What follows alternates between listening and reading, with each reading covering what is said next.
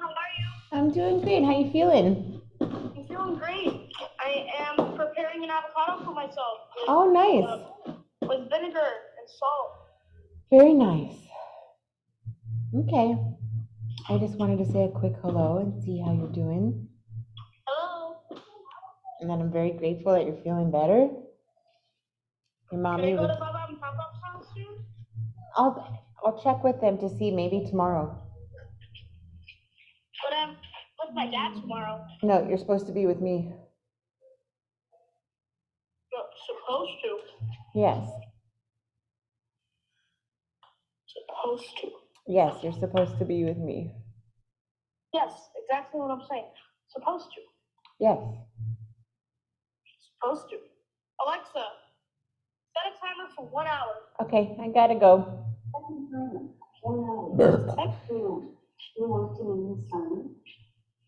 Yes. What do you want to call it? Avocado. Okay, I'll call it an avocado sandwich. 1 hour. Love you, sweetheart. Love you, bye. Have a wonderful day. Please give Bob and Pop Up a call. Let them know you're feeling better. They were really worried about you, okay? Okay. Thank you. I love you. Bye. Bye, honey bunny. Love you. Wait, how do you grow an avocado? We're growing them in our yard. I know, but we're growing one here too. Oh, yeah? So you gotta you gotta get the pit, you gotta let it dry for a couple days. Let it dry. Yes. Supposedly you're supposed to soak it in a bowl of water for an hour. No. It's best to, if we Then have peel it off. successful trees that are growing.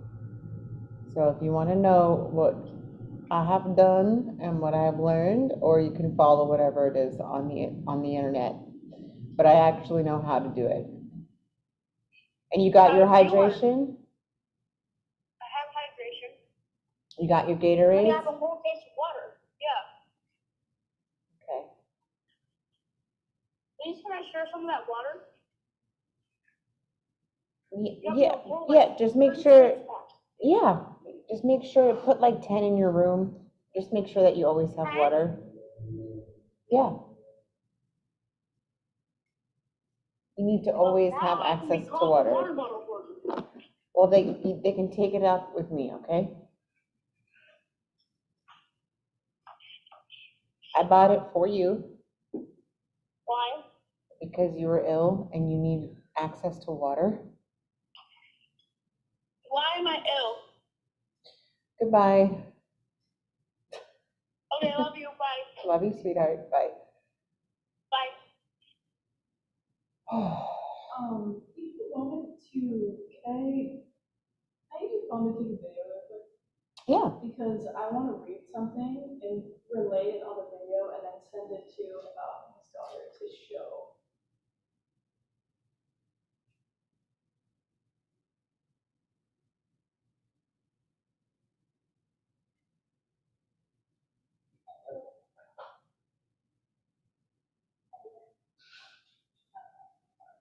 That was probably just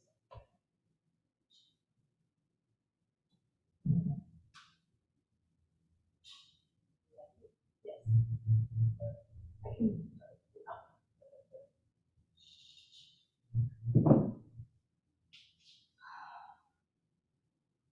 Okay, so Chris, I just want you to know how blessed I am to have you as a dear friend.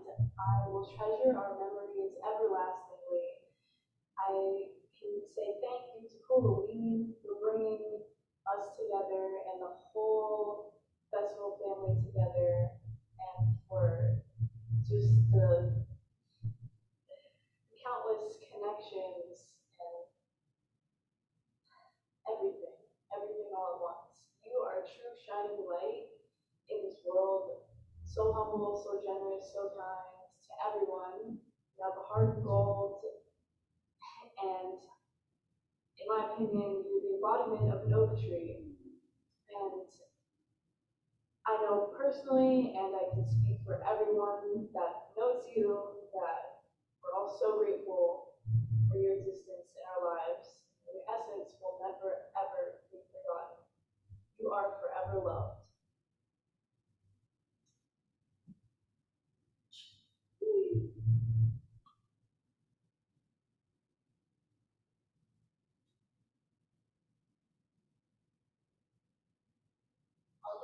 Yes, thank you.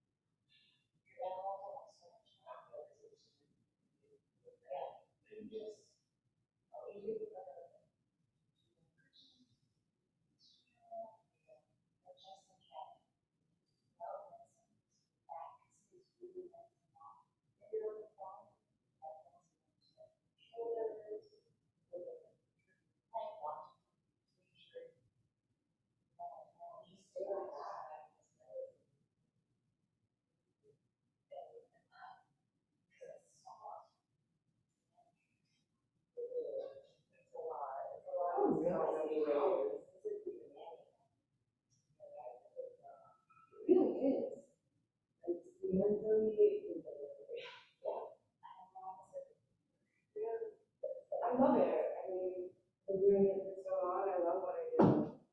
How about you? Beautiful. I'm gonna take this chair today. Cool. Yeah.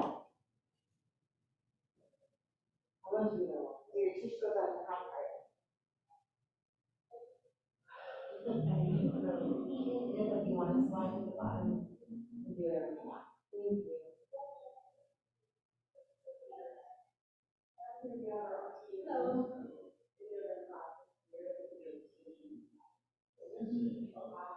Hello. First time here? Jamie? Where? Maybe, yeah. Other studio. Yeah. What's your name? Love? Michelle. Good? Yeah, I'm just trying to type out your first message.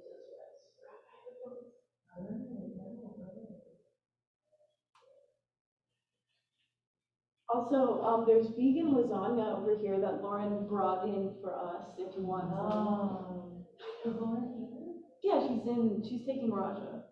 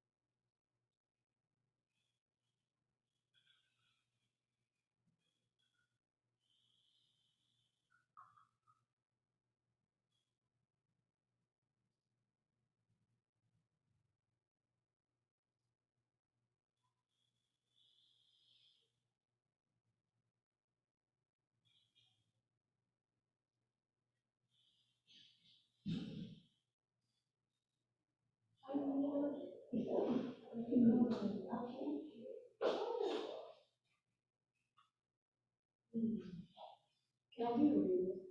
For what? I want to redo it.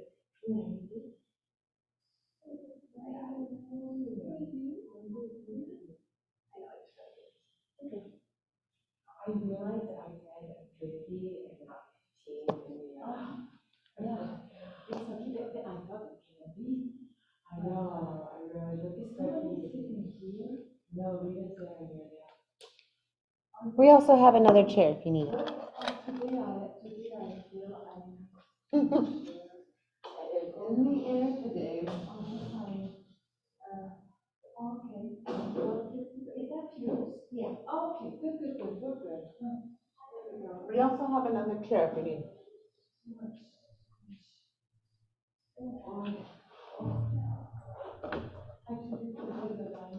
We also have, Also at the bed. Lauren made us some vegan lasagna. If anybody wants some lasagna. If anyone's peckish. I brought this up, I made rice and beans. What'd you eat? Rice and beans. Yummy. I get so sleepy. What? If I eat too much. Oh, I know. Because I was like, I had a nice, I had a green drink on my way here, and I was like, because I was gonna eat it, and I was like, let me not eat that, like, before class. It's so tempting. Yeah, I know, oh my God, no, this was, yeah.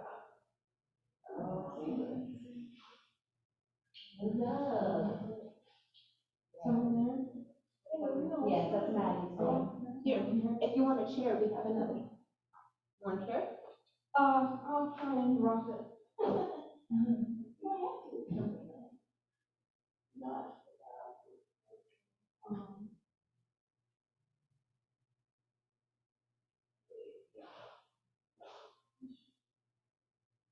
11:18.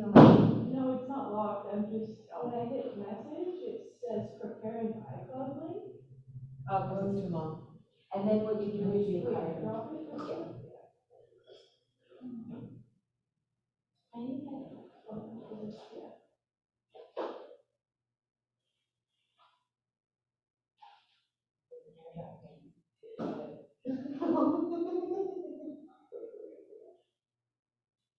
That's gonna happen too. It's coming.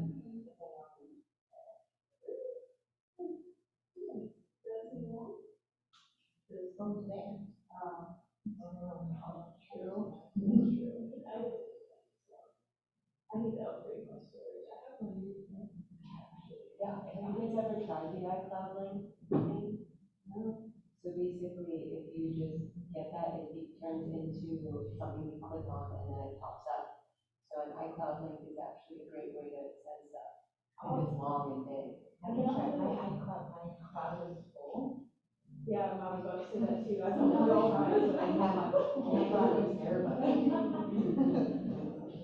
How's it going? Good, how are you? Good morning. Good. You look so comfy over there. I know, I was like, can I rock this or something? I was like, I really wanted to.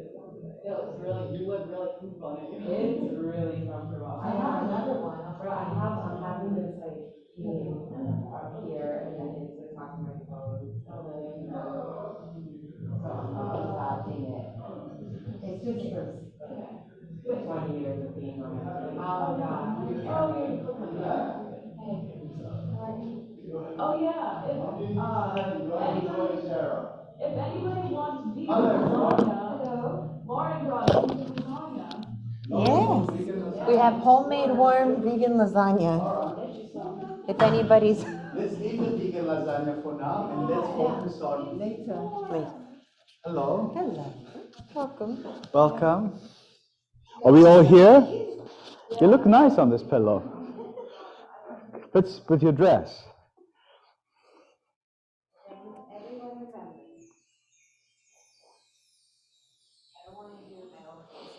Don't you love this? It's very spiritual. If you really want to hear spiritual, listen to this.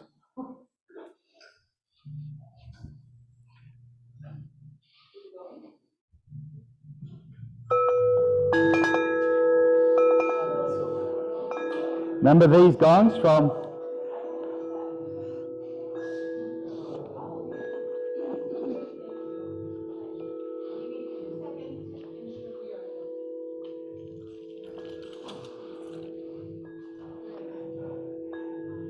the bass noise from next door will stop soon.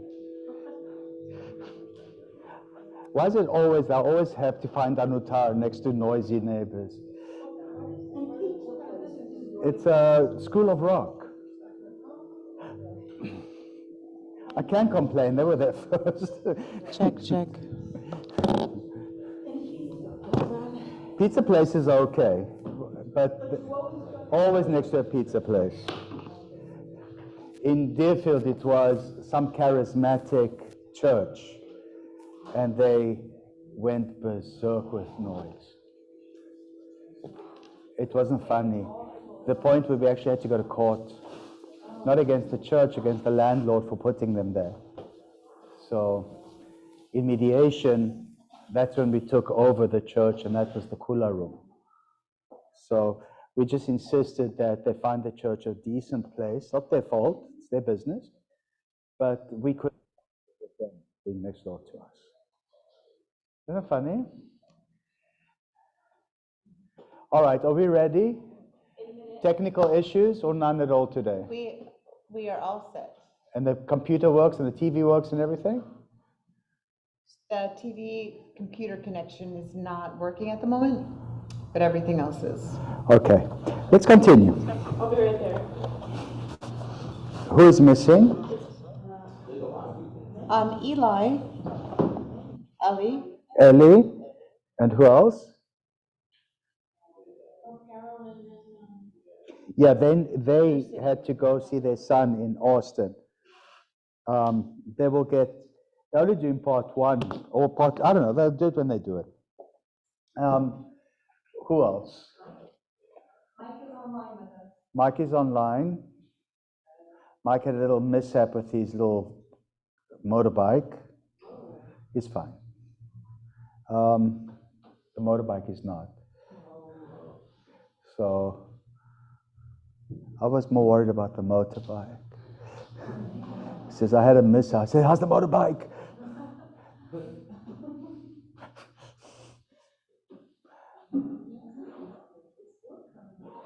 Who? I haven't seen her. I just don't know. I mean, huh? Oh, good. Also, can I let you know, I have to leave at 6:30. Yes, you told me. Yeah. All right. let's continue. We finished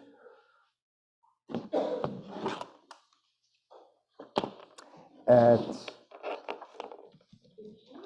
15, I think it was. So this is Vibhuti-pada. You'll notice that Swamiji doesn't give a lot of commentary on Vibhuti-pada. He just translates what it means, and then he leaves it up to us to make sense of it. It's very nebulous. It's very, or it used to be very nebulous. But this is the kind of stuff that our Param Guru Swami Sri Yuktasara Giri thrived on. Now, this kind of stuff in Vibhuti-pada is beginning to make more sense to us when we look at it from the point of view of science, physics, especially quantum physics. It begins to make sense. 50 years ago, 100 years ago, 200 years ago, 1,000, 2,000 years ago, this stuff was way out there. Now, it's not so much. Let's continue the work. Kraman yatvam parinaman yatvevettu.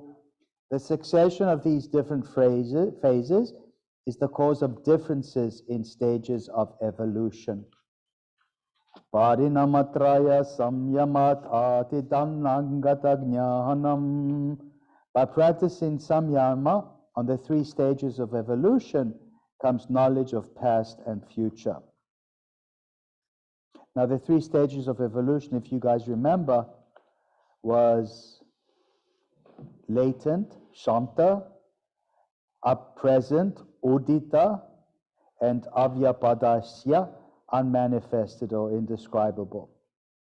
They are very much the same as the 3 forms of karmic baggage that we hold. Recent in the shoulder, agarmi, long-term in the hip, prarabdha, and unmanifest in the heart, sanjita. You remember? So these are temporal manifestations. They pertain to time. Temporal manifestation of the various stages of evolution. There is Eli. He's just walked in the room. Hello. Okay, so let's continue. What is of interest to us here especially is he speaks of evolution.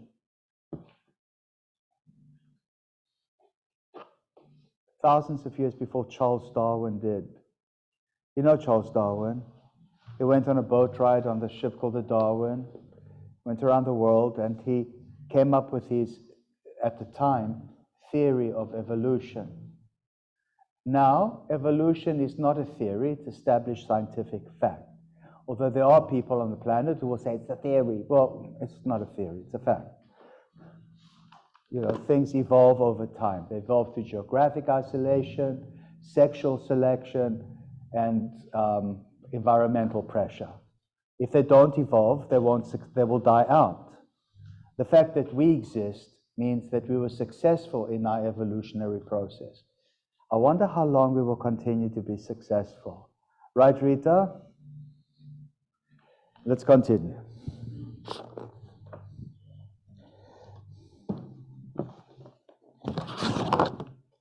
By practicing samyama on the 3 stages of evolution comes knowledge of past and future. How does knowledge of the past come to us? Through focusing on the successive stages of evolution.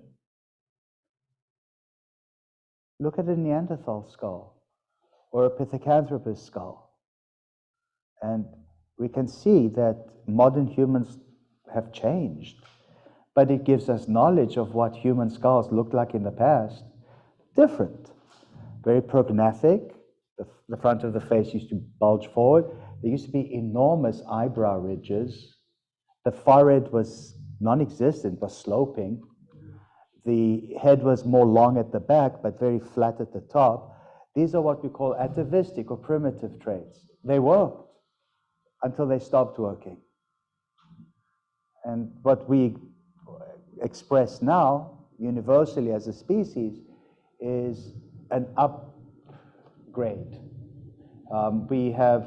Because we're upright, our brains start to, expand up. So our head becomes taller, like a bucket head. And we have enormous amounts of brains, of which we use only a fraction, Rita. Just a tiny fraction. Imagine if we find access to all the neurological processes in the brain, all the gray matter and white, how profoundly intelligent we would be. Meditation, and this is a book about how to meditate, helps to sharpen your intelligence quota. Let's continue.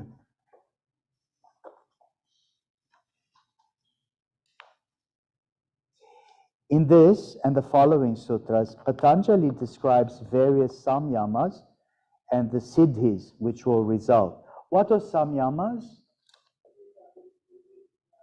With microphone. Put the mic down your throat. Keep the mics close to people so you can pass them around. Keep it next to you, Mr. Yash. So samyama is together concentrating like dharana, then dhyana, and samadhi. The three together is samyama. Samyama, yeah. It's like three laser beams coming together, like serious spotlight focus. And what happens if you do samyama, you download the information on any topic you like, any topic that interests you. Somehow you just know. You just know. That is intuition. Have you ever just known something? For a fact, you just know. And then you check to see, how do I know this? And you do research, and it confirms everything you just knew. How did you know? Has it ever happened to you, Lana? You just know. That's how scientists come up with theories. They just know. But you cannot say, I know and this is the fact. And they present it as a theory, and then they look for evidence. They may do experiments. They may subject their findings to peer review. And if anybody can show that the theory is incorrect, then the theory becomes scientific fact. It's been peer reviewed, it's been checked for empirical evidence, there's been controls, it's been checked again and again. That's how we come up with scientific facts. But don't just sit on the facts thinking this is the end of it. There's always someone who's going to come later and challenge your facts by presenting alternative or more evidence. And this is what makes science very dynamic and alive. And that's how people get irritated with scientists. But you said a month ago that this, well, guess what? We found more evidence. So what we said a month ago doesn't quite pertain anymore. Doesn't mean you throw out the science. Science is always, always dynamic. Let's continue. And this is science. This is science.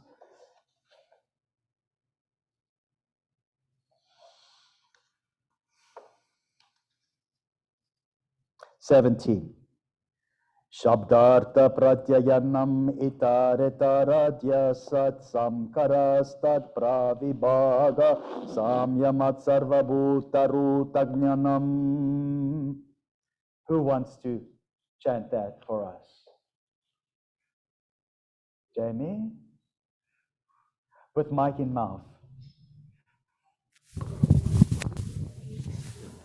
Remember, finding your voice, finding the cadence of creating sound, words, even if the words don't have meaning for you, somehow you know, deep down inside, you know the meaning of the words. He will explain all this as we move on. In Sanskrit. Read it out in Sanskrit. Shabdartha pratyanam itaretaraadyanasat Yasat Dyasat samkarastat pravibaga Bhaga samyamat sarvabhuta rutagnanam. Very nice. Are we happy? Yes. Now, it's a very difficult one. Say it in English, but be a teacher. Look at your voice projection. Look at the meter of what you're saying.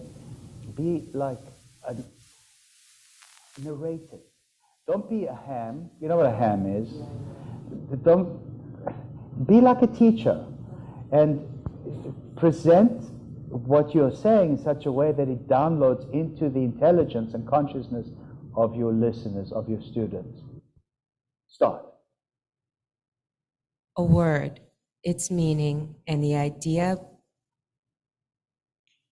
Behind, I guess, or if you want, say behind it, to really confuse your students, yeah. A word, its meaning, and the being behind it are normally confused because superimposition upon one another. By samyama, another word or sound produced by any being, knowledge of its meaning is obtained. By samyama. Sorry, that type, let me try that again. That typo really threw me off. A word, its meaning, and the idea behind it are normally confused because of superimposition upon one another. By samyama, on the other word or sound produced by any being. Produced by any being. By any being. Not just a human being. Produced by any being, knowledge of its meaning is obtained.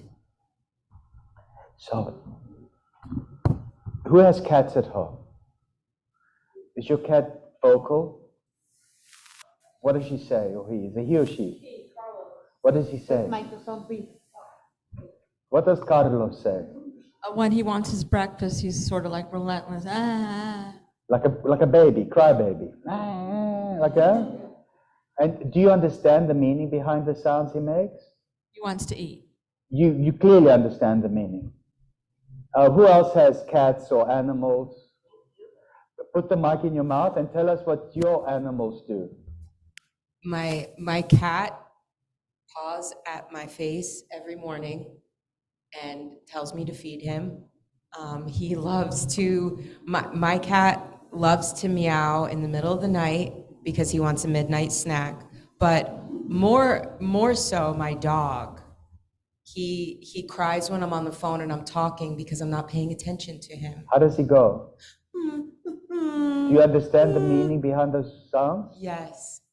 Okay. You did samyama on it. I know which one. I know what I know the cry he makes when he wants to go pee pee.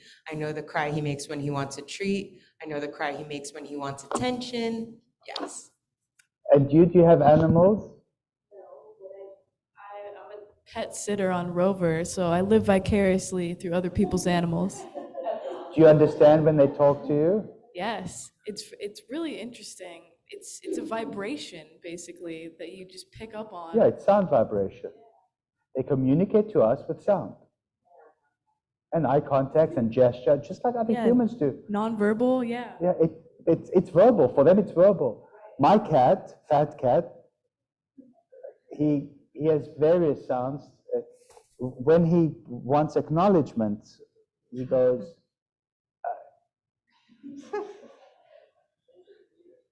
yeah, that's what he does. He goes, and I'm like, it's acknowledgement. Yeah, like, what's up? If he wants to eat, then it's a very different sound, and I understand he's hungry. I have parrots. Now, the parrots are the worst because they learn human speech. So if a parrot wants something, he'll go, hello.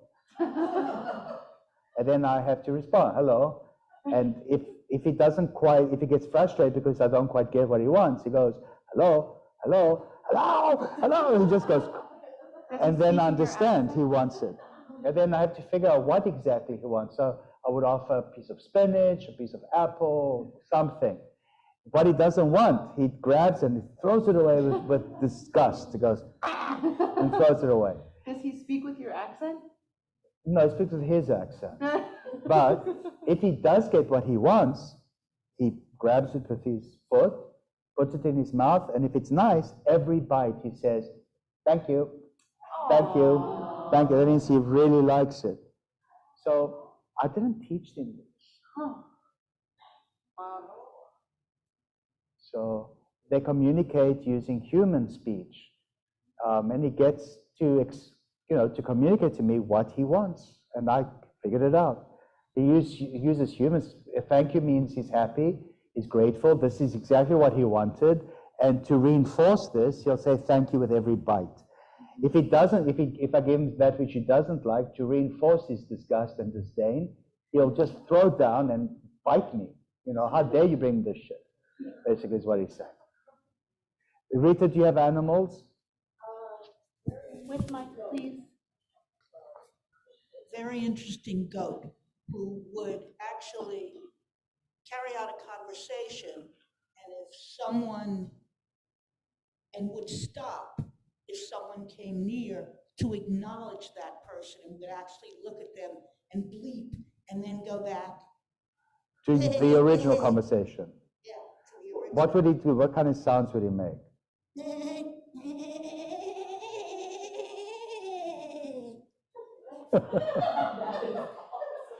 Manon, do you have animals? With my, I don't, but sometimes I babysit the cat of my son, and his name is Genji, actually. And I don't know, but all I know is that she's happy. She does this little thing. I mean, I love it. Like that. Yeah. I don't know, but I just love it when they do that. Also, where I'm staying now, they have a cat and a dog, and Smokey also. They do they're just happy, I think. It's called a trill. Yeah, true. They're happy when they do that. Yeah, I love it when they do that. Female cats tend to do it more. Yeah. Do you have animals? I have for different periods, on and off. Yeah. Any being that has left an impression in terms of communication through sound? Nothing like stands out like crazy, I guess. I don't know. No, just normal cat and dog stuff. Meow meow and bow wow wow. Yeah. Okay. Yeah. You, Lana? Yeah, a corgi. You have a A what? corgi.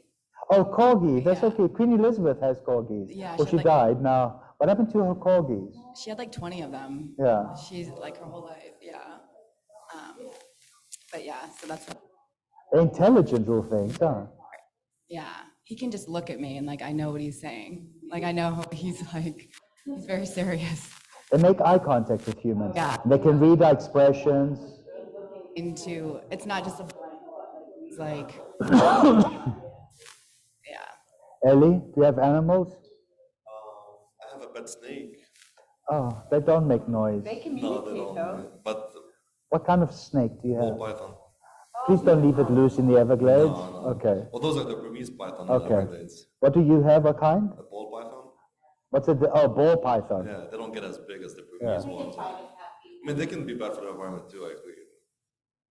And does he interact with you emotionally? Yeah, I think she knows me. When I pick her up, she's more comfortable. She will, Wrap herself around yeah, you. If somebody else picks her up, she will just go in a ball. That's what they call the ball python. Yeah, she gets So stressed she out. knows the difference between you and another 100%. human. I don't think they hear. I think it's just maybe the smell, the taste. Smell and They probably have vibration. an extra organ. It's called a Jacobson organ. So they perceive most of of their environment. When they flicker their tongue a lot, they bring it into Yeah, a they specific taste, organ. they smell, yeah. But my brother, when I used to live with my Cats have brother, it too. he had a dog, a French bulldog, and I swear that dog looks at you like he wants to talk. Like he tries to make noises and he's trying to talk to you. If it's something, maybe a couple more brain cells missing in his brain, but he's just trying to talk all the time. Like he's looking at you, he wants to say something. They do. They use sound to communicate feelings, ideas, needs, wants, desires, or frustrations, and or warnings. And they use sound, just like we use speech. Funny little story. So you mentioned Smokey was one of the cats, right? I had a cat named Smokey, And whenever he was like extremely happy, he would do a backflip. It was the strangest thing, yeah. But it was cool. I had never seen anything like it. Yeah. It's so funny, these animals. Let's continue. I was like, I can't even do a backflip. What do So you? by doing samyama on the sound produced by beings, we can understand the meaning behind the sound. I mean, that's pretty standard, like da kind of stuff, right? Wait, there's more coming. 18. Samskara shakshat karanat purva jati jnanam. A direct perception through samyama of one's mental impressions, knowledge of past birth is obtained. By direct perception through samyama on one's mental impressions, knowledge of past birth is obtained.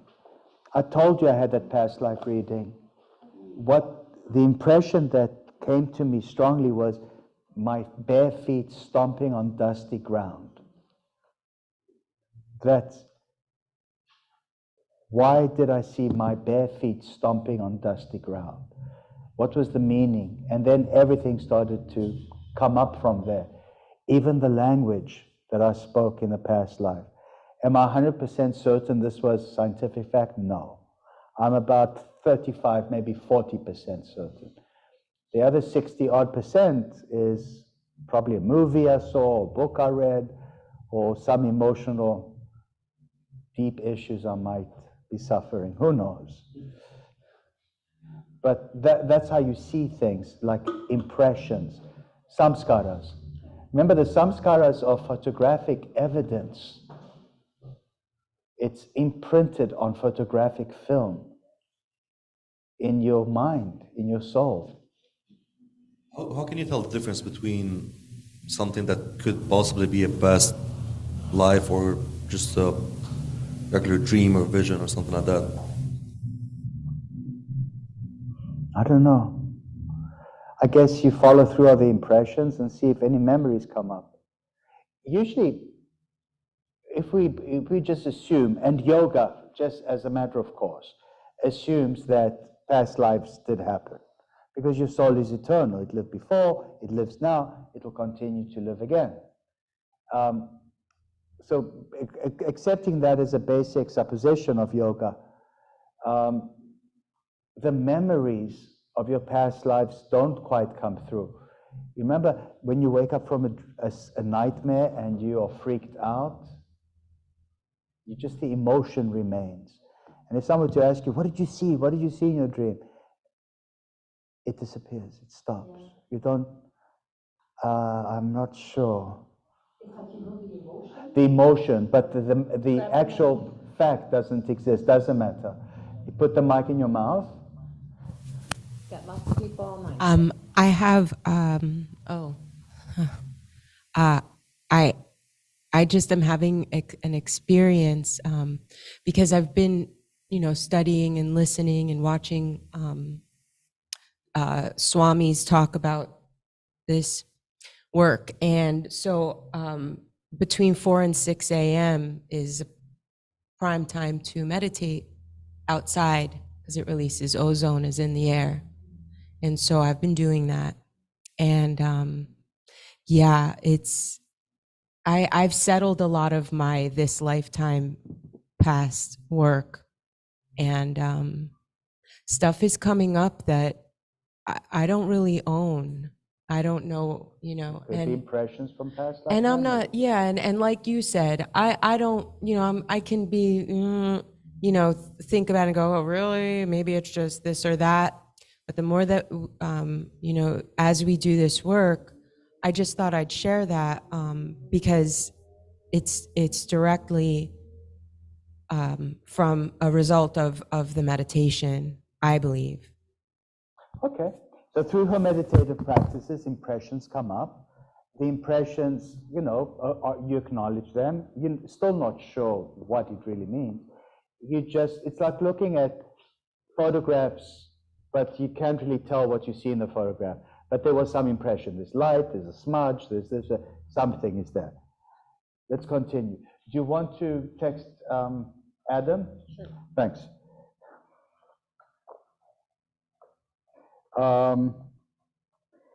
19. Pratyayasya parachitta jnanam.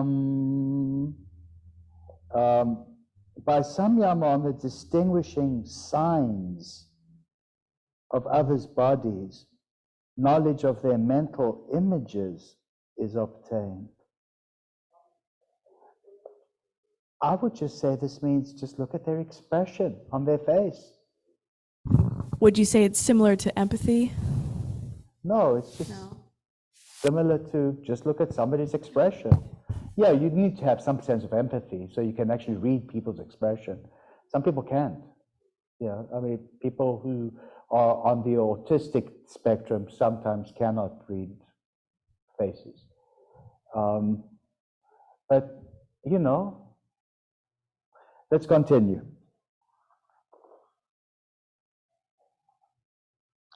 20. Na chattat salambanam tasya vishayi buddhatvat.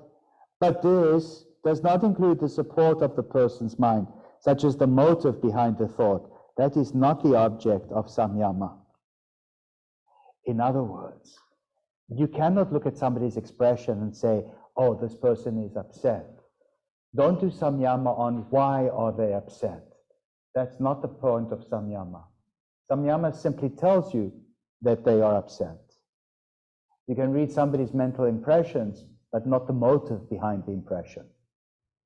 In other words, don't read people's minds. It's a grotesque invasion of their privacy. Mm-hmm. Have you ever met somebody who can read minds? You don't want to be around them. Was there a response or anything? I'm on it right now. Okay. All right, cool.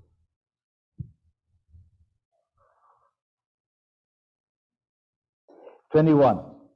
Kaya rupa samyama tadgrahya shakti stambe chakshu prakasha samprayoge antaradanam.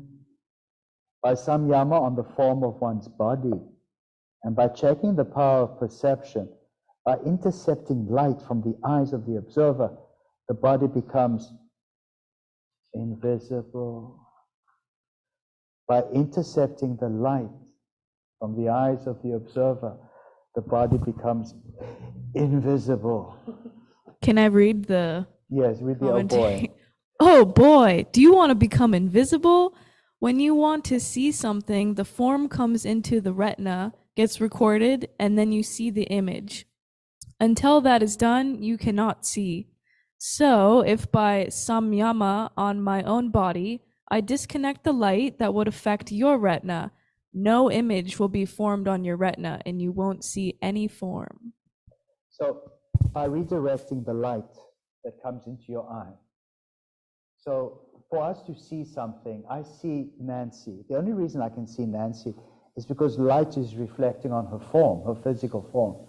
If there was no light reflecting on her physical form, I wouldn't be able to see her. I would just see darkness. But because there's light, the room is well lit. Is the room well lit? Can you see me? Because the room is well lit, you can see the light. Your retina, your eyes can see the light. And the light reflects off my physical form, and you can make out my body. Isn't it nice? But what if the light that comes shining onto my form was redirected or bent? Mm-hmm. It's like when you put a pencil in a glass of water and it seems to bend. Have you ever done that? When you put a spoon in a thing of water, the light refracts it and it seems to bend. That is how scientists are now creating invisibility cloaks. They simply bend the light up and over the cloak, so what is cloaked can be seen. They're using it for military purposes. And Harry Potter uses it as well. This is how I felt when going to Anuttara the first time. You felt invisible? Intentionally, because I was in an interesting state of my life, and I just wanted to come practice. I remember when you perceived. were hiding next to the curtain by the front door. Yeah. Yeah. But usually up and to the left, any little corner. It was never in the middle anymore. She wanted the light to bend away from her physical form. Now just bring it on. It's how beginners show up in my class. They go as far away from me as possible, behind the pillars, behind the gong, behind the potted plants. They go as far away from me as possible. And what do I say to them, Mr. Yash? Why are you going as far away from me as possible? Come, come. They're terrified. They think I'm going to make them stretch. Thank you for bringing Jim to Anuttara. He likes it, right? Yeah? Or... Oh, okay, good. He left me a nice review. He's into it. Good, he gets it. Clients are coming. Thank you. They get it, right? All right. So, slowly, Fort Lauderdale will begin to appreciate Anuttara. Actually, I was going to mention that. It's just being here, building my clientele for 8 years. It was a slow start, and I think that I don't know Delray and I don't know Deerfield whatsoever, but I do find that Fort Lauderdale's a tough crowd. And I came from New York City hairdressing, and I thought if you can make it there, I'm a ham. No, it's at hard. times. It's hard as that. It's hard. It's hard. So it's all good. No, it is all good. All right, let's continue. 22. Etana shabda dhyayantaradhanam muktam. In the same way, the disappearance of sound, or any other sense, like touch, taste, smell, etc., is explained. You simply redirect. I have extra rubber flooring. So I was thinking, hanging it like curtains all across here, and it would redirect the sound. It would literally absorb it into the rubber. It would. It's called soundproofing. It's when it's a high. I did a lot of studies. If it's a high sound, you can stop it, but bass can travel through solid. So, and if you create an air pocket, bass actually gets amplified by the air pocket. So you may just be shooting yourself in the foot. It will go right through, right through. Sometimes when they play loud music in their cars, you can, even though these are soundproof windows, hurricane windows, the sound intrudes. And I tested it, not so much through the window, but through the actual cement wall. You can feel it. It's sound can be very intrusive. Let's continue. So you can bend, just like you bend the light waves away from the viewer's eyes, so you can bend other things, like auditory waves, sound, or smells, especially smell, away from you. The best way to bend smell away from you is to blow a fan, to blow it away. It redirects it completely. It's very simple. I had a student who left me a message, a private message saying, "Oh, I like your Raja class, but what happens if you have flatulence?" He wanted me to say, "You just let it rip?" No. I said, "You get up and you go to the bathroom, and then you come back." No, just get up and go to the bathroom and come back. The problem is not the sound. Have you ever, it happens. I mean, it's with flatulence, And I didn't hear it. but you smelled it. Did you redirect the smell? With my. We're talking flatulence. They want to know. They want to hear. Okay, they want to hear about flatulence. This is good stuff. Okay, it is good stuff. This is stuff that one has to deal with in a yoga class. But generally, my suggestion is you quietly get up and you go to the bathroom and you come back. It's not number one, it's not number two, it's number three.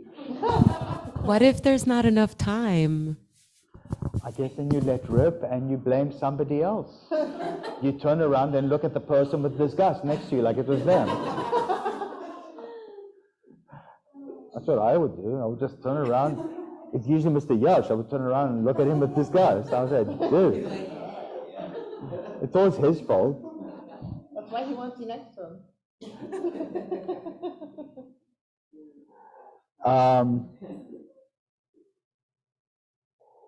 Sopakramam, verse 23. Sopakramam nirupakramam cha karmatat samyamat aparanta jnanam arishtebhyo va. Karmas are of two types, quickly manifesting and slowly manifesting. By samyama on them, or on the portents of death, the knowledge of the time of death is obtained. I am not sure I want to do that with me. But if you do focus on how am I going to die, is that what you really should be meditating on? No, it's not helpful. Why would you? What kind of morbid state of mind are you in? It's morbid. Can you do this for other people, though? Or Why would you? It's morbid. Not necessarily intentionally, but to pick up on it, I guess intuition-based, when you can feel. You can feel. That's why you have to leave early today. You want to share? I actually, they have to take him off support today. His daughter texted me, so I sent a video that they're going to show him before they do that. But I think acceptance of, life and death is part of it, I guess. But the thing is, Oh, a friend of mine is in the ICU on a ventilator on life support right now, but today they're going to take him off life support. His daughter told me. So. He's lucid? Well, so I visited him on Tuesday and he was heavily sedated and I sat with him and talked to him and physically it didn't seem like he was there, but in an energetic feeling, I did, because I'm friends with him, I have a connection with him, so I did feel that, but it was hard to see him like that, so, but I did get to see him and talk to him and spend time with him this week, so. Yeah, so. So I'm just grateful to, have known him at all. You have to kind of look at it in both aspects, I guess, as unfortunate as it is. Sometimes people in medical professions, whether doctors or veterinarians, they can look at a patient and say, I don't think so. You can figure out how long, and you make preparations accordingly. It's good in a way. What's not good is the suddenness of the shock of a sudden death. That's like an accident or murder or some violence. That a gradual easing away from this physical form gives loved ones and you time to prepare. So he had gotten sick with pneumonia last weekend, and then he texted me and said that he was there, and then the next day, I guess, is when he had to be put on the ventilator, and his daughter flew in from Chicago, and then, things cascaded. But when the next day after I found out he was in the ICU, I went to go see him because I'm like, we don't know. It was very unpredictable. We didn't have a clear answer of what was going to happen. So, life is precious. You have to treat it as such. So. All right. So what do you think it's morbid to meditate on that? To meditate on your time of death and circumstances of your death. Why would you? Unless, of course, you're in death row and you don't have to do too much meditation. It's pretty obvious. Or you have, something which is terminal. But even then, I don't know, it's up to you. But for me, personally, and I speak on a personal level, I think it would be morbid to focus on that. Focus on this moment, this breath. You're alive. You're here now. It's okay. And, and if you think about it, and we don't like to think about it because our society never likes to talk about death, it's the ultimate taboo subject. We're all going to die.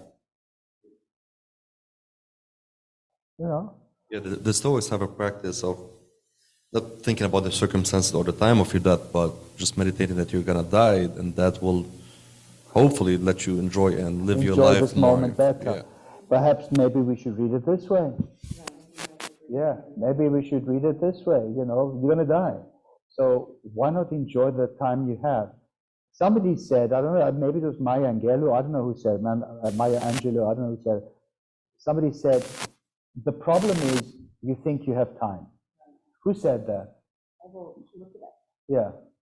The problem is you think you have time.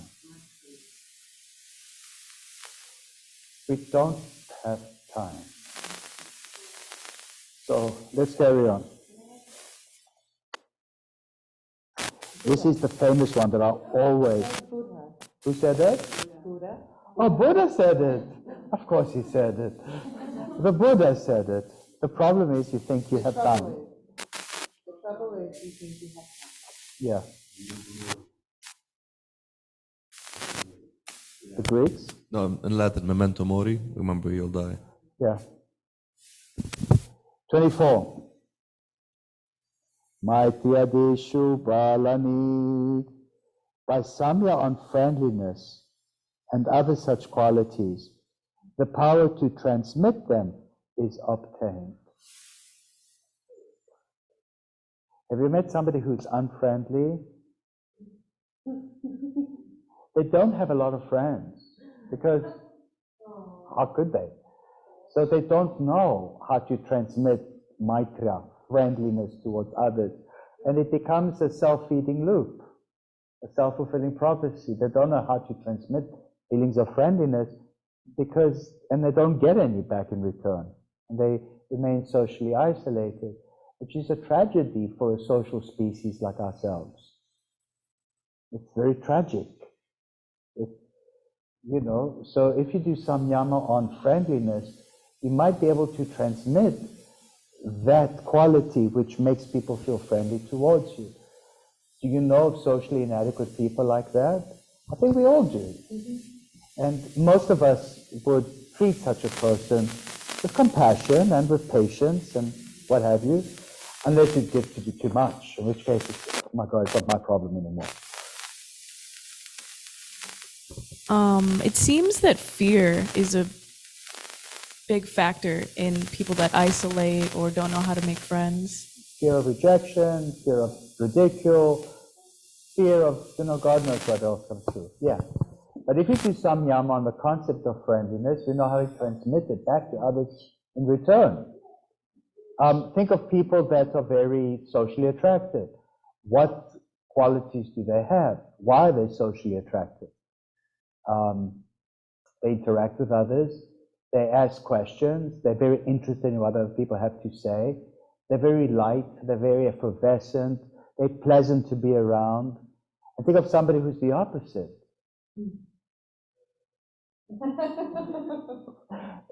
It's very hard. It's very hard. So, most of us are in the middle way. Sometimes you're like, I don't want to be talked to. I just hide in the bathroom. Or I just leave. Whatever. But anyway, by samyama on friendliness and other such qualities, the power to transmit them is obtained. Sometimes you want to be friends with certain individuals, whether human or other or non-human, but you don't know how to transmit this need. You may frighten them. They may take it the wrong way. The worst that could happen is they'll think you're hitting on them or something. And that's, we all hate that. It's embarrassing because that's not our intention, but sometimes, it's mistaken that way and it's awkward. It becomes awkward. Awkward, yeah. It happens. 25 is the one that I always mention in class. Paleshu, Hasti, Paladini. What does it mean? You tell us, Michelle Resnikesh, Gaussman Gandhavari Devi. By samyama on the strength of elephants and other such animals, their strength is obtained. Have you heard me say that? Yes, it's my favorite. By samyama on an elephant, or the strength of an elephant, you get to it's not that you understand the concept of strength. So think of a plodding elephant. And sometimes you just have to plod through life, and life demands that you become strong, like an elephant. Not fragile and weak, but strong. You have to carry on. And then you know, it inspires you. It's a symbol, it's an image of strength. And it gives you strength in return. Yes, speak to me. Can I read it? Yes. It's interesting. That means you do samyama on a very strong animal.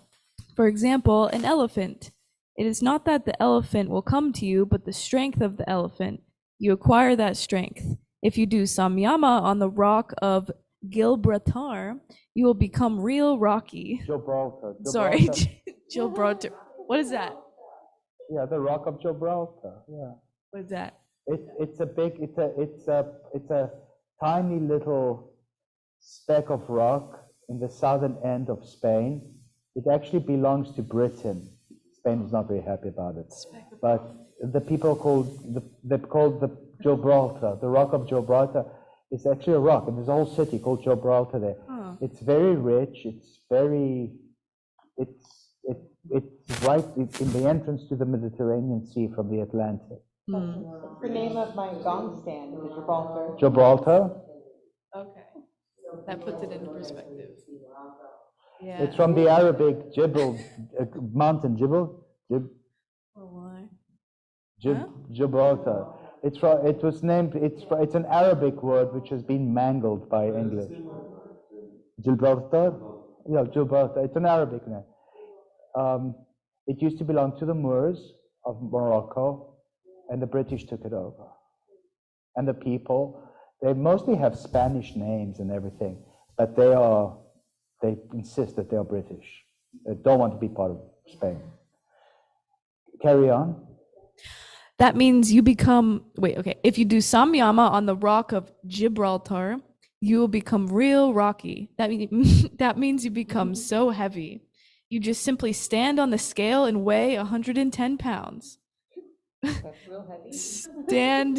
Stand on it doing samyama on the rock of Gibraltar. The scale will immediately burst.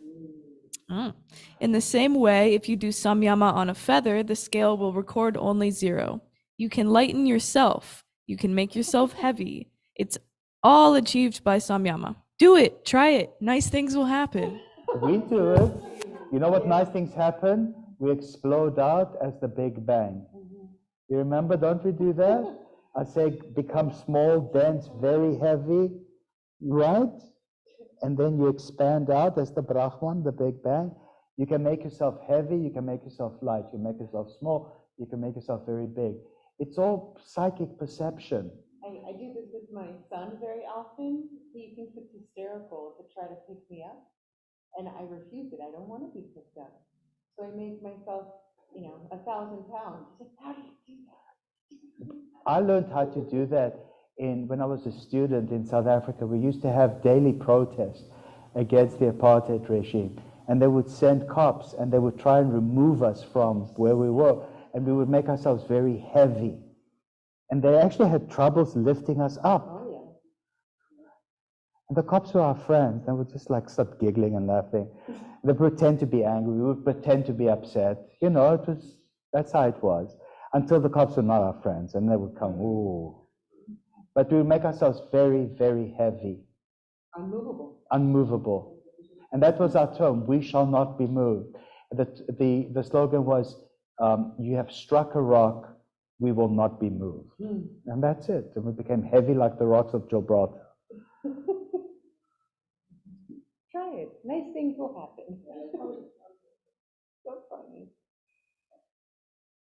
In the end, we won. Let's continue.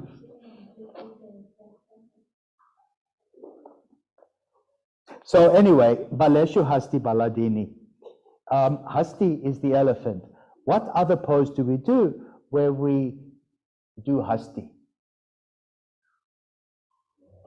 We're slowly introducing poses now. You guys are realizing that. Show us, Mr. Yash. Come to the center between the lights. Put the mark in your mouth as you show us. The main one, the only one I remember is, you made a really good point on this one too, when we internally rotate our hip this way. Yeah, other one on top, then dancing feet. You look down, your right arm is the elephant's trunk. It's a nice pose. In the meanwhile, that is dancing Shiva in the slow, sensual Tandava, called Lasya Tandava. There's Shiva dancing. Bring that murti and show us the elephant's trunk. He has 4 hands, one of which is the elephant's trunk. And the elephant's trunk represents strong force. And sure enough, when you look at your feet, you're looking at atoms. Think of your souls as atoms. Atomic attraction is the definition of strong force. Now put the mic in your mouth and elucidate with mic in mouth and hand on. You should have 4 arms, just like Shiva, to be able to do. Put the mic in your mouth. Go to the center of the room and perform for us. With voice projection, you are teaching people. Put the mic in your mouth. Okay. So we have warding away fear in the front arm. Yeah. Abhaya Mudra. Abhaya Mudra. And then you have strong force. The elephant's trunk. The elephant's trunk at strong force pointing to the raised foot. The foot is raised in front, not behind. There you go. We also have, then you have, on Shiva is fearless. He has a snake coming up, a cobra coming to his face. No, it's a ball python. Ball python. Ellie's ball python. And he's looking at me, and I'm like, hello, because I'm not scared of you, you're my friend. And he's playing with his Damaru. Damaru, it's right there. And take the Damaru and show the viewers around the world how you are Shiva dancing to the Damaru drum. Hold the center of the drum with the middle, the hourglass, shaped like an hourglass, right? And he's go clankety clank and clankety clank. You can do it. Hold the phone. All right, here we go. Raise your foot and start dancing. Yeah. That's how he dances in integration to expansion. So the hand holding the Damaru is shaped like an hourglass. The Damaru is the drum beat of time. And that's time and the drum is very bass. And actually, I stand corrected. It is in his right hand. No, but it's also in his left hand, in the alternative in his universe. back hand. Oh yeah, sorry, this is mirror image. And in the other hand, he has the flames of destruction. Shows the flames of destruction.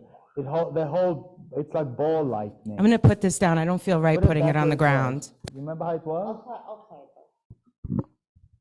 We'll just leave it on the desk next. There it is, Damaru drum. I'm so proud of the Damaru drum. It's beautiful. And then the flame of destruction, is that what it is? Yeah. How do you hold the flames of destruction? Like this. Like this, in your hand, cupped. Like this, and he's holding the flames of destruction. A lot going on. He's a busy guy, you know? Yeah, it's really hard because underneath you see there's our childish self, and he wants to just kind of calm us down because Shiva is our higher self. That child he's stomping on is a demon. It's your demonic childishness. Yeah, this is stupid. I don't want to do this. Yeah, that's childish. And you can differentiate between childish and childlike, can't you?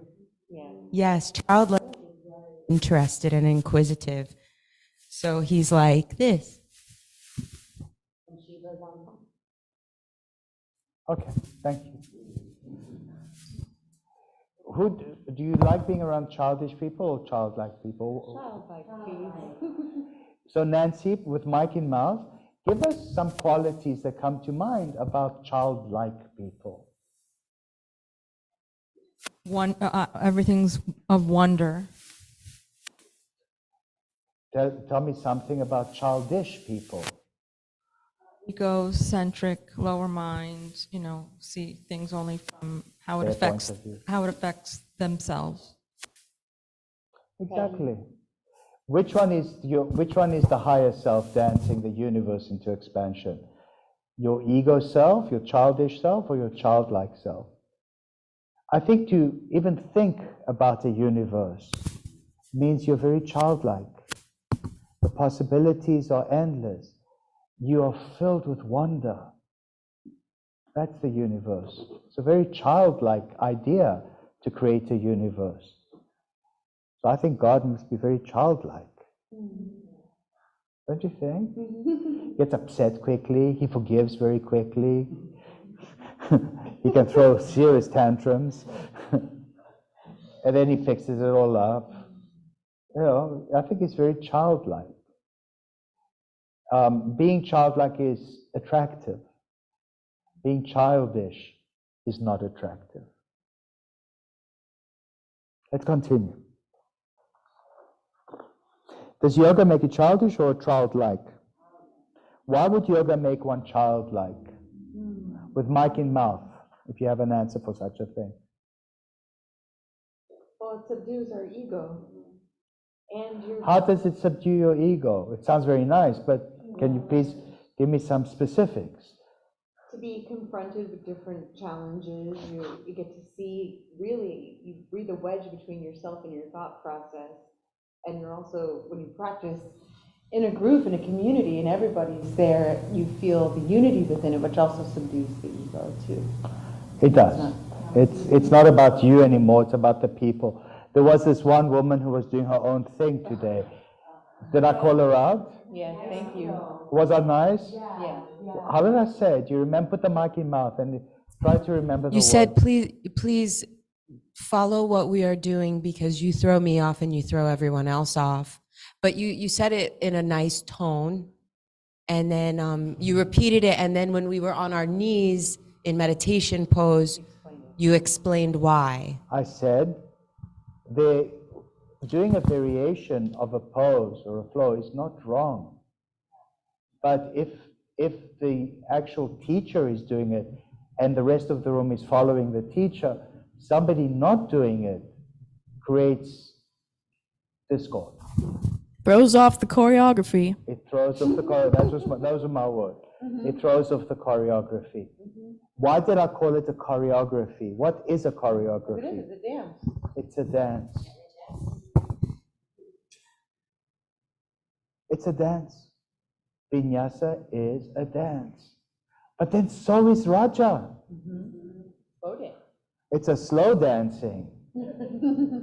It's a dance. All of it is a dance. It's all a dance. I guess it's a cow dance. Go move.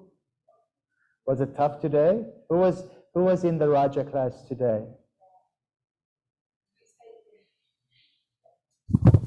I was so excited when, I guess her name was Karen, Unicorns in Peace and Love. And I was like, oh, cool, what's it gonna be? Is this a new one I've never done before? And then it was that one. And I was like, oh. She said, do cow face. I said, okay. Cow face. But I also do the unicorn. I'm like, what's the unicorn? No, she thought, she called this the, yeah. I'm like, okay. I don't like to do that because it challenges my ego. Well, on one level, because I just can't interlace my hands behind my back because I'm so buff. It's true. I mean, I'm solid, and it just, I mean, somebody can grab me, I can do it, but I'm not this weedy kind of, just sinew and bone. I mean, there's muscle in the way. And actually, it's not healthy to force somebody into this, because what you're doing is you're creating tears, micro tears. The worst would be the tendons of the rotator cuff. So, that's another reason why with Anuttara Yoga, we keep physical adjustments, I would say, non-existent. You explain what needs to be done. You show what needs to be done. You have mirrors everywhere, so you can see this from all angles, what needs to be done. But it's creepy to go around and force people in a pose. And it's Phil. just the way that the awareness and the empowerment within them. The only times I've ever been hurt throughout this practice Has two been times from touch instructors. assists. Yeah, me too. The only time I've ever been hurt in yoga is aggressive touch assists. I couldn't move for days after that. I was injured. There was one time, Philip, this was years ago though, in Deerfield, one of the first times I came, where I could never, for the longest time, I could never touch my toes. Oh, I used to And give back a gentle, Yeah, and you gentle. pushed me forward, and I even had like sciatica for like a while, and then it literally just like snapped, and it was like healed after that. It was the craziest thing. Yeah, like you saw, you're like, you have a back problem, and you just pushed me forward, and it just like unlocked like, this level that I was like stuck in for years and years. If you've seen the students for a long time, you watch their body, you understand how they move, you understand their past history. It's the greatest thing that ever happened to me. Yeah. The best way to do it, besides forcing yourself on someone like that, I mean, sometimes you just have to. I just can't stand it anymore. Like, say, warrior one, and the front foot is all off like this, or the knee kinks inward. I can't stand it anymore. I'll kneel in front of them, grab the knee firmly with both hands, and pull it towards me. Or like that, where the forward bend, where they're rounding their back, we're never going to get there. They need to walk the hips back. And the best way to get them to walk the hips back is to do what kind of sound? Backup sounds. As absurd as it sounds, as childish as it is, it works. They know exactly what you're talking about. Back it up. Back it up. You like the, maybe you should get the song, the Back It Up song. Remember the Back It Up song? Yeah. But it's funny that people don't say that, like, doesn't connect until you make the silly sound. Yeah. And then finally. It connects. I said, back it up. Walk your ischia back. What the ischia? Walk the sits bones back. What is sits bones? Back it up. And you show them, and you do the sound, everything. They get it. And then another thing that you can always modify. Grab your big toes you can't reach. Guess what? Bend your knees, you can grab your big toes. And then once you grab, instead of having some big doofus pushing you from the back, you are the doofus. Right. Slowly slide your heels away from you, and your own legs will pull what a doofus would have done. It's so much safer, less drama, fewer complications, and no possibility of injury, or very minimal. It's all about teaching. Teaching is about conveying ideas, information in such a way that is intellectually accessible to the student. That is why voice is important. It's the only tool you have. When you cut hair, what tools do you have? She has a comb, she has scissors, she has voice, she has hair dryers, she has certain lotions, potions, ointments, right? But the first thing I have to do is gain their trust. With voice. With voice. That is the first thing I have to do. And then I get to do whatever I want. How do I greet my clients? Well, it depends on which ones they are. They're very nervous. A brand new one? Yes. I see they're coming. I open the door for them. I welcome them. They're usually very nervous. They're like, especially after COVID. One woman hadn't been to the hairdresser in a year and a half. And she was, you could tell that she was just like afraid of people at this point. And her eyes welled up with tears. And I actually put my arm around her. I brought her over to the changing area. Did you sneeze in her face? No. People, for some reason, they don't think I'm like, I don't know why I have this way with my clients. They don't get threatened by me. So I just put my arm around her, brought her over to the changing area, helped her put her robe on, kind of kept her away from everybody else, and just brought her, so it was just me and her, made a lot of eye contact. And then instead of looking at her through the mirror, I pulled the chair up and I looked at her eye to eye, and we had a nice conversation and consultation, and then we continued with the service. And she liked you? Yeah, she's been seeing me ever Oh, since. she came back. That's a dead giveaway. When they come back, it means that, you are exactly what they were looking for. And you are of service to these people. Because to be of service is? The highest calling. The highest calling. Not to be served, It doesn't make you high, it just makes you nasty.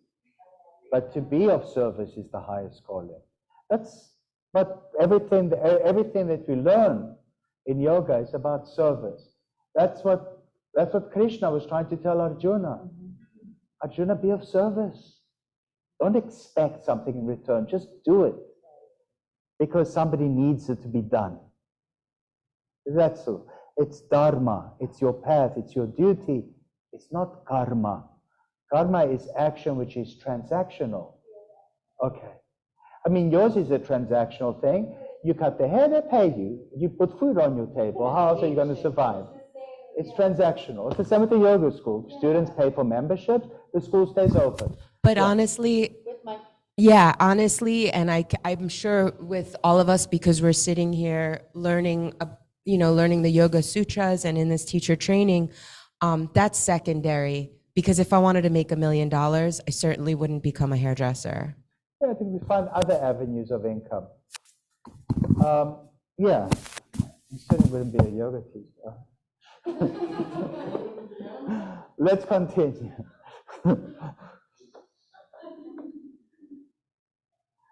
But a lot of people find a lot more satisfaction and fulfillment being of service to others. 26. Pravritya lokanya sachukshma vyavahita viprakrishta jnanam. By samyama on the light within, the knowledge of the subtle, the hidden, and the remote is obtained. The subtle, the hidden, and the remote. What pose do we do where I ask you to do focus on the light within?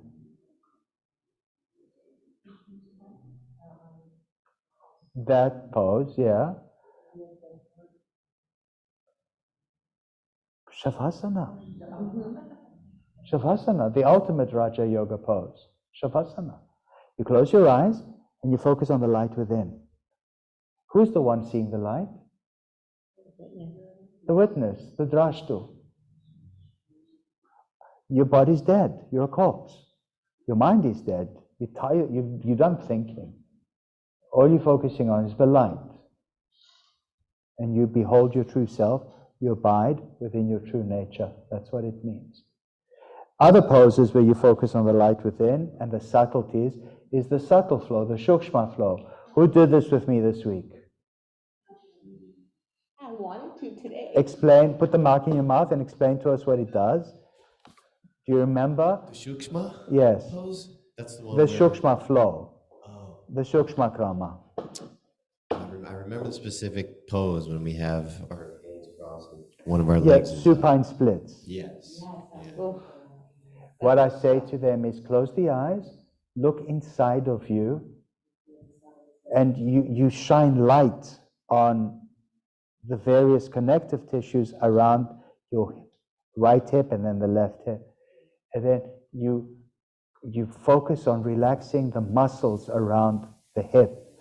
You relax the hip flexors, the glutes, the hamstrings, the adductors, the abductors, everything you can think of. And then you soften, and you come back from the edge, Less is more, less is more, less is more. Focus on the subtle sensations, the shukshma. And you are shocked at how deep you can go into the splits without breaking something or tearing something. Who enjoys that sequencing? It's really challenging. It's really very hard. challenging. Yeah. Everybody likes it except for Lana. Do you like it? Is it in Raja? Yeah. Okay. So. It's you flat on your back. And you cross your wrist and you grab your foot and you pull it overhead slowly by bending the elbows. Okay, yeah. That was hard. Yeah, I mean, it takes a while to get there. You don't just lay flat on your backs and do shukshma. You'll do grossness as opposed to subtlety. You'll hurt yourself because it's intense. And it's so much easier to engage muscle and pull, like you do in hatha or vinyasa, It's not so easy to disengage muscle and relax. In Raja, you have to go in, and you have to know where you're going into. You have to put a light within. You have to light up. What are you doing? Just look, visualize internally. It's called interoception. And because you're dealing with plastic or connective tissues, you have to be very subtle. You have to be very soft. You have to be very careful. It's called shukshma. So read the English again of this verse, because this is important. This is what created the Sukshma Krama. I wanted to do a sequencing that would explain this kind of samyama. Because everybody's into the gross, but very few are into the subtleties of micro movement. That's what I call it, the subtleties of micro movement. Yeah. That is actually, I love the fact when in the Shukshma, in the supine split, that you're utilizing your biceps and yet relaxing your hip. And that juxtaposition would be the word. You're not even using your biceps. What you're doing is by crossing the wrist, grabbing the foot, you use the tendons of the humeral biceps to pull the tendons of the femoral biceps. And so it's tendon using tendon. It's like you're leveraging your tendons in different parts of your body. But are they really different? These are biceps. These are biceps. Femoral bicep. You're using biceps for bicep. And by doing the interoception, I am, because I'm pulling, not pulling, but yeah, I am pulling. Because I'm pulling, I'm able to kind of focus here. It's like this action is taking away from my thoughts, and I'm able to kind of get into my hip deeply. Yeah, it's not get physically deep into the hip, but mentally deep into what's going on there. And the depths that you achieve in this thing can be very, very beneficial for healing, especially injuries, or maybe not healing, just overcoming stiffness or lack of motion or what have you. And it's astonishing. It's through the subtleties of micro movement that you achieve grand things in your body. That's the magic of Raja Yoga. And it's only magical because through samyama, on this knowledge, how does one take this and put it into physical form? That's how Anuttara Raja Yoga came into being. Let's continue. You have a question or No, I was just going to comment off what you said, Jamie. Like what you always say about Raja, it's all about muscular disengagement. I find that it requires so much focus. Yes. Just actually get all the muscles out of the way and just use the leverage for gravity. It's crazy. But then like my heart rate will like be just like absolutely jacked. Like I can tell when I'm in it right, and then it'll just calm down like immediately once I like actually read the English translation of this, and it will tell you exactly what's going on. 26, yeah? Yeah. By samyama, on the light within, the knowledge of the subtle, hidden, and remote is obtained. Note, subtle as atoms, hidden as treasure, remote as distant islands. How remote do you have to be to engage the humeral bicep tendons to activate gravitationally the femoral bicep tendons of your legs? It's as remote as hidden lands. It's as subtle and it's as hidden as it gets. And the only way you can access it is to look at the light within, to literally take that light and shine it on your hip. I mean, do you not see your hip when you do this? And the muscles that are still trying. And the muscles. That is interoception, interior viewing. It's basically your sixth sense. The sixth chakra is shown as a lotus with two petals. One petal looks out, one petal looks in. So to activate your sixth sense, first, before you can do remote viewing, you have to do interior viewing. If you can get to look inside of yourself, and actually cast light on the subtleties of micro-movement in your own body, then you can focus on the subtleties of what's going on way outside of your body. You just know things. The ancient Greeks said it best. Self-tu gnosi. Get to know thyself. You heard of that one? Know thyself. You heard of that, right? Everybody thinks know thyself is your motivations, what about your body? Just go into the grossness of your body and find the subtleties within the grossness of the body. If you can do that, then you can really, really focus on the subtleties of your mind, perhaps even impressions about past lives. You become very, very self-aware. You become not self-obsessed, self-aware. I don't know if anybody else feels this too. That's why Vishnu's dream for me is like the hardest pose. Why? Well, it just requires. Well, from a physical level or emotional level? I think both, like all around. I don't know. Yeah. Why is it hard? I don't understand. It's hard on the tendons in my arm for sure. You feel it, right? It's on fire, yeah. But look how strong your wrists are. Yeah, this here, the tendons of the forearm. With my But guys, it's the only thing that keeps your forearm from becoming limp. It's tendons. You don't really have much muscle mass here. It's fixing it. It fixes carpal tunnel, especially you going bling, bling, bling like this all day. I love it. Yeah. It fixes carpal tunnel.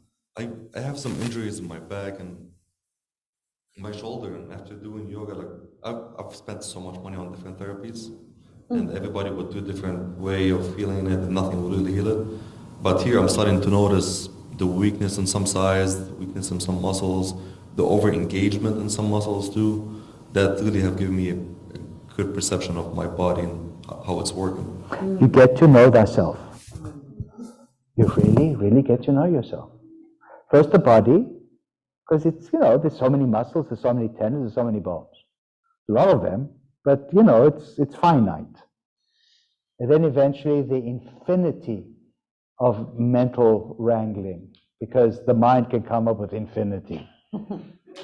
Imagine how a computer just functions with just zeros and ones in infinite combination we call binary code. The mind is not just zeros and ones. The mind can go from 0 to trillion in infinite combinations. It's a supercomputer. Let's continue. And what's even more astonishing for me is that this was compiled from much older sources, 2,000 years ago. I signed just like that guy on the program on Netflix. What's his name? Hancock? What's his name? Graham Hancock. He hates conventional archaeology.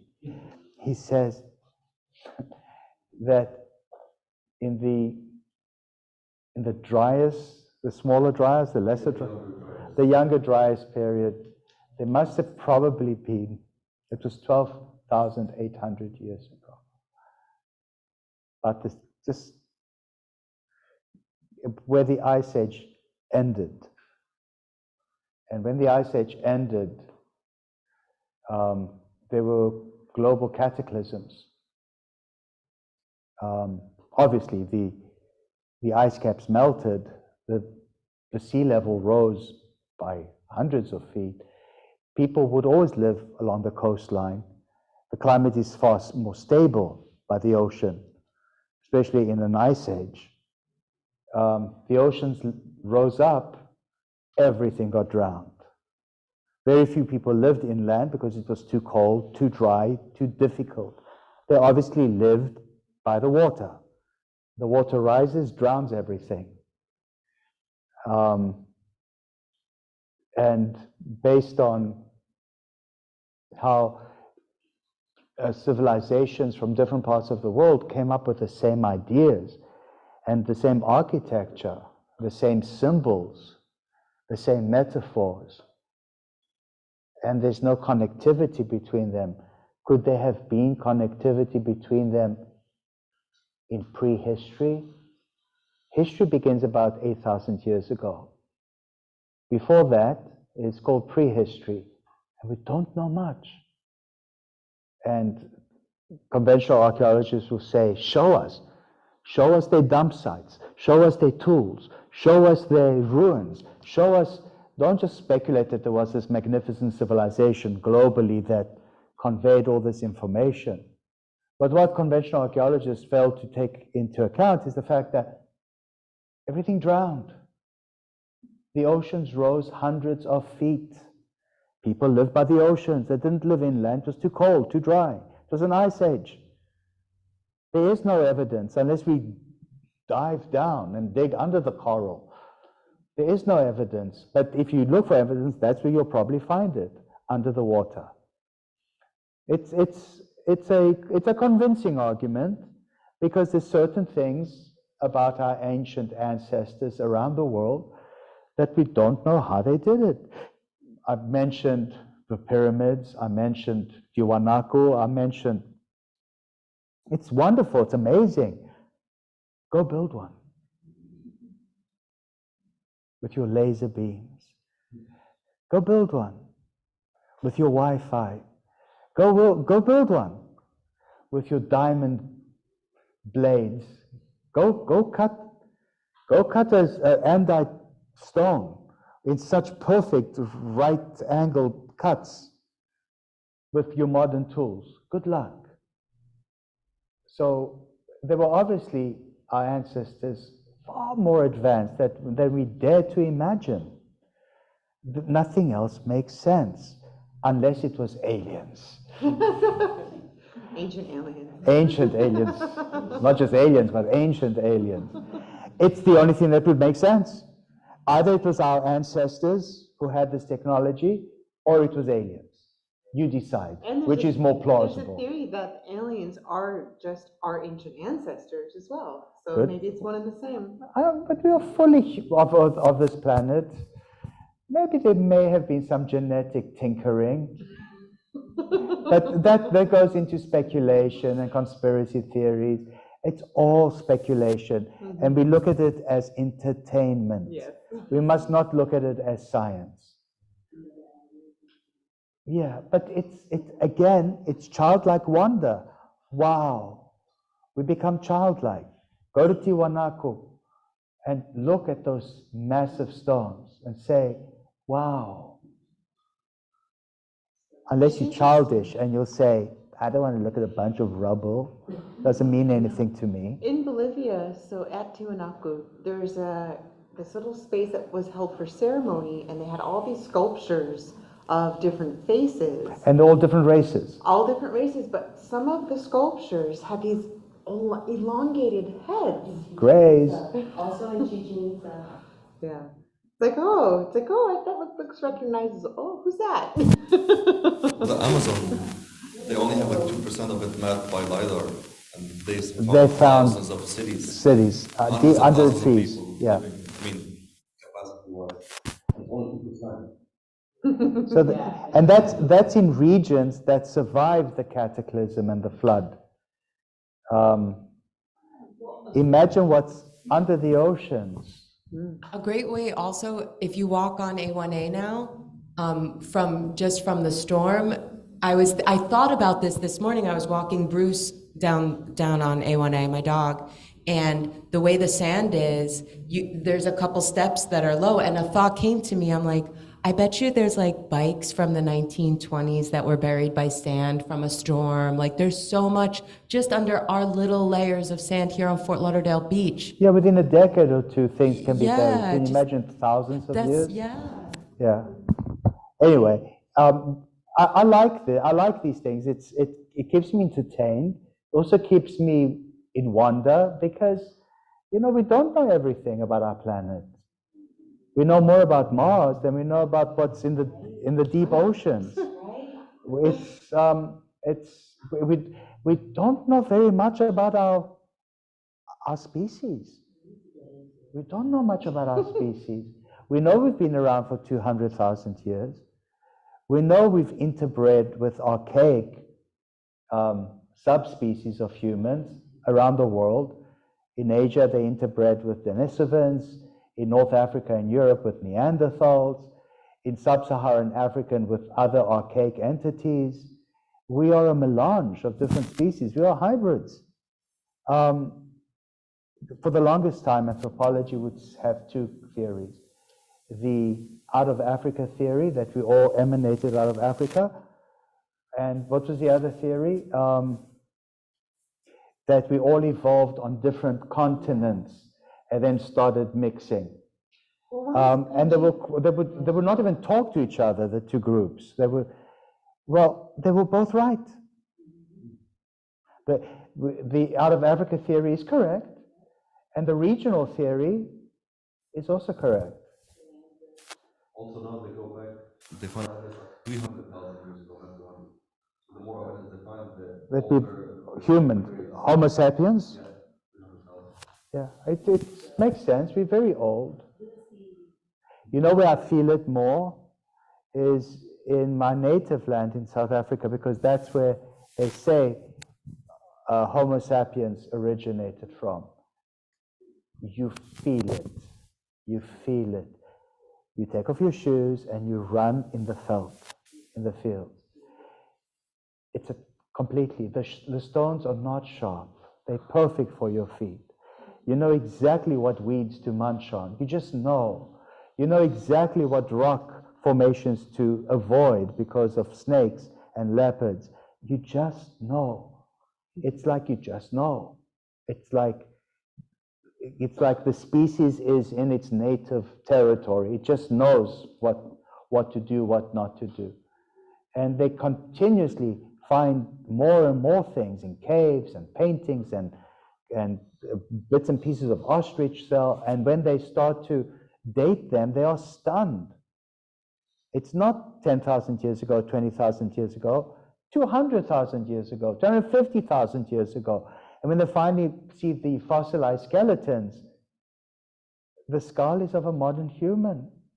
It's not of some ape man.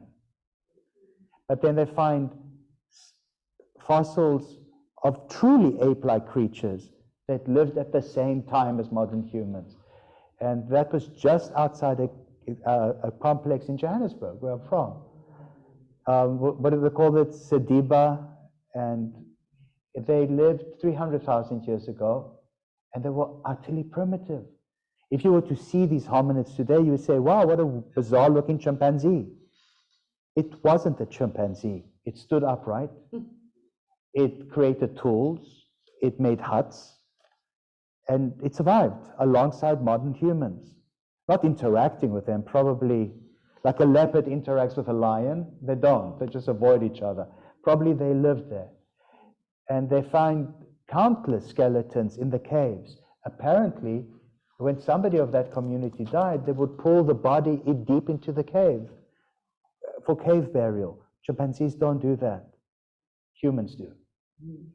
Isn't it fascinating? Then in Indonesia, on the island of Flores, they found the Hobbit. Have you heard of that? Sounds familiar, vaguely familiar. You heard of the Hobbit?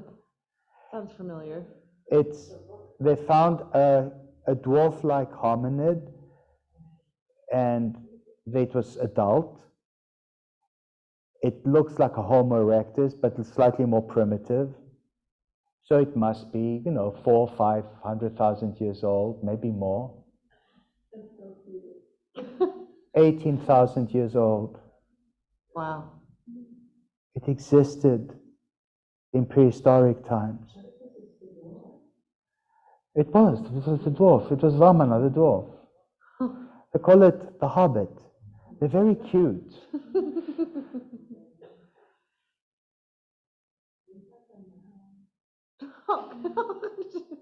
All right, let's continue. So there's so much we don't know about our species. And then, they worry about the Neanderthals. What happened to the poor Neanderthals? Go look in the mirror. That's what happened to them. That's what happened to them. You'll see the percentage. They didn't get killed. They got genetically absorbed. If you get your DNA tested, Yeah. it'll tell you what Anyway, percentage. from 1 to 4 to 5%. Yeah. Yeah. Me too. Yeah. We're old. Now, if you want to know if you have Neanderthal in you, and it shows up physically, it probably does in northern humans, lighter skin and longish hair. Red hair especially is a dead giveaway. Yeah. And also an occipital bun at the back of the head. Who has a lump right there at the occiput? That's also called the mouth of God. Well, it's Your not. occiput? It's the skull of a Neanderthal. Who has that? Does anybody have it? An occipital bun? It's a remnant from our hybridizing with Neanderthals, because they had very prognathic faces, very jutting forward jaws, and the head had to balance by creating this bony structure at the back. Like this, basically. So the prognathis disappeared, but the occipital bun comes up every now and again. Huh? Yeah, there's an occipital bun. It's also called a torus, T-O-R-O-S. Who wants to Google these things?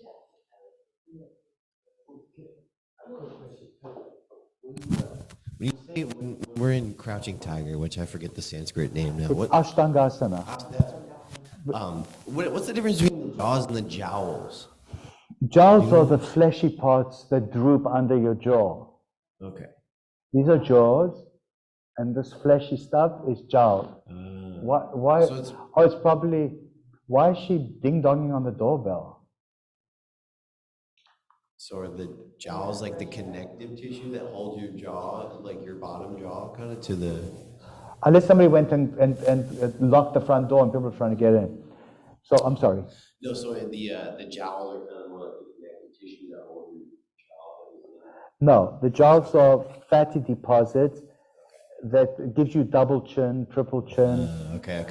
You don't have any yet. Okay. There it is. That's why you say this gets rid of chin. Or You have an occipital bun, the torus. He's a Neanderthal. Can't tell. Well, apparently they could hybridize, so they must have been cross-fertile, but not quite. Not quite. A male Neanderthal could produce a child with a Homo sapien female, but the children would be sterile. But a Homo sapien male could produce fertile children with a Neanderthal female. It happens in some animals that are very closely related, like a horse and a donkey can produce a mule. It's not fertile, a mule is infertile. But sometimes, mule. Huh?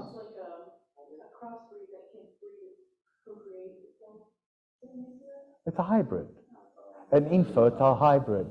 But sometimes there's fertile hybrids. If you take a lion and a tiger, it's a liger, the biggest cat in the world. And it's fertile, they can produce baby ligers. So even though they're two different species, they are fertile if they cross. Does that naturally happen, or do It doesn't we happen. do that? It's an human abomination. intervention. Sorry, I don't Naturally, mean to say it abomination happens on very, very rarely, because they live in different biomes, they live in different parts, and they compete with each other, they don't. But hybridization does happen in nature. We see it with birds a lot. And I've seen hybrid colitail and no. Yeah, and I look at it and I'm like, what are you? You seem to be a colitail, but you're not quite. So, and they just look at me with one eye and look at it with the other. They were brought here intentionally for the sugar fields to help reduce the residue that it created, but they're very strong and aggressive species. I call them the pit bulls. They are. They're And not we've seen evolution in front of our eyes. The original South Florida anoles are green. They so rare. disappeared. But if you go to the very tops of trees, they're there. That's where they went. We had one in To the hide. studio. Yeah, we saw that. Yeah. They will find a niche, maybe if it's your garbage area or the top of trees. And then they introduced the Cuban anoles that ate and got rid of the Florida anoles. But then the Cuban anoles met their match. Somebody introduced the Bimini curly tails. Everything is invasive, especially the humans. So, you know, what are you looking at? Occipital buns? No, this is super interesting. Well, I guess there's a liger, and then which a liger is a lion and tiger. But it's actually a male lion, female tiger. But there's a tigon, the opposite, is a male tiger and female lion, and the tigons are sterile, but the ligers are not. Yeah, it was exactly like that with Neanderthals and Homo sapiens. Yeah, tigon are smaller. So liger has to be a male lion and female tiger. So anyway, he alludes to these things as the process of evolution. He calls it parinamakrama. It's the process of evolution, which is astonishing in and of itself because and this was thousands of years before Darwin. Let's continue the work. 23. 24, we did that. 25, we did. 27. Bhuvanahagyanam surya samyamat. Samyama on the sun, Surya. Knowledge of the entire solar system is obtained. Okay. Come to the center. I will guide you. Close the door here because it's loud. Thank you. It'll close, don't force it. Tree's fine. Okay. Yeah, stand facing the audience, not me. Feet apart, hip width. Radiate your hands out. Lift, lift, lift, and hold the sun in your hands. Look up and follow it across the horizon. Do you see it? So when you do samyama on the, when you do samyama on the sun, come back, you gain knowledge of the solar system. Right hand, left wrist, look up at Venus. Come back, back bend, grab the other, come back, grab the other wrist, look up at Mars. Come back, extend forward, get your hands under the feet, look at the earth. If your feet were together and you grabbed your big toes, you would be looking at Jupiter. And then she's going to look at the moon. Do you see? She is doing samyama on Surya, the sun, and she's gaining knowledge of the solar system. This is what we do every single time you do Anuttara Hatha Yoga or Anuttara Vinyasa. Every single time.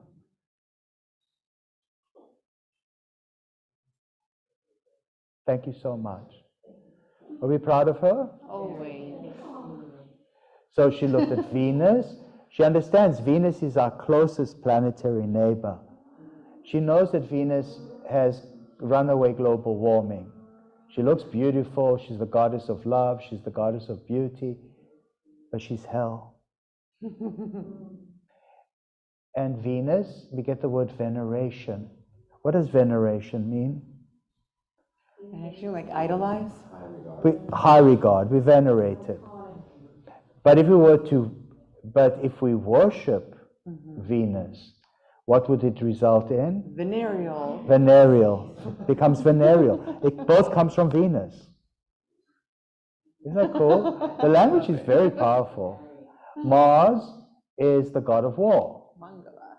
Mangala. But in Sanskrit, that's in the West, but in Sanskrit, Mangala is the one who grants your wishes. So Mangala represents wishes granted. Mangala represents good luck, good fortune. So if you look up at Mars and you want good fortune, look up at Mars. It will help you grant your wishes. You look at Venus, you make a wish upon a star. You look at Mars, he grants your wishes. They would think Venus was a star. They used to call Venus the morning star sometimes. But she's not a star. She twinkles because her atmosphere is runaway global warming. You know how hot it is on the surface of Venus, Rita? Hotter than your oven at full blast. I saw that. Isn't it beautiful? I saw it.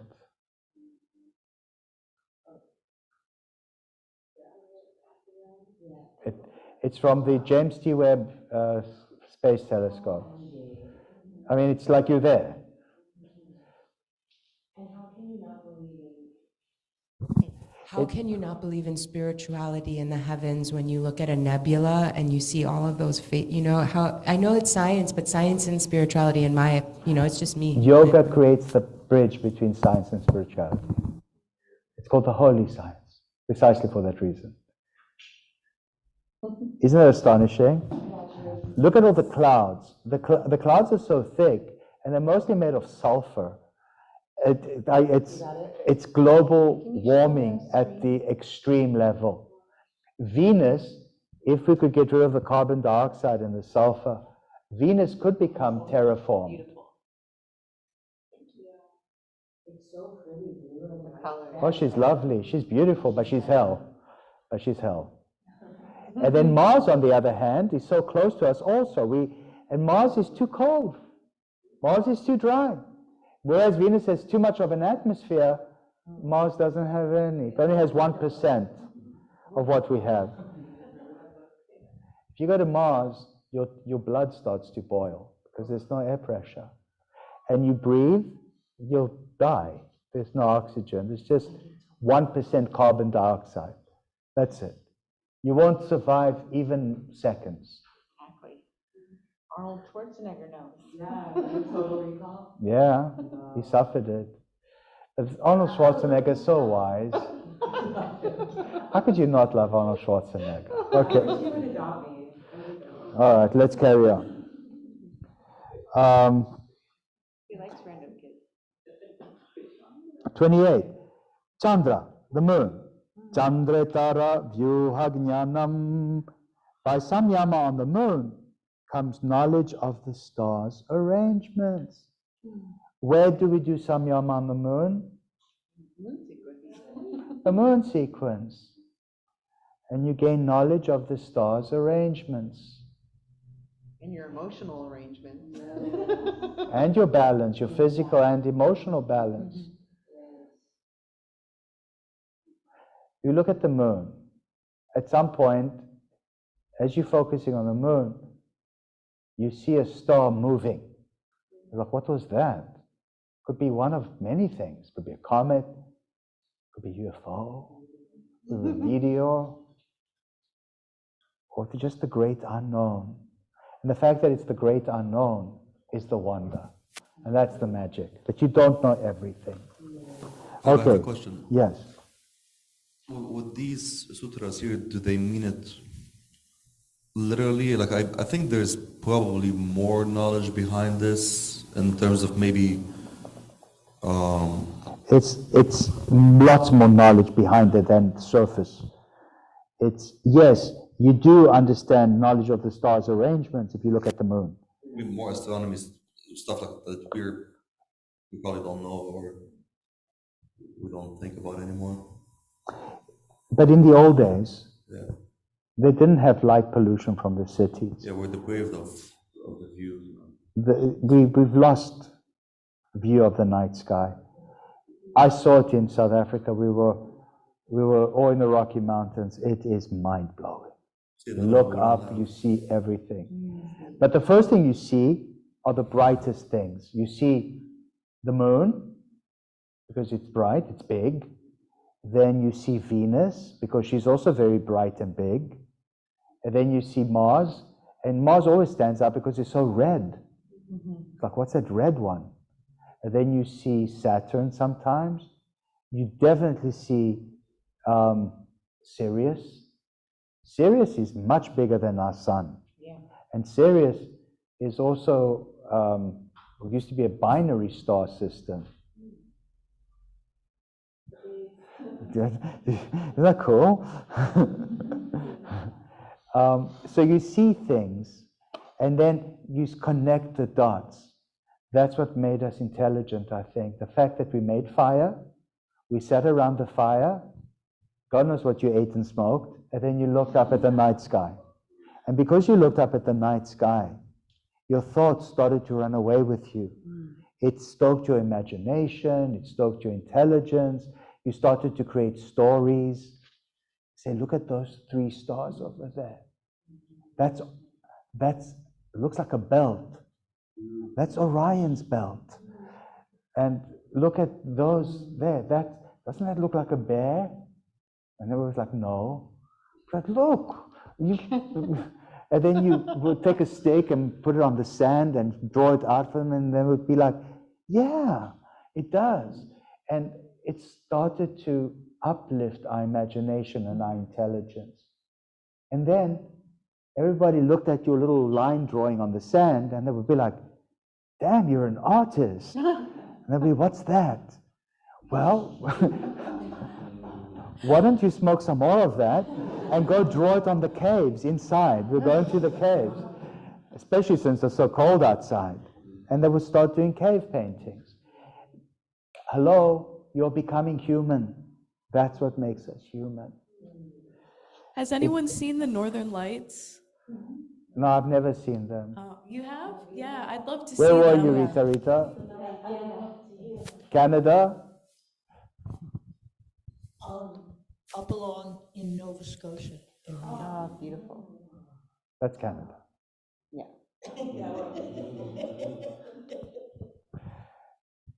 Do you see them in Quebec, the Northern Lights, Manon? Okay. All right, let's continue. Dhruve tad gati jnanam. Dhruve is the pole star. Gati means their movement or their goingness. Jnanam, of course, means knowledge. Do you guys see how you can figure out the words? Tat means that or there or them. Tat. By samyama on the pole star, Dhruve, comes knowledge of the star's movements. The pole star is none other than Sirius. In Kali Yuga, which is the Yuga we're in, Swami Sri Yukteswar said there's a subtext of Kali Yuga. It's called Dvapara Yuga. Dvapara means 2 ahead.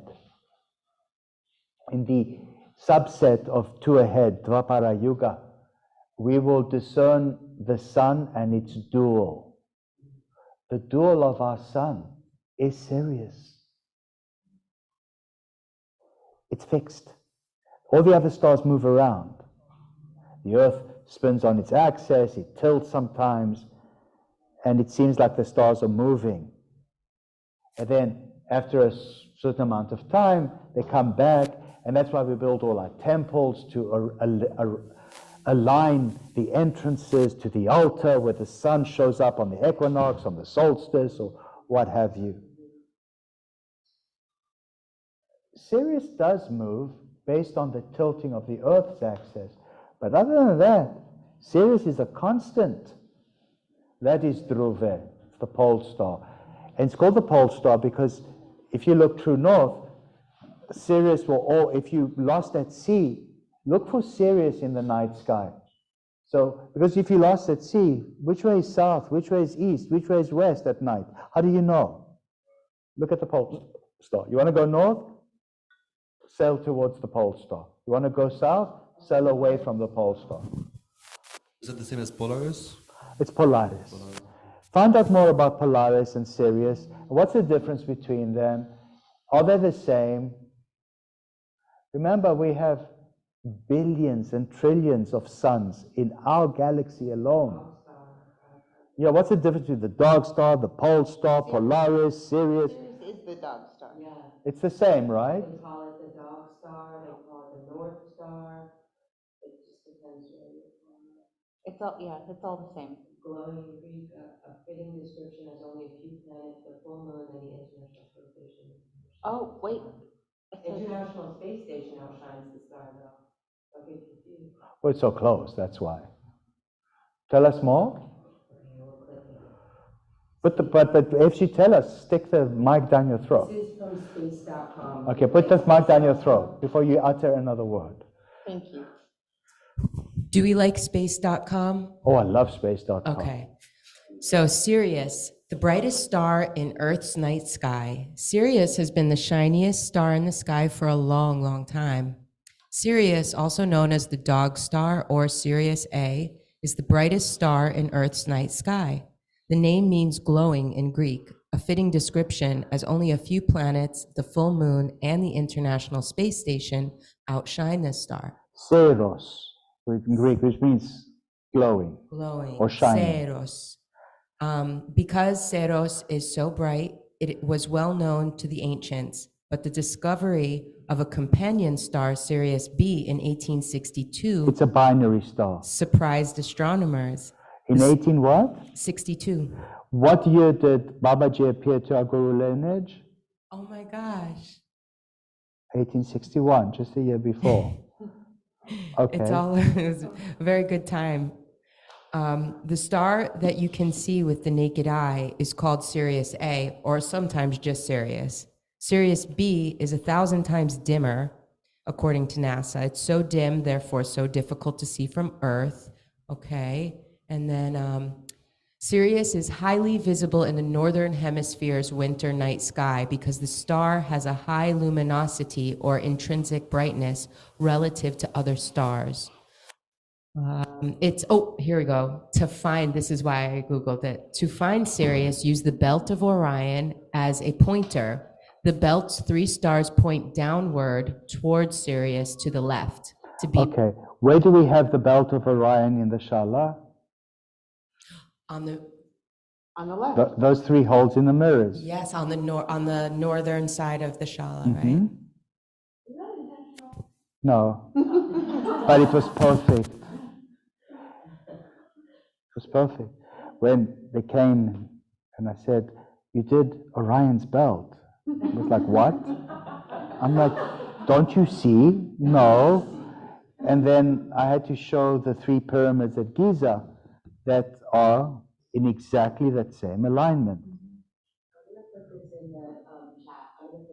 Thank you. Okay, chat. Let's carry on. Please don't include me in the WhatsApp. You're not, don't worry. Never group text me or add me on chat. Okay, 30. Nabhi chakra kaya vyuhajnanam. By samyama on the navel plexus, knowledge of the body's constitution is obtained. Mr. Yash, show us. Yeah. Come here. I love Vishnu's touch. My left side is easier. Okay, do the left. Mine too. My left is easier. Much easier, actually. It's like 2 different bodies. Can you put your head towards Philip, please? So And then somehow stick a microphone down. No, he's not going to talk. I'm going to talk. Tuck your right pinky toe so you don't slide. Raise the other toe. Gaze towards your navel. Nabi drishti. By doing samyama on your Nabi chakra, you gain knowledge of your physical constitution. Tell us what knowledge is coming into your consciousness about your physicality.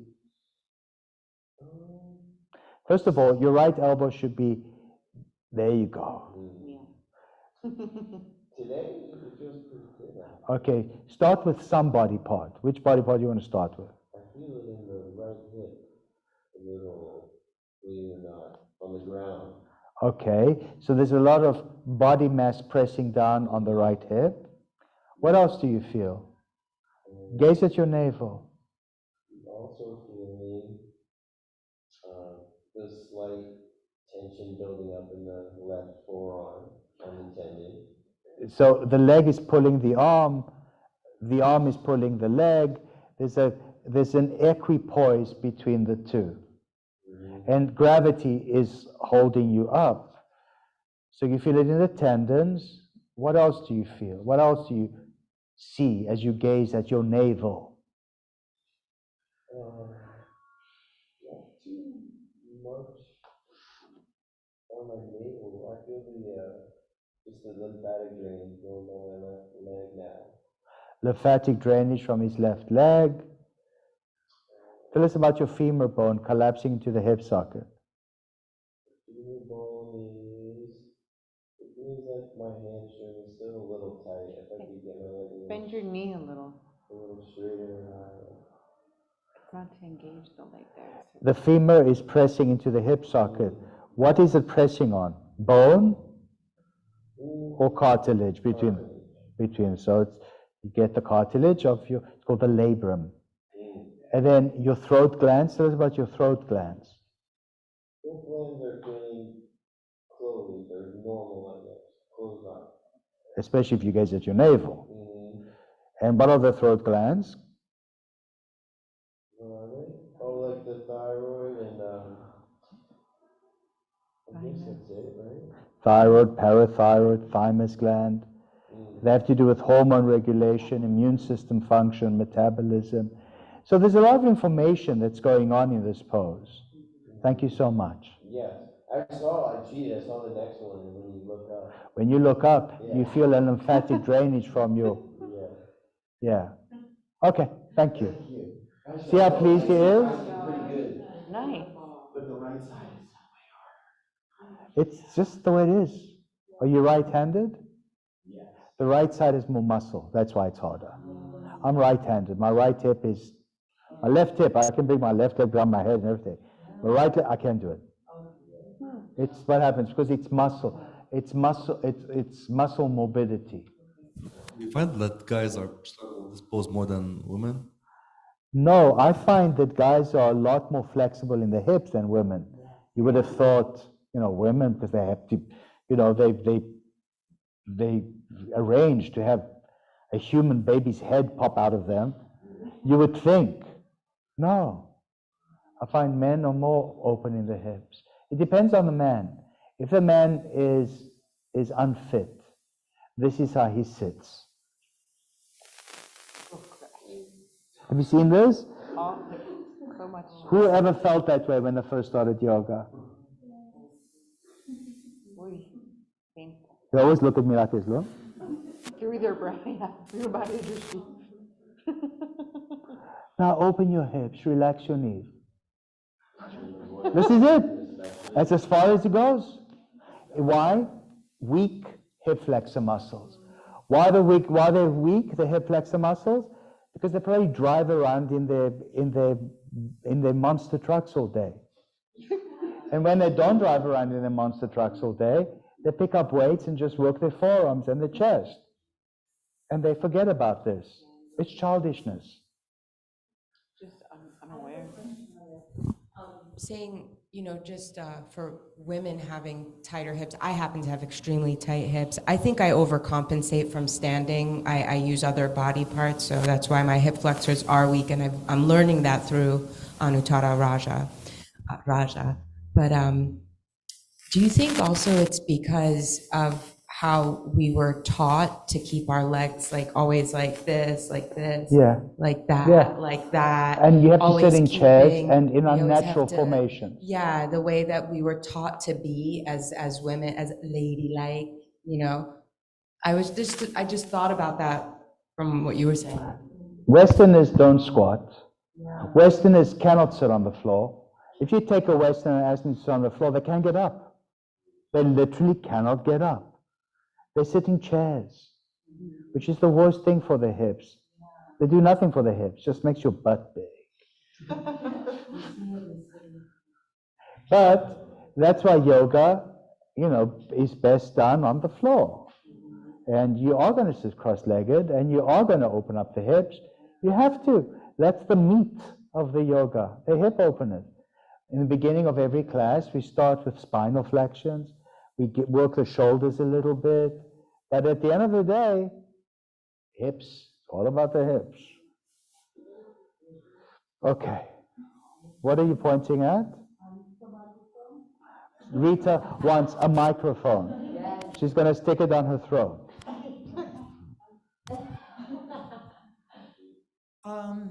With women and tight hips, it's also a social thing too. It's, yeah, ladylike. You don't want to, no woman sits like this in a social setting. It's unladylike. But in yoga settings, yeah. In fact, you have to rotate your pelvis forward and collapse down for your heart out. Who finds that difficult? Huh? The best way to make it possible is Prasarita Padottanasana. Is that possible for you? When you reach and grab the outside of your feet and you pull your head to the floor? Well, that's exactly the same mechanism. It's exactly the same. People say to me, doing a full wheel back bend, that's impossible. I'm like, you just did a camel pose. What do you think the camel is doing? It's exactly the same, except you're in a different position. A lot of it is mental. I swear to God, it's mental, Nancy. You have to get through that block. Yeah, it's a mental block, it's not a physical block. Let it be possible. So if Upavisa is impossible for you, well, guess what? You did it, except you were standing on your legs. Full wheel back bend, impossible for you. Guess what? You did it in camel. That's a real full wheel because it's like a perfect circle. We see some of the women and men. With Mike. When I look around, which I love to do, and I see some of the women like with their forearms on their calf muscles, I'm just blown away. I'm like, I don't know how I don't think I would ever be able to do that. Maybe you will. Don't be shocked. In a year you will. Don't be shocked. Do you want? And then that's all you're going to do. You're going to sit by the front door of the salon and wait for customers while you do that pose. All right, let's continue. How's that for welcome? They'll love it. Of course they'll love They it. already are like, what do you need to keep your company? You should, because you have this beautiful, in that complex, you have that beautiful green lawn area. Right? Oh, is that where you are over there? Right. Yeah, go there. Okay, listen to me. So Mr. Yash showed us that if you contemplate your navel, you gain knowledge of your physical constitution. What other spiritual tradition they would insist on contemplating their navel? Who? No. What spiritual tradition? Not Indian, but Western. They would contemplate their navel. Adho Mukha Svanasana, Manon is saying, is a pose where you do look at your navel. You are contemplating your navel. You're 100% right. Do down dog, Manon. Show us.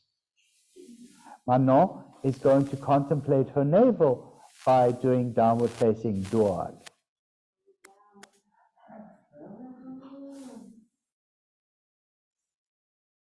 She tests, she presses, and she gazes at her navel. She gains knowledge of her physical constitution. We call it Prakrit, and it's 3 gunas. What are the 3 gunas of Prakriti? Which part of her body is tamasic? Her whole body. Well, her whole body is tamasic. It's stiff, it's cold, it hurts. Which part of the strangulation is rajasic? Her mind. Her mind. Her mind is like, I can't stand this anymore, blah, blah, blah. Which part is sattvic, pure and flowy? Her antenna. Her tailbone. Thank you, Manon.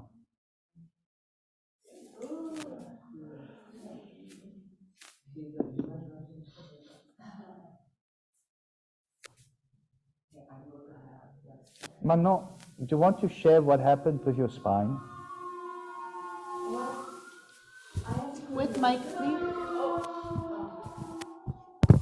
I have scoliosis, and I was operated many, many years ago. I was 14 years old, and I don't know how they do it now. Probably they don't do what they did to me, but so I have a big blockage because, well, first of all, my spine is deviated, okay, on the right side. I can't remember how many degrees it is deviated, and so when they operated, to stop the spine from going more crooked, I have on each side of the spine 2 rods that is holding my spine like this. So definitely, I have a big blockage, but I think I have a blockage also here because, I mean, I am scared in back bends. Well, it's very, very difficult for me. I mean, the wheel, I mean, it's terrible. So you just don't do it. Yeah, but I want to do it. But anyway, there are things that it's very, very difficult for me, very challenging. And of course, like, if you look, I'm gonna show you. So, if you look now, I don't have a tight t-shirt, but look, I have this side is more, So imagine when I do balancing posture, I mean. Grab the mic, please. Oh, yeah. So imagine when I do balancing posture, I feel I am not. In equilibrium. There you go. That's the word I'm looking for, So it's even more challenging for me to do all these postures and more difficult in a vinyasa because in a vinyasa, I don't have the time because it's a flow, it's dancing. So I don't have the time to stay like in Virabhadrasana 3 or Tula Dandasana. I don't have the time to stay there and to try to focus and to stabilize myself, So it is, and sometimes whenever, we do the sequence, sometimes I am totally unbalanced, especially if I just drove on the I-95 and it was a stress for me and I come and my head is totally, so imagine I'm totally unbalanced in my head. So how can I be physically balanced? It's a more of a challenge for me. And you see more and more now people, they suffer from scoliosis, So anyway, and after some years I was operated, the doctor, and I wasn't practicing yoga back then, the doctor said to me, yeah, you can have them remove those rods, if you want. But I said, why should I have them removed? They do not bother me. But now I'm thinking, now that I do yoga, I should have had them removed maybe. But now, do I want to go and get operated again? No, No, not probably at my not. age now, So I just accept or semi-accept because sometimes my ego gets to me, I really want to do this posture, but I have a blockage. What can I do? So I just do the best I can. But there's fear also in there. I'm afraid of damaging, if I, like, my aim, what my aim is to do chakrasana. But, I was never able to do that. I don't know if it's because the technique I don't get, I don't know. Can you do camel? Now, because when we do camel in the class, you first say, go to the, to the right one with your left one. Oh, that's the half camel, yeah. Before I could not, but this week, on one side I could not, like on this side, it's very difficult for me, and on this side, it's very easy for me. So it depends, but now it's just a matter of practice. Before I could not do camel, now I do it, I look pretty stiff, I'm pretty sure, but who cares? Well, you have 2 stiff metal rods in your spine. I know. It's a miracle that you can do anything. I know. So, and, just in Deerfield, there was Leslie Kaminoff that came and he... I remember Leslie Kaminoff, okay. yeah. And he came and he did a workshop there. And he knew right away that I had scoliosis, okay, because he studies anatomy, and of course.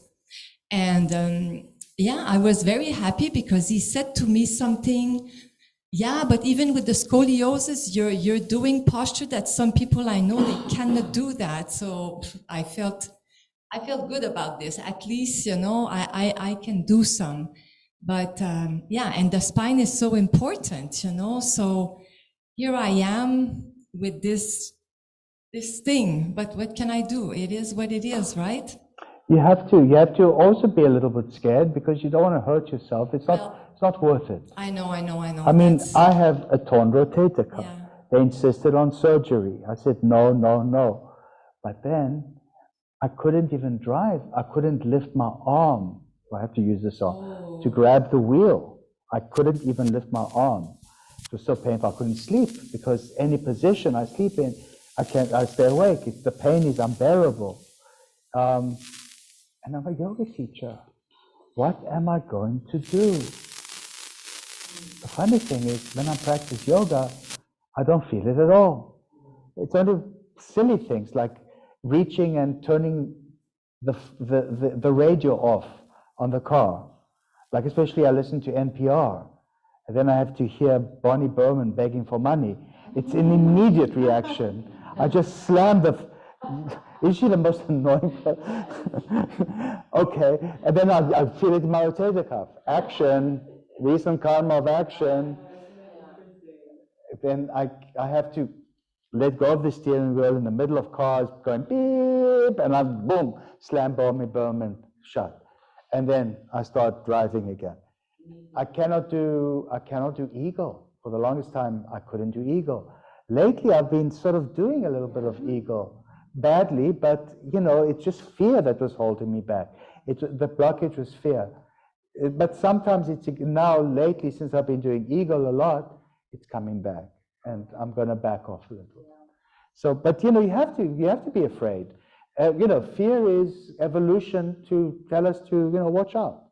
There's, you know, otherwise, if you are fearless, we won't survive. It's respecting danger. Yeah, respecting danger. I've tried acupuncture. Doesn't work. To me, it makes me feel like I did a Raja session, but nothing happens. Let's see what else he says. Come. Oh, I found the religion you were talking about. With Mike.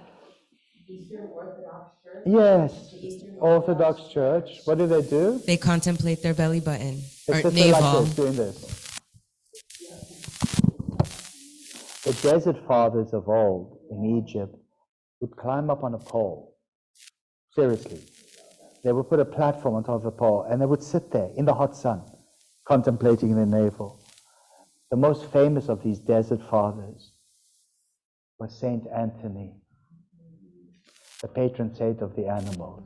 When Saint Anthony contemplated his navel, all he saw was animals. Aww. And he spent the rest of his life blessing the animals.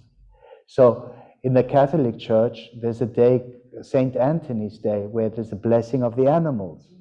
Have you guys heard of that? Everybody thinks it was St. Francis. That St. Francis also loved the animals, but the patron saint of the animals is St. Anthony. And St. Anthony was famous for contemplating his navel. Just like that. Isn't he a nice one? Saint Anthony was from Morocco. He was a Berber, a Tamazight, and he used to wear burnous, which is a hoodie, like they still do in Morocco. Yeah. Yes, Rita, with Mike.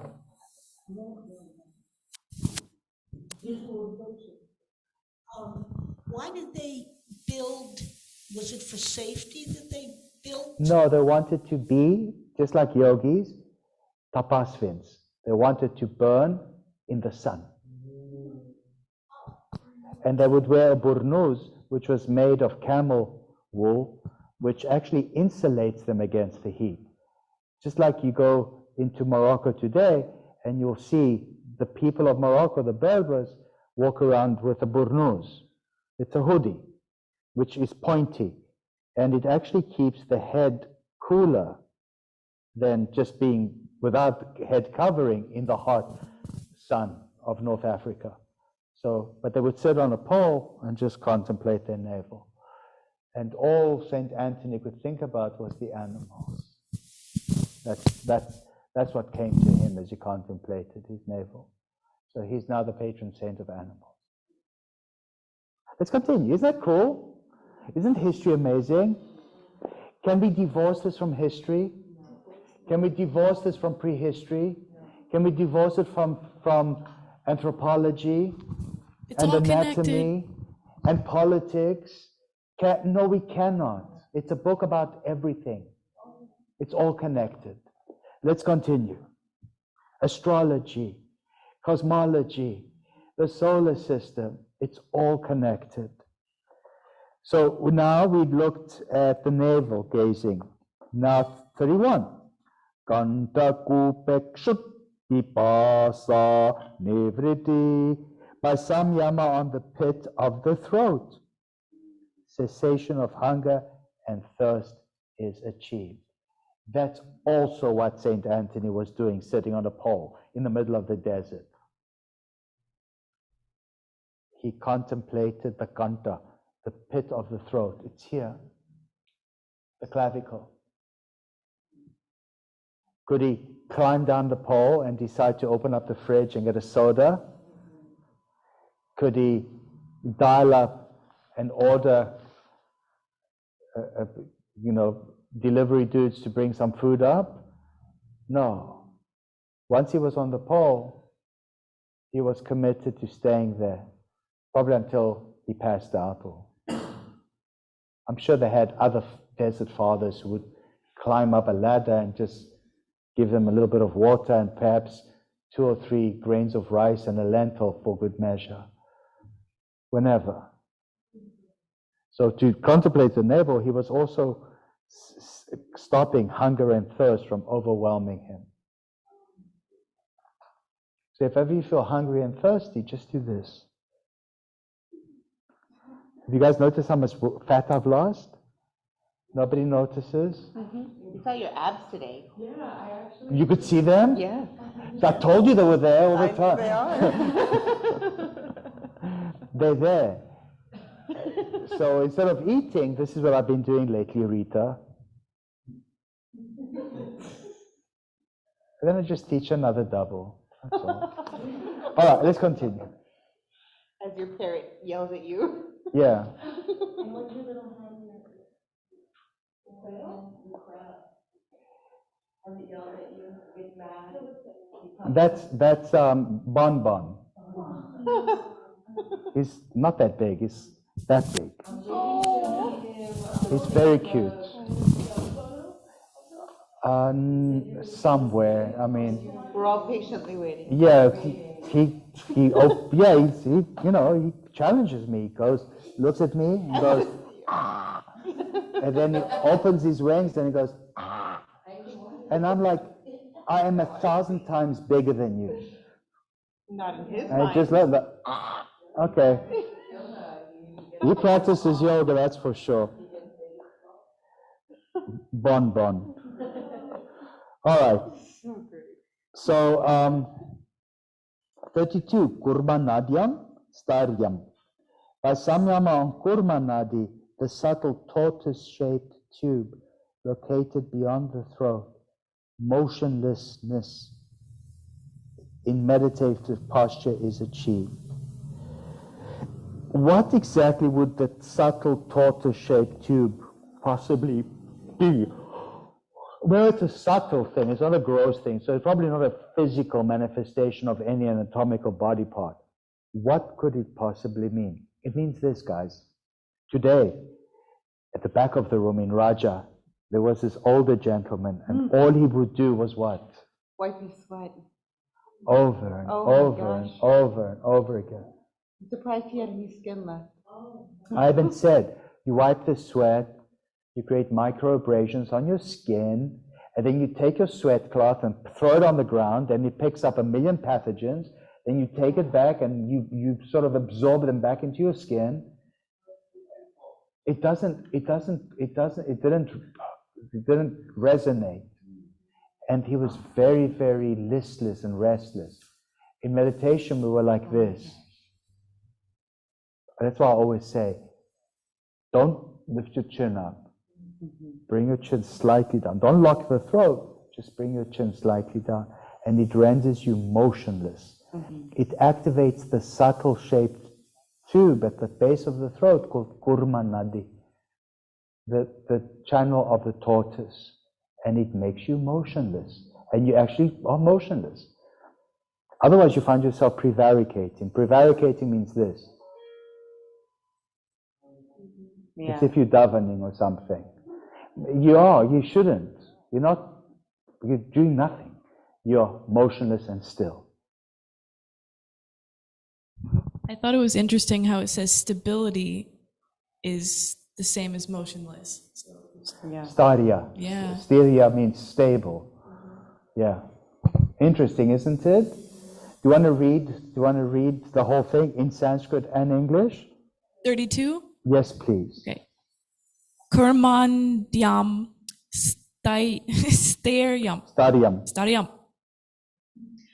By samyama on the kurma nadi, a subtle tortoise-shaped tube located below the throat, motionlessness in a meditative posture is achieved. Very nice. So, when I see them prevaricating or fidgeting or wiping the sweat or sticking their fingers up their nose or looking at their watch or scratching, just like you see them, they're very restless. Yes, put the mic in your mouth. Right down to the kurma. I mean,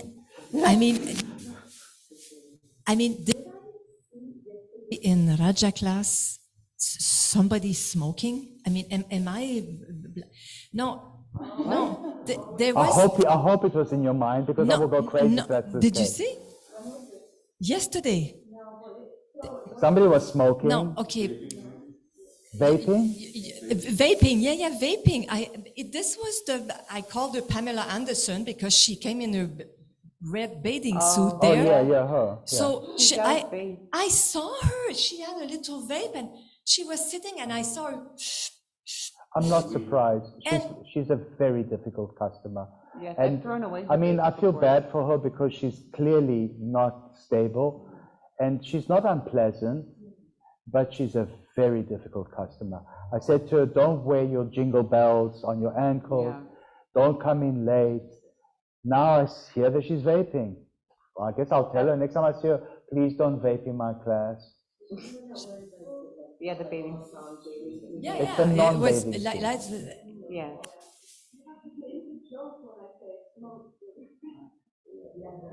She doesn't quite get jokes. No. She's from Russia. Are you sure she's from Russia? I don't know. She spoke French. I've asked her. She's French. Yeah, she's French. No, she lived in France for a while. Okay. She's not French. Okay. Trust me, she's not French. Yeah, okay. No matter what, she's not, I mean, in all honesty, oh my goodness, James, how did he make it here? I'm going to give him a hug. He is Anuttara trained and certified. Are you still in Scotland? Welcome. One of my favorite people on the planet. Come sit down. You remember my old business partner, Brad? Yes, Brad. That's his brother. Oh, okay. Look at him, he's so shy.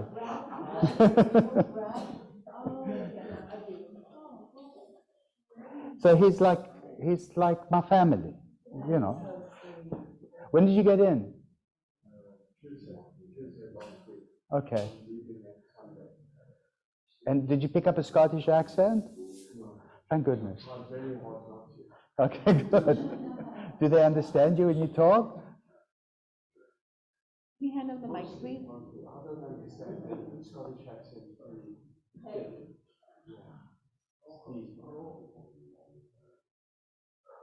What sutra do we need to read to him that speaks about this? I think it was 23 or...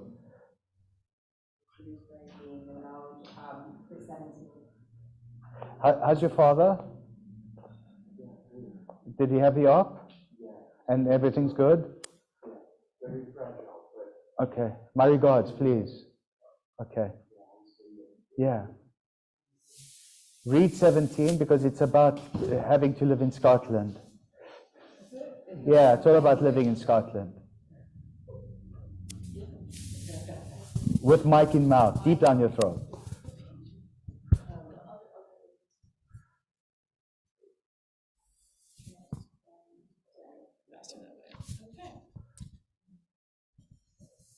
Which part? Just the English or? The Sanskrit and the English. Okay. Because this is exactly what James has to deal with as he lives in Edinburgh. How do you get to pronounce it? Edinburgh? Edinburgh. Okay, in Edinburgh. Okay, here we go. Shabdartha pratyayanam itaret rad yasat samskaras tat pravibigaga. Does that sound like Scottish to you? Samyamat sarva bhuta ruta janam. Tell him what it means. It means a word. Its meaning and the idea behind it are normally confused because of superimposition upon one another. By samyama on the word or its sound produced by any being, knowledge of its meaning is obtained. That's what he has to deal with every day. It's a vicious cycle. But it's fun, right? Yeah, beautiful. It's great. It's gray and gloomy, but it's great. It is? When I see pictures, all I see is this big rock and a big gray building on top. The plague came, and so they covered up a city, and then they built Edinburgh on top of that city. And you can go down in there. Did you go down in there? I haven't been down there. The dungeons yet. Clearly you've been there, right? Okay. All right, guys, let's carry on.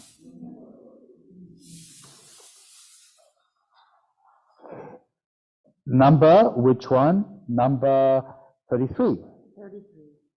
Murra Jyotishi Siddha Darshanam. By samyama on the light of the crown of the head, the Sahasrara chakra, visions of masters and adepts are obtained. The most difficulty in the Sanskrit world I've ever experienced a student was a French-speaking student, and she couldn't say Sahasrara. But you can say it, Sahasrara. She would say Sahasrara, she just couldn't. Sahasrara. It means Sahasra means thousand, Sahasrara means the thousandth one. The thousand petaled lotus, which is the crown chakra, it's above the head. It's not on your head. It's above the head. It's when the light within starts to leak through the fissures at the top of your head. Yes, skull shining.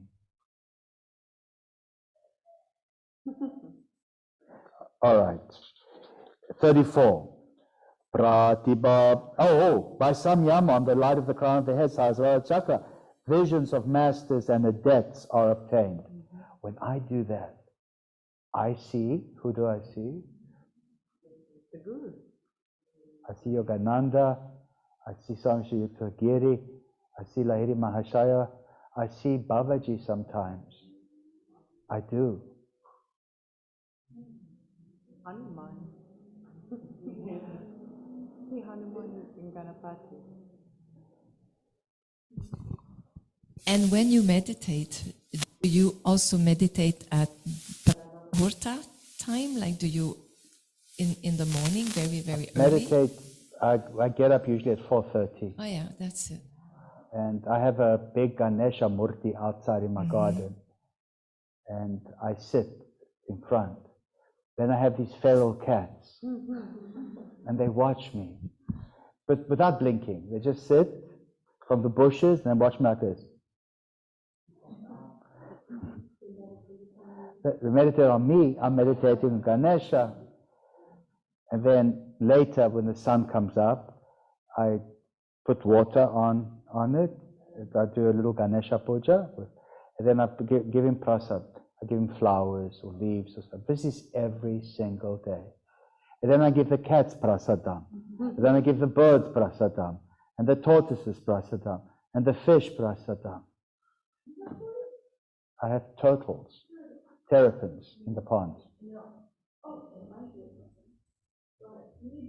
I just wanted to ask this question a little bit. Do you face a specific way? Do you face to the sunrise, or is it important of which way you're facing in your body when you meditate outside for this? Important? Important. I'm from Manhattan. The Ganesha faces the sunrise. It's in the northeast quadrant, the Ishvaric quadrant of my property, but I'm facing the Ganesha, so my face is looking west. My back is to the east. But there's a rock formation, and in the rock formation, there's a hole, and the light shines through the hole and lights up his face.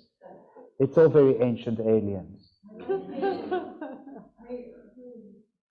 Should I make pictures, take photographs and post it? Yes. How else are we going to learn? Huh? You're going to be proud of. All right. Tomorrow, before the double. Are you coming tomorrow for practice? Where are you staying? In Miami. But then coming to Fort Lauderdale tomorrow. Okay. Plantation. Oh, how wonderful. Plantation is 15 minutes from here, 10. Okay. But if you can make it, it'll be awesome. Yeah, I'll Yeah. Brad was here 2 weekends ago.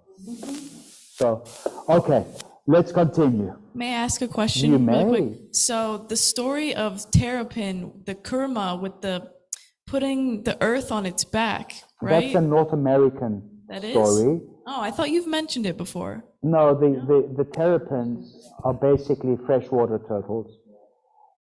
They're actually more related to terrestrial tortoises. The difference is the way they walk in their front limbs. Tortoises walk like this. Yeah, no, they walk on their wrists like that. And terrapins walk on their claws.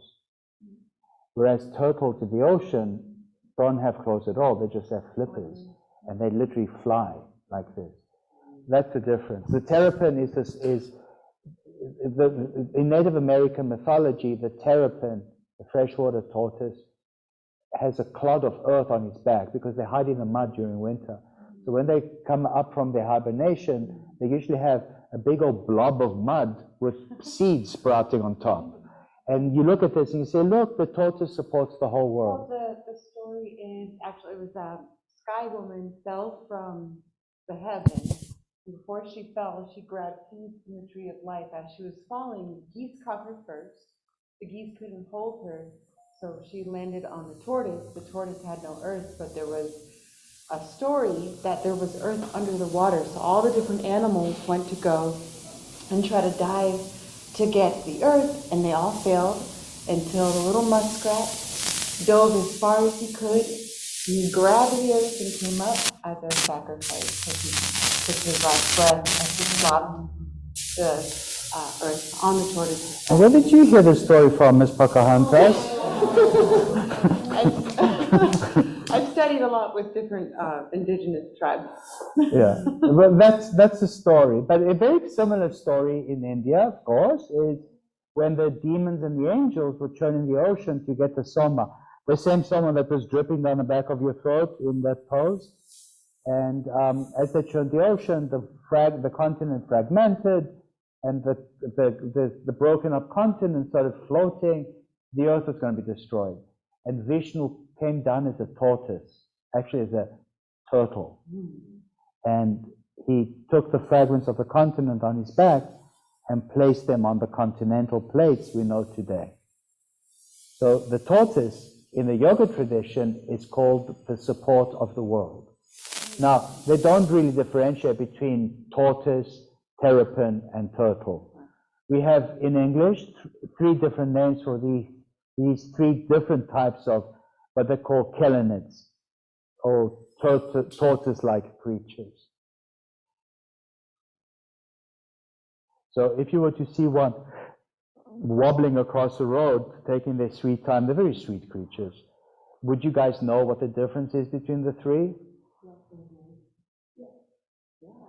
I almost got beat to death once. There was a gopher tortoise. I was in a national park. I think it was in Jupiter or something.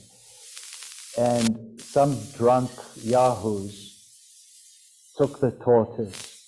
It was a gopher tortoise. Ooh, no. Well, That's a fight. I was ready to fight. And I said, that's a gopher tortoise. Well, whatever, bro, I'm putting it back in the water. I'm like, no, They don't go in the they water. don't live in the water. This is a tortoise. It's a land animal. It's not a terrapin. And they got aggressive with me, like, you know, who the hell are you? And I, you know, kept as calm as possible. They were probably high or drunk or God knows what. And I said, no, this lives in holes in sand dunes. It will drown in the water. It's not a terrapin. What the hell is a terrapin? And I explained it's a freshwater turtle. This is a land turtle. And there's different ones in the ocean. They're also called turtles. I don't want to say tortoise, terrapin. I mean, just that would have been too much. So he went to put it in the water anyway. No. It fell down and it was struggling to get up. And then I just went into the water and took it and I walked it away. And they were on to the next thing at that point. Yeah. They didn't care. So At least their intentions were somewhat. yeah, the intentions were good, but you know, you can't, you know, they're difficult people, you know. Oh, yeah, oy vey. Yeah. Big time oy vey. So anyway, I didn't know if they were going to shoot me or whatever, but I did good. And then I just went on my way. 33. So by doing samyama on the Sahasrara, you get visions of the masters and the adepts and what have you. Adepts are very highly attained yogis.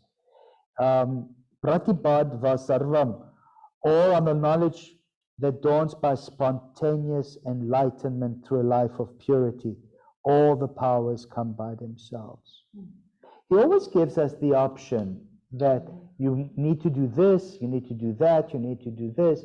And here he says, sometimes it just spontaneously manifests. Hello, Sarah. Don't close, it'll close by itself. If you force it, then the thing goes. How much did I pay for that door? $8 million. $13,000. What did the inspector say when he saw it? He didn't care. He didn't wanted care. to go on a date.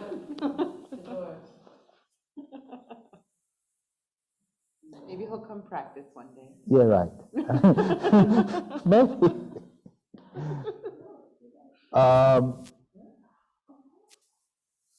34. Pratibad vasarvam, or on the spontaneous light, okay. 35. You can do samyama on your heart. It says here, hridaye chitta samvit. By samyama on the heart, the knowledge of the mind stuff is obtained. Who has heard me say in class, the center of mind is not your brain. It's your heart.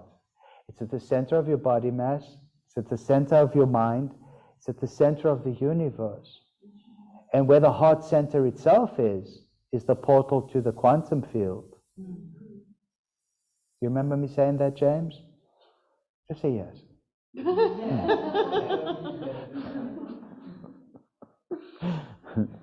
All right, let's continue.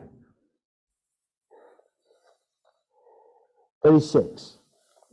Sattva purushayo antyata samkirnayo pratyaya vishesho bhoga parartat svarta samyamat purushagnanam. Does it sound like I'm in Scotland? The intellect and the purusha, the Atman or the self, are totally different. Don't confuse your intellect or your mind with God.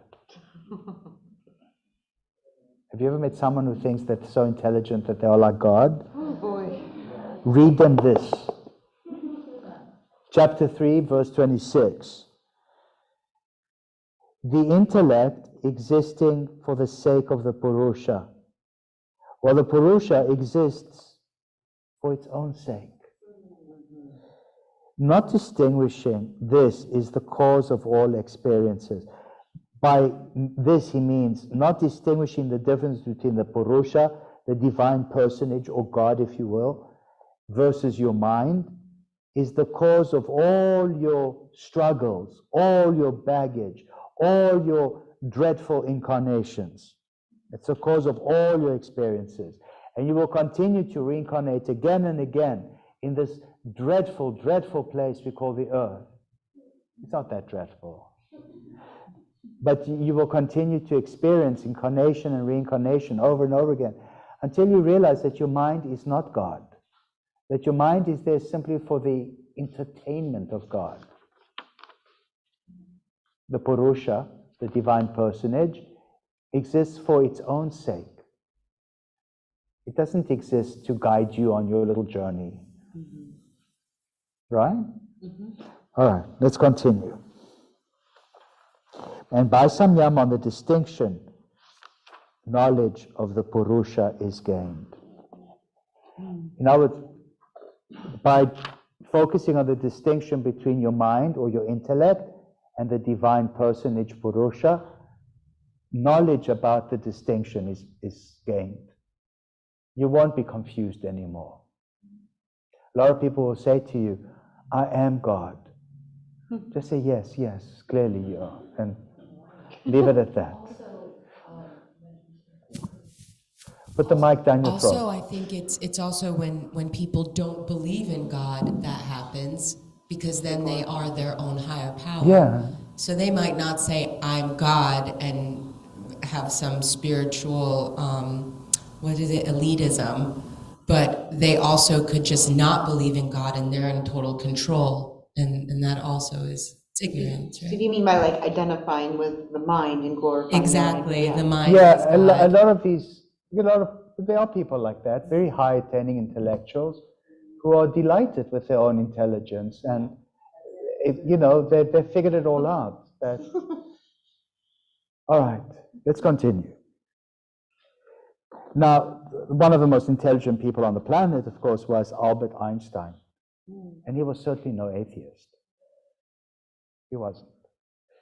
He was a yogi. Huh? He was a yogi. He was a yogi.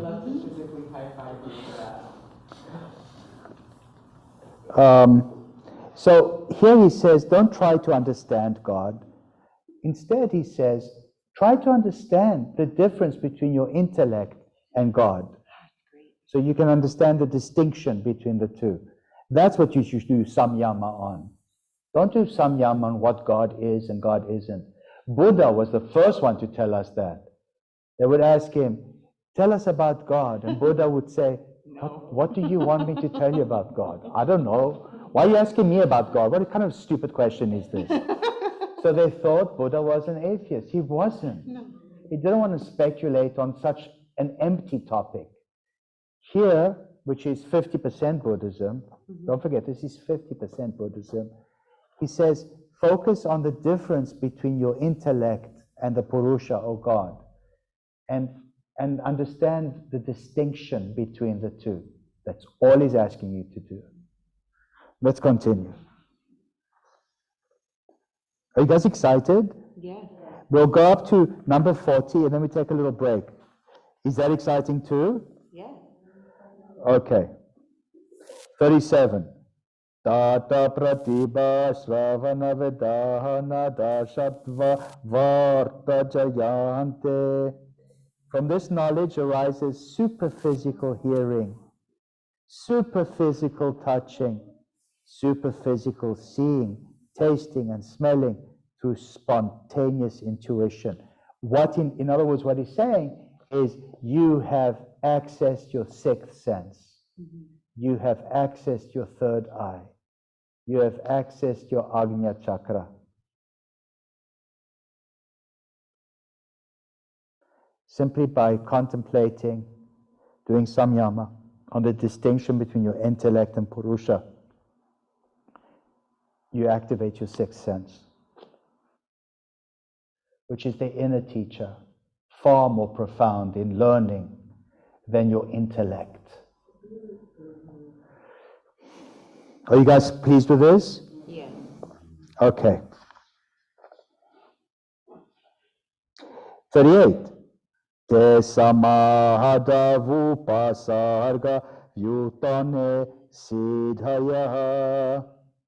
These superphysical senses are obstacles to nirbija samadhi, the seedless samadhi. But our siddhis, I don't know what he's trying to say here. Basically what he's trying to say is these superphysical senses, your intuition, your special powers, your siddhis, your perfections, your vibhutis, whatever you want to call them, these are obstacles to samadhi.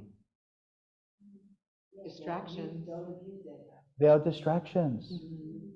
You don't do yoga for special powers. You don't do yoga to access your third eye. You don't do yoga to enhance your intuition. You don't do yoga to read people's minds. You don't do yoga to understand astrology and the universe and astronomy. Why are you doing yoga? To be one with God. To quiet the mind, to achieve samadhi. So don't forget why you're doing yoga. These are siddhis. These will happen of their own accord. Let them chase you. Don't you chase them. So don't attach to these. No, just acknowledge them, they're true. Think of somebody like the Rabbi Jesus, who had these special powers. He could raise the dead, he could cure the sick, heal the blind, and so on.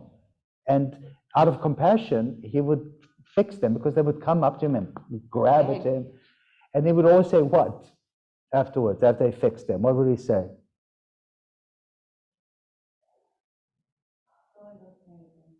Don't tell anybody anything. What do they do? Tell everybody. Tell everyone. It was a distraction. He wanted to achieve samadhi. He wanted to absorb into God. He didn't do this work to heal the blind and cure the sick. He wanted them to do it themselves by following in that path of the yogi.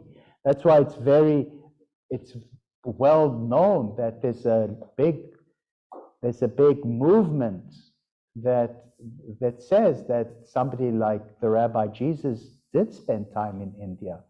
They call it the lost years. And in India, there is documentation of a yogi from the Middle East whose name was Isa. Isa is the Aramaic and Arabic word for Jesus. Could it be the same person that they're talking about? And it says that Isa went back to the Middle East to help his people. And it's the same time frame. Do you ever think about these things? Or do you just think about yourself? What was really good? What did she say? Oh, you're the one who put out, do you ever think about yourself? No, that was Michelle Anello. I'm Michelle Anello. I'm Michelle with 2 L's. What did she say? It's okay. Some post about... It's very cute. It sounded like you were Yeah, I saw it. the monkeys, yeah. We'll find it. I'll share it in the group. Ellie has a question. With microphone. With microphone down throat. Yes. Put it down your throat. Close, it's very close. So, but samadhi is part of samyana. No. Samyama is part of your vibhutis. You do samyama on topics, on the sun, on the moon, on the stars, on this or that, which is cool. Gives you knowledge about stuff. But that's not why you do yoga. You don't do yoga to do samyama. No, I understand that, but Yeah. samyama is dharana, dhyana, and samadhi, right? Yes, So, done together. But you're using it as a technique to achieve knowledge about supernatural things. But You don't do, you want to do samadhi. You don't want to intertwine dharana, dhyana, and samadhi for samyama. Those are hierarchical.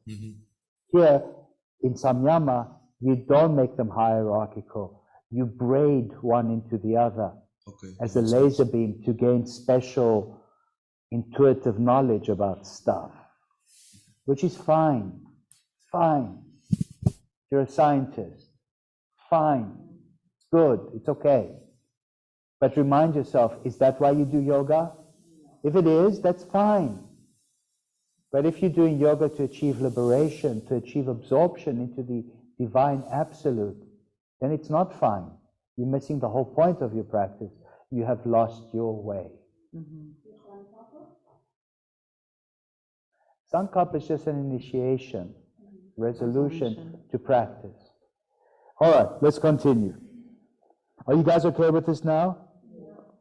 So, here he says, 39, Bandhakarana Shaitilyat Prachara Samvedana Chitasya Parasari Ravesha. By the loosening of the cause of the bondage of mind to body, and by knowledge of the procedure of the mind stuff functioning, entering another's body is accomplished.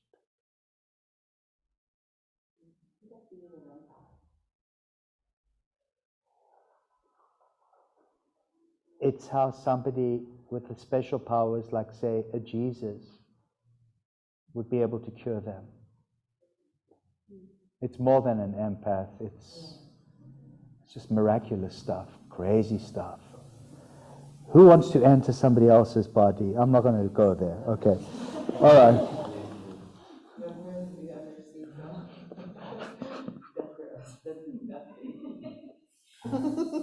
40. And that's where we're going to end for now. And then we're going to take a break and we're going to come back. 40. Udana Jaya Jalapanka Kantaka Dishvasanga Utkrantischa. By mastery over the Udana nerve current, the upward vital air, one accomplishes levitation over water, swamps, thorns, etc., and you can leave the body at will.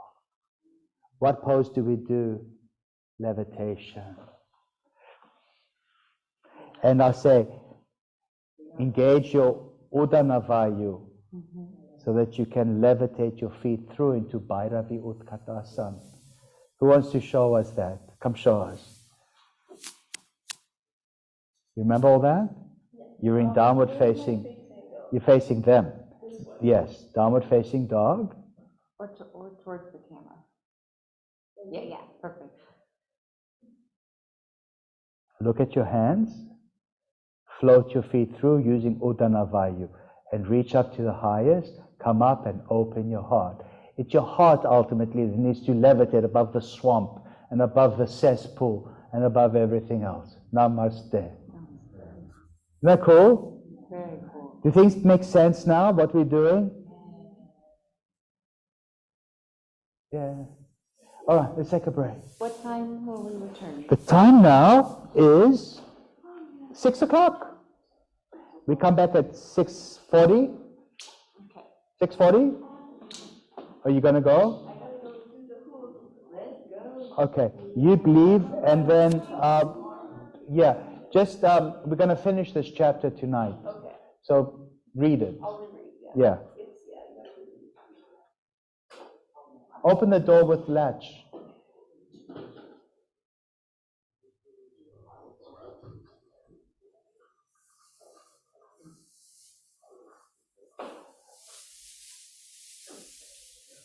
That's good. Eat. I'm going to go downstairs to eat. There's lasagna here too. What does it say?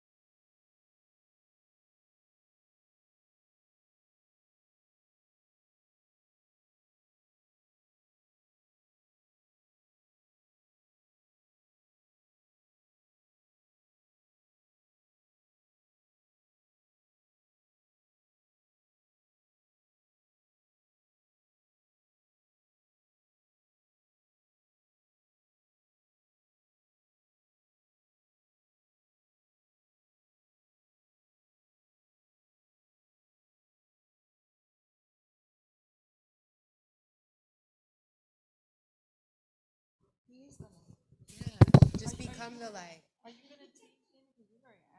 Am I? You know, I'm doing this non-fruitively. Like, I don't know. I haven't thought. Yeah, like, I really haven't thought that ahead. You want the sunglasses for now? Really big, and I'm like, You're just not used to it. All right, do I have a? Did you lose half our class? We are going to finish this chapter and we're going to read it all. I'm in like 6 Actually, very engaging. I used to teach hairdresser. Yeah, I was. Thank you. Are you going to gather them? In New Jersey, that's when I worked in hairdresser. There's this place, Di Pasquale, salons, Di Pasquale.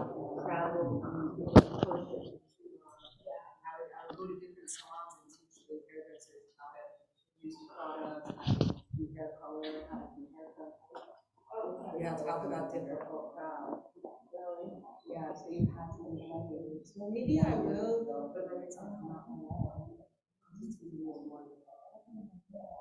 Because I don't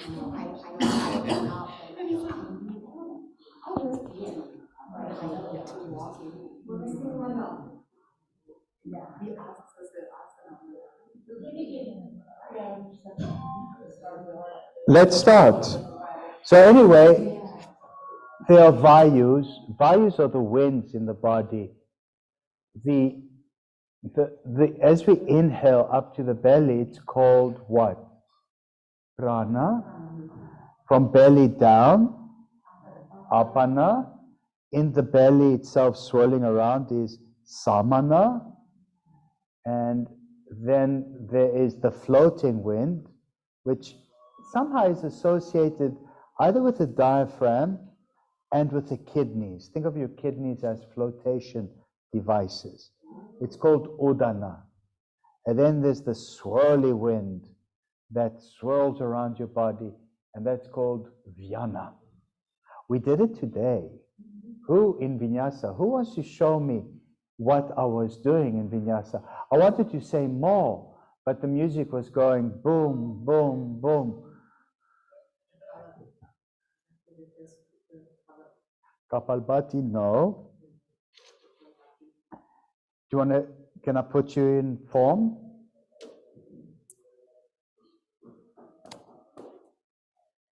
Go into downward facing dog, or downward facing dog, as you say.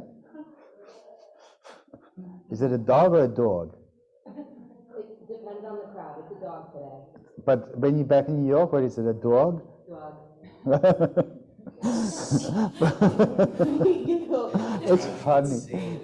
It's a dog. Is it an orange or an orange? Orange. Okay. So anyway, as you breathe in up to your pelvis, that's prana. As you press your pelvis and your feet down, that's apana. As you lift the kidneys up, that's vyana. As you hollow your belly, that's samana. If you were to raise the right leg, open up, that would be vyana, the swirly wind. You can even swirl your leg around like some crazed creature. Swirl your leg around. There you go. That's vyana. And there's other poses where we do this. Bring your foot back down. Come forward into plank. No, don't do a high lunge. It's very bad for your shoulders. Okay, plank. Raise the left leg, dorsiflex the foot. Not too high. Yeah.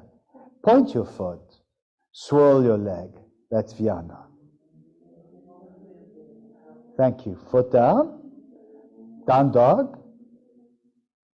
And then to use the floating wind, look between your hands, float the feet through Udana Vayu. But properly. And then bend your knees and sweep the hands up to touch overhead. Come up and open the heart. She wasn't warmed up, so she did a beautiful job. Come back to the heart in prayer. But she's probably sweating profusely, just like, look, it's amazing, isn't it?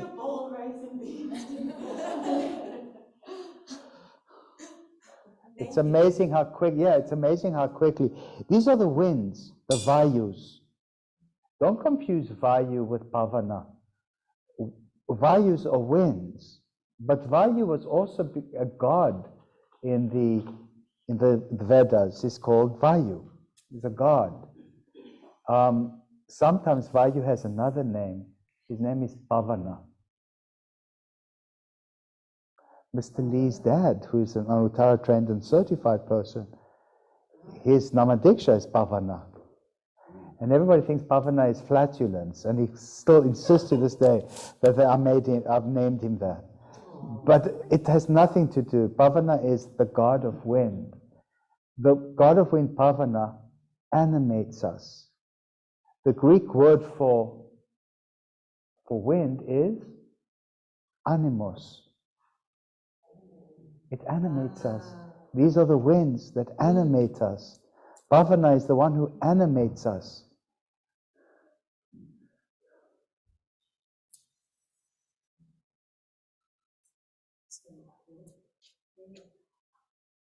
So in this sutra, number 40, he says, if you can engage Udanavayu, the floating wind, you can rise up above the waters, above the swamp, above the thorns.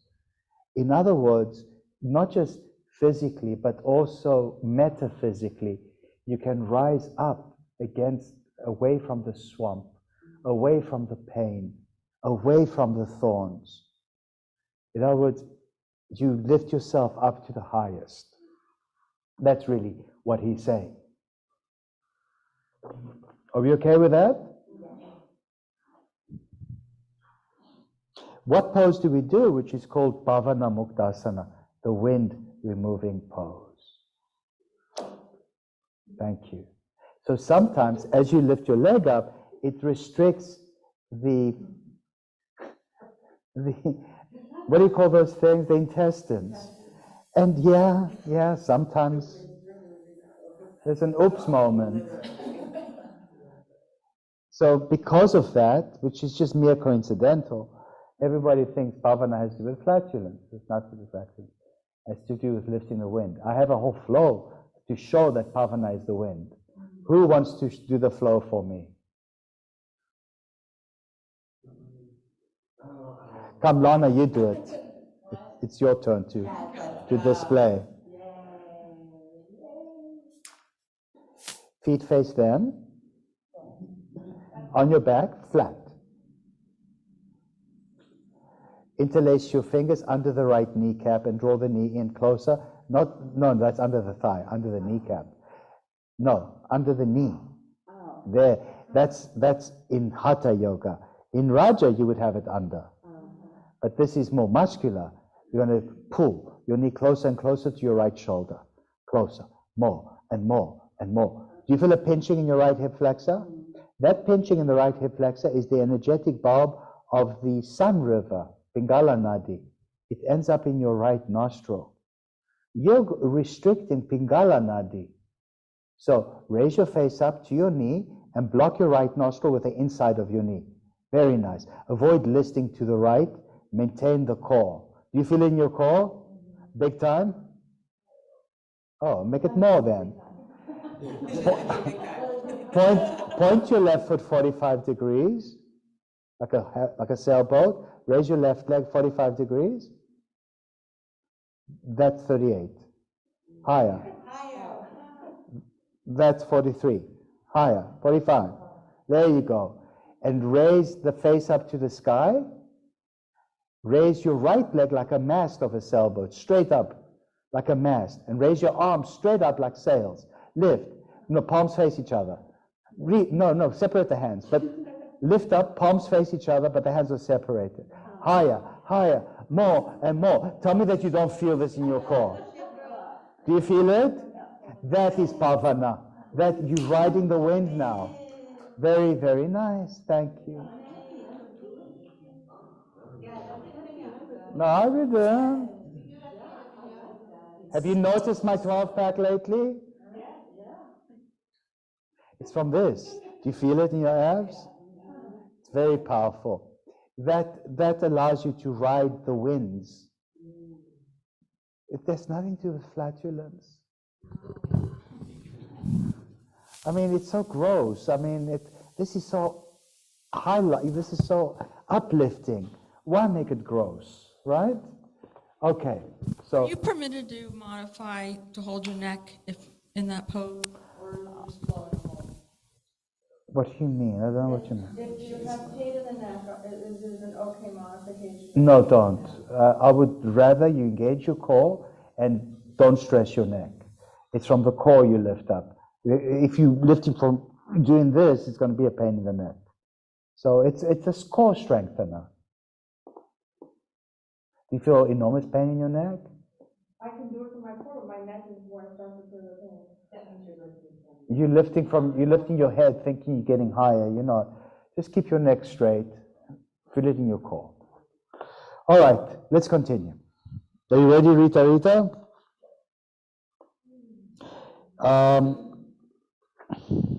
41. Samana Jaya Gvalanam.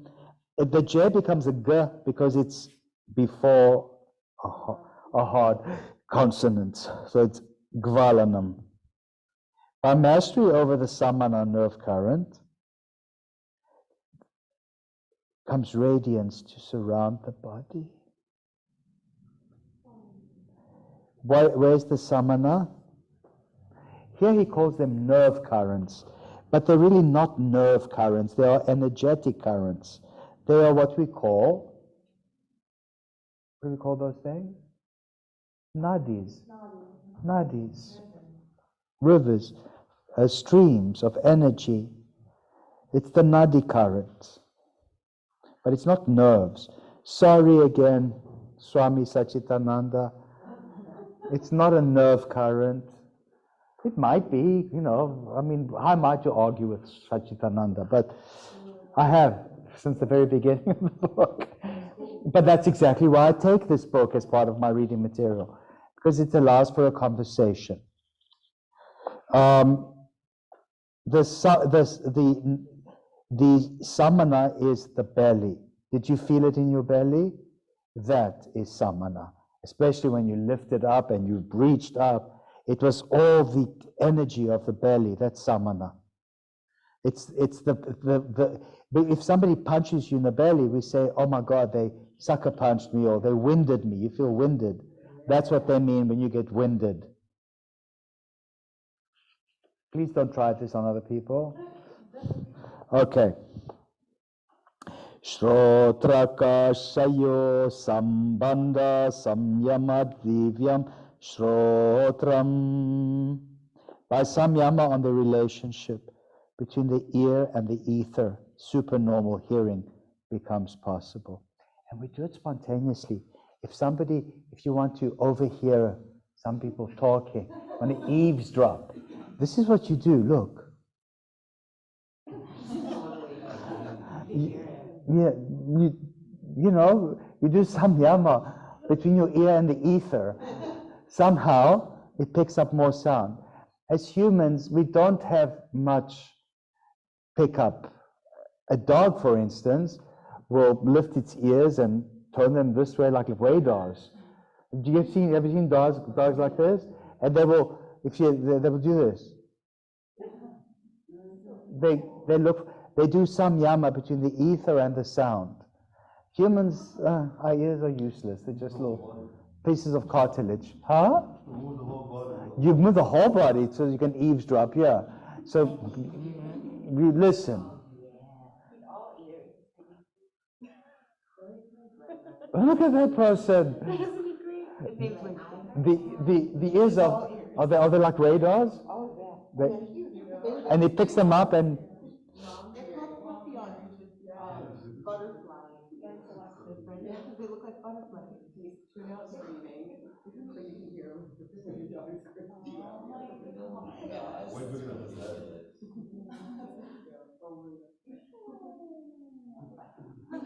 Okay, so now we understand that if you do samyama on the ear and the ether, you can pick up supernormal hearing. We do it all the time. Yeah. And supernormal smelling. My dog Coco taught me how to smell. She would go like this, and I would do it with her. She would go, her nose would move. It would go like this. And then she would go. And I learned how to do supernormal. I would go like this. Like, once I was walking in the garden, I smelled this dead rat. You know that awful dead rat smell? So I'm like walking around with her, and I'm going. And she started doing the same as well. She led me right to where the dead rat was, and I buried the poor thing. All right, let's continue.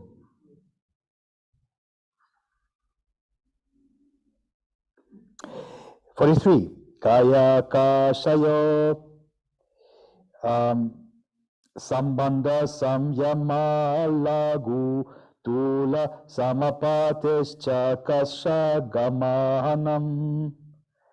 By samyama, on the relationship between the body and the ether, lightness of cotton fiber is attained, and thus traveling through the ether becomes possible. We haven't achieved this yet, but if you do samyama between your body and the ether, your body becomes as light as a piece of lint in your dryer, and it just floats up. Is that how levitation happens? We can make ourselves very heavy in some of these poses, do we not? And Wolfman tries to pick you up, but you're too heavy. Well, this is the opposite. Can you make yourself as light as a piece of lint? I think so. That's vinyasa. Light as a feather. Yeah. Okay, let's carry on. I have a question. Yeah. What does it mean by the ether? Ether, in my opinion, means what we call space. Space. When somebody's ethereal, they're very spacey. Ethereal, heavenly, yeah. You are as light as a feather or a piece of fiber thread. If you were to leave the gravitational force of the earth and you were to go out into the ether, you would float. You have no mass. Your gravity is not pulling you in anywhere. The only gravitational force that you're experiencing is your own body mass pulling into your core. That's it. You are literally as light as a cotton thread. Try it. Try it one day. No, just call the Space Karen, and they'll take you up on. That's what they're calling Elon Musk now, Space Karen. That's awesome. Isn't that a funny term?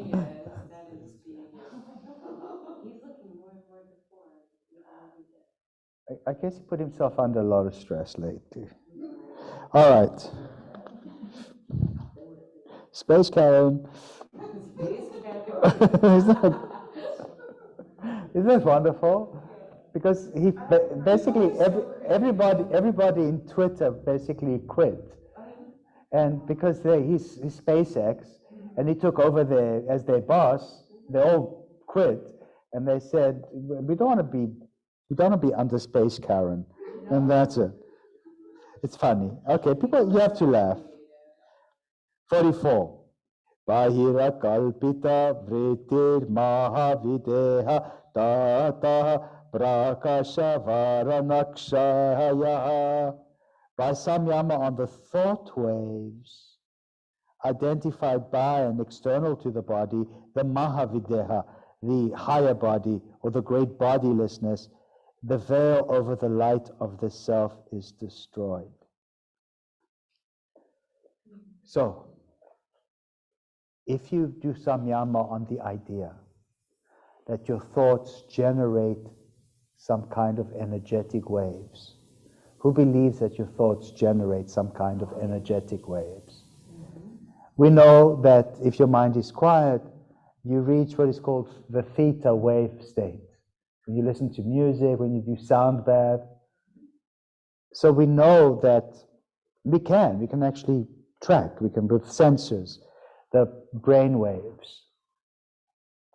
So if you do some yama on your brain waves, you can achieve the great bodilessness. In other words, you realize that your mind exists beyond the confines of the skull. It travels into the ether.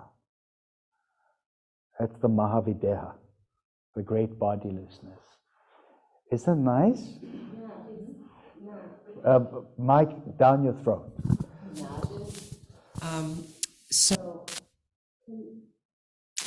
does that mean like being able to like, what kind of, I guess, power is that? Is it, you know, the veil over the light, so you open your mind, so telekinesis? I mean, no. I'm curious, not that it's, yeah.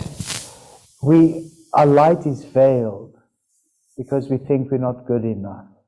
We think we're not powerful enough. We are very cynical. We say, oh, this is impossible and everything. But if you do samyama on your thought patterns, you realize that you can do anything. You could even move things with your mind. It's called telekinesis. It's 44 too. Of course it's 44. Is that cool? Telekinesis. Do you believe in this? Next time you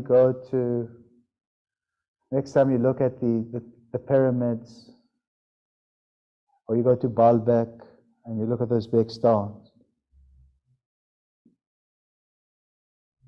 we know we cannot move them with our modern day machinery. We know that humans cannot lift them and put them in place. What other option is there? Ancient aliens? What other option could they possibly have used? Or sound? Sound causes things to rise up. But sound waves, mind waves, I mean, what really is the difference? Have you ever, I've seen some things, and it could be just a coincidence, but has anyone ever seen when there's really highly energetic, like it's unharnessed, it's unharnessed and untethered, but like a really energetic conflict or even love, anything very intense between people, I've seen like things move. And lights flicker, mostly with lights is when I see it, like especially in the salon, and there's just a lot of energy and a lot of human energy. I've seen it when I was at law school. I was working at a discovery firm. You know, they look medical records, subpoenas, authorizations and stuff. And my boss, who was the first person to take me to yoga, you remember I spoke about her earlier? There was this one guy, his name was Perry, and he didn't like her. He was nice to everyone, he just didn't like her. She was his boss. And one day, she wasn't having a confrontation with him, she just wanted elucidation about a certain file. You know, there were certain things that were not written, you know, on the file, the status, so that when the customer calls, what's going on with my authorization, but, you know, we didn't know what to tell because he didn't write what went on. He said he had a conversation. Who, when, what date? I need to know this, she said. I need to know all this. And his energy was so pushy that as she approached his desk, and I was witnessing this because I was his supervisor, as I witnessed this, she literally was pushed back, physical force, literally pushed her back to the point where she went back like this and held on to a desk, otherwise she would have fallen to the floor. She just looked at me and I looked at her and she says, I'm not going there today. And then he said he felt sick and he went home.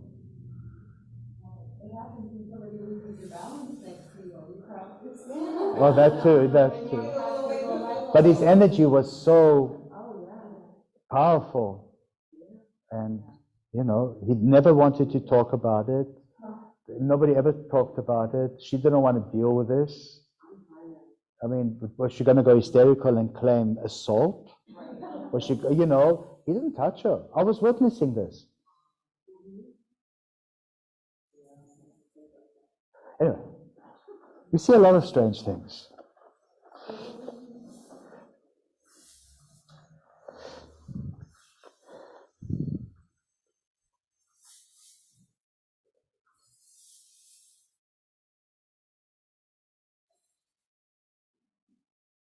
Okay, next.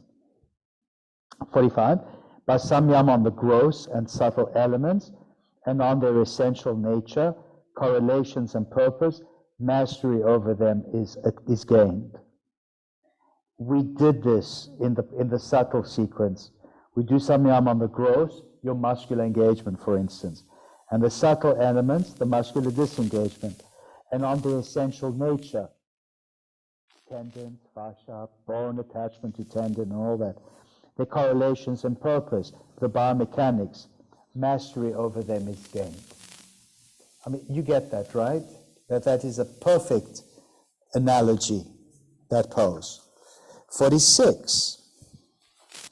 Tato nimadi pradurbhava kaya sampat dahadharmana vigatascha. From that comes attainment of anima. Anima means minimization, and other siddhis, bodily perfection, and non-obstruction of bodily functions by the influence of the elements. And here, he's going to break down the siddhis, the perfections of the yoga practice. First one is anima, to become very small. Who became very small and dropped a wedding ring? Hanuman. Mahima, to become very big. Who became very big? Hanuman, to carry Queen Sita on his back. In what pose do we become anima? Ellie, come, become anima. Very, very small. Minimize is the closest cognate in Latin. Yeah, subatomic particle. Look how small he is. He's normally a big Gesunda boy, but look at him now. Look how small he is. And smaller. It's becoming anima. And now he's going to become mahima. He's going to maximize into a big bang. Grab your big toe. Open your heart, your big heart, and expand it out into the whole universe. Do you see him? Thank you. It is beautiful. It is a beautiful posture. That is the physical expression of anima and mahima. Let's see what other siddhis or weird perfections there are. There are witcheries. Lahima, to become very light. Lahima means to almost like levitate. The word lahima is also very much connected to our old English word laughter. What is laughter? Laughter. To become light. Not just physically light, but also emotionally very light. Let's continue.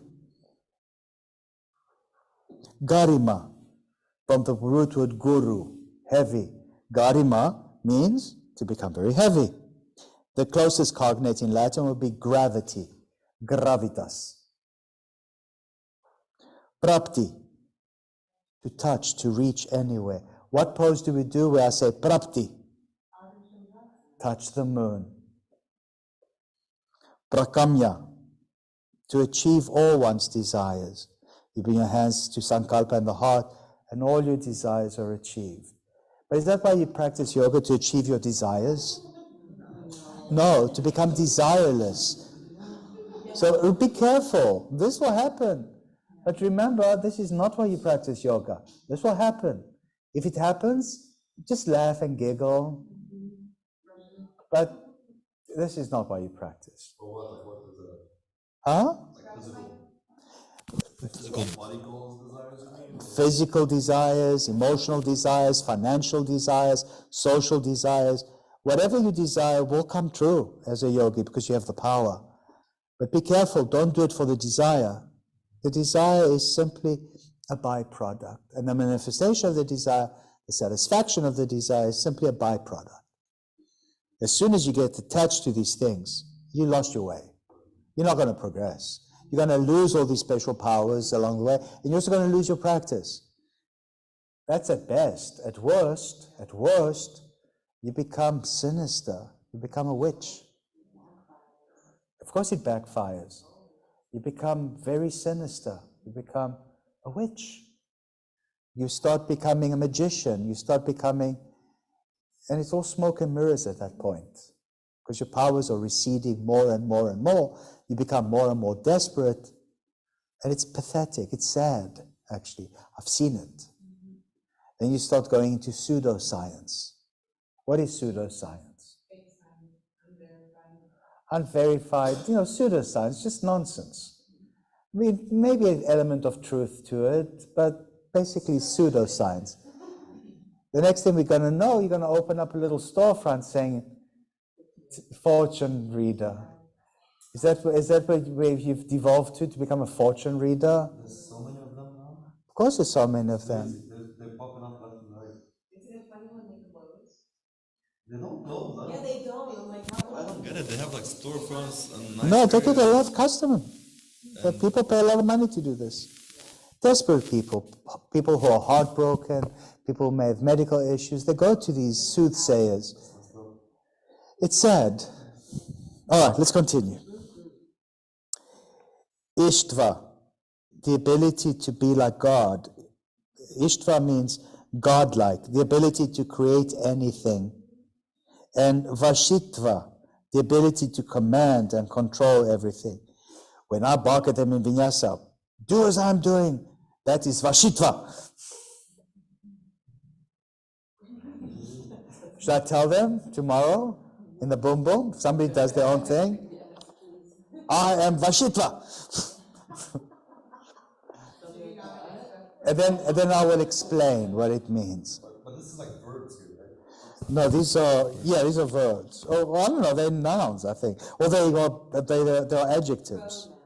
Pronouns, adjectives, I don't know what they are, but they are. Anima, to become very small, it would be an adverb. Yeah. Okay, 47. Rupa lavanya balaha vajra saham nanatvani kaya sampat. Beauty, grace, strength, adamantine hardness, and robustness constitute bodily perfection. What do I say in Vinyasa when we do Vajrasan? What does Vajra mean? Diamond. And I always say, you have a diamond body, incorruptible, disease-free, and ageless. And everybody's like, yay! That's where it comes from. It's a strong body. Everybody wants to believe it desperately. And they don't have to believe it desperately, they can see it for themselves. That's what happens. I've seen it, it's so sad. It's actually tragic. I've seen people, the one person practices yoga consistently for a long time, and I know them for many years. And years later, 10, 20 years later, they look the same. Maybe a little older, but the same. And another person of the same age who doesn't practice yoga, 20 years later, I don't even recognize them. It's sad. Have you seen such a thing? It's very sad. It's like, why are you not taking care of yourself? No, I don't say anything. But really, why are you not taking care of yourself? Do you think it's too late for such people? When does yoga begin? Now. Atta Yoganishasana. You remember that one from the You read that, the first one. Now begins yoga. You don't say tomorrow, maybe I'm going to start a practice. Now. You start by changing your thought patterns. You make a commitment. That's it. Let's continue. Grahana svarupa smita vahaya tatva samyamat indriya jaya.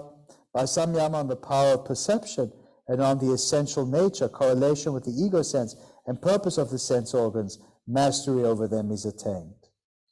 So in other words, you have your sense organs, not for them to lead you by the nose, but they are there for you to lead them. There's a famous picture of Krishna on the chariot, and Arjuna, who is the archer, and the chariot is pulled by 5 horses, and the 5 horses represent the 5 senses: sight, smell, taste, what have you. Krishna, who is God in this sense, holds a very tight rein over the senses. So God directs the horses to take the chariot where He wants it to go. If He didn't have tight rein over the senses, the pancha indriyas, the 5 horses, each horse would go its own way, and everything would fall apart. It would be a disaster. Yes? I know I keep asking the same question, probably 5 different ways, but when the Purusha is observing, through what mechanism is that observation? You tell me. Close your eyes and look at your thoughts. From what mechanism is the Purusha observing your thoughts?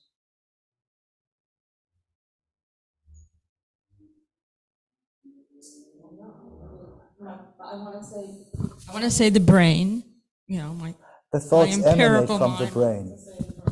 But who is watching the machinations of the brain? Where's this watcher? Yeah, but where's you?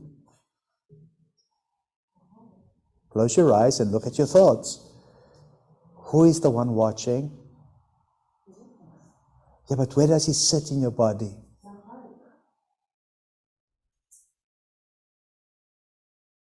Is it in your gonads? Is it in your brain? Is it in your heart? Is it in your stomach? Is it in your butt? Where is it? Where is it?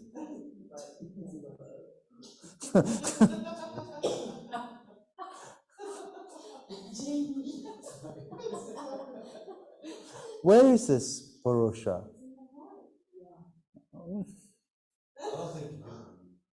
I don't think you can really define it. You just feel it as an observer. Yeah, remember the observer, Nancy, and it's such an awesome question. You can ask it another million ways, please. It's an awesome question every time. The observer doesn't exist in the physical realm. The observer doesn't even exist within the fabric of space and time. The observer exists beyond all this. The observer exists in the quantum field of consciousness. The quantum field, there's no space, there's no time. It's a perpetual present. It's the eternity. It's heaven. That's where the observer is watching all this from the quantum field of consciousness. Now, you tell me that wasn't an awesome question. Tell me that wasn't an awesome answer either.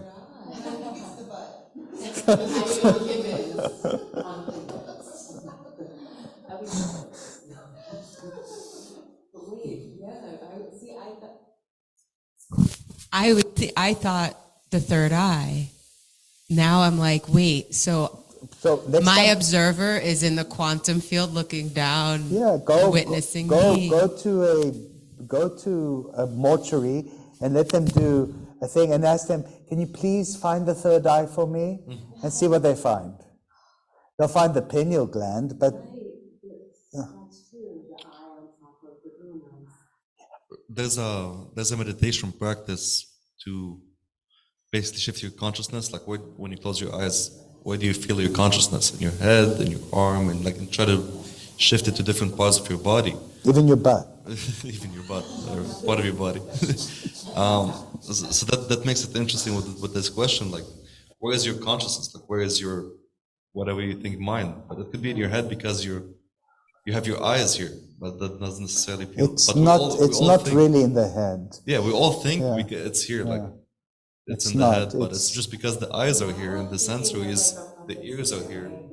Imagine commented maybe the observer is the energy in the body. Well, he is, because everything is energy. When the observer leaves the body's just a pile of flesh.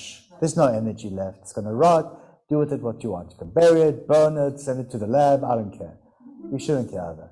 Whatever you want to do with it, do with it. But yeah, it's energy. It animates the body. Remember the winds, vayus. The Greek word for vayu is animos. These are the winds that animates us. Animus, animates, animus. Let's continue. It's fascinating, right? So let's continue and see what we can find.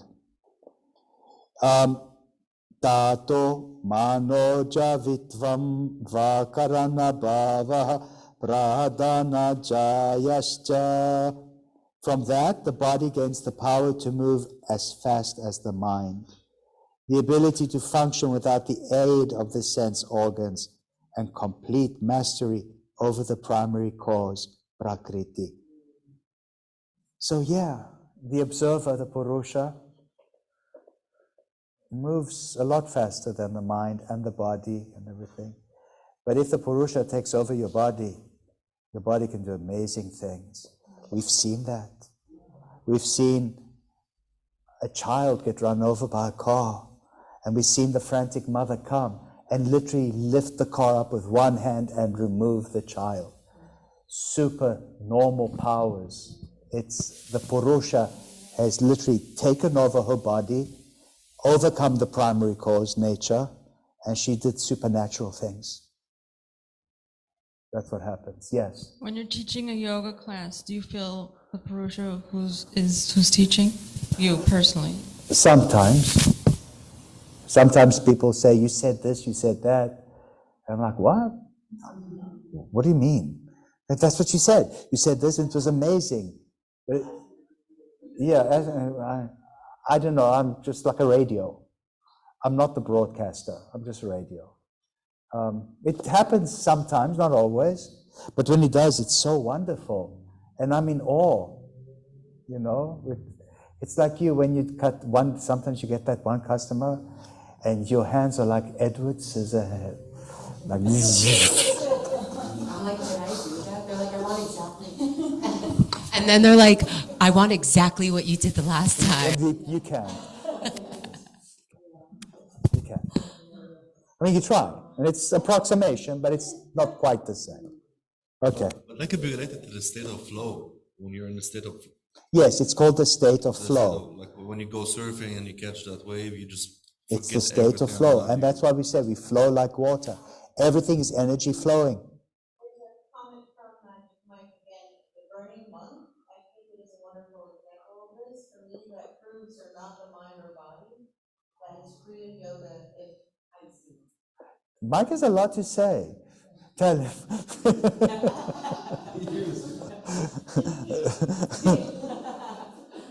How's he feeling? Philip asks. And Carolyn is with us too. Hello, Chita Potri.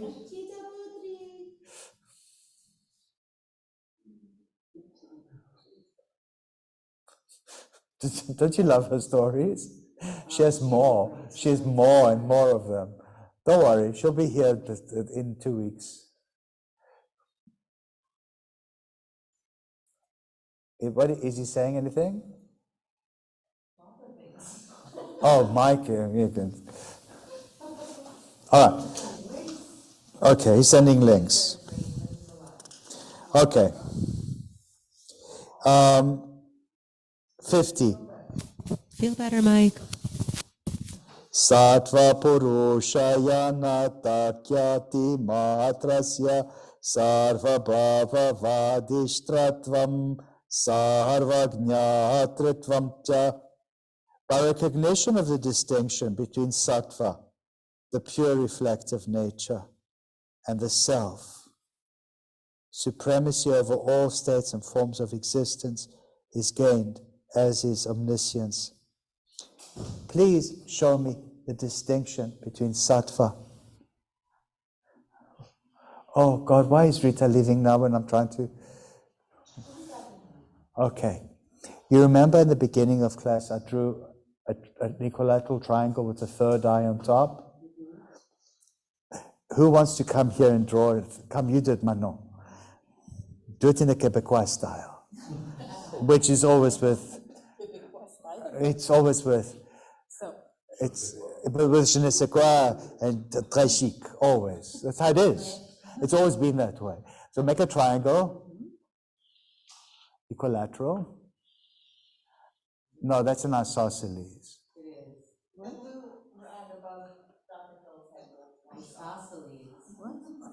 a little rag, a little wider, so each side is the same length. Each angle is the same, 60, 60, 60. So make it, yours is like this, look. Make it like this. So it's the same. Make it more like a loop.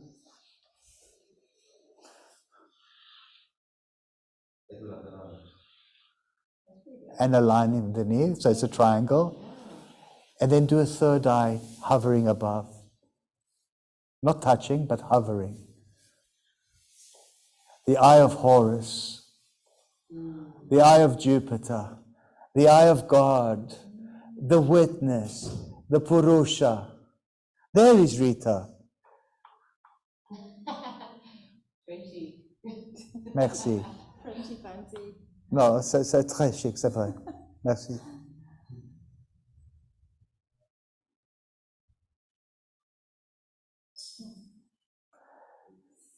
All right. My parents were French speaking, but even though it's in me, sometimes the words don't come out, and I get very frustrated.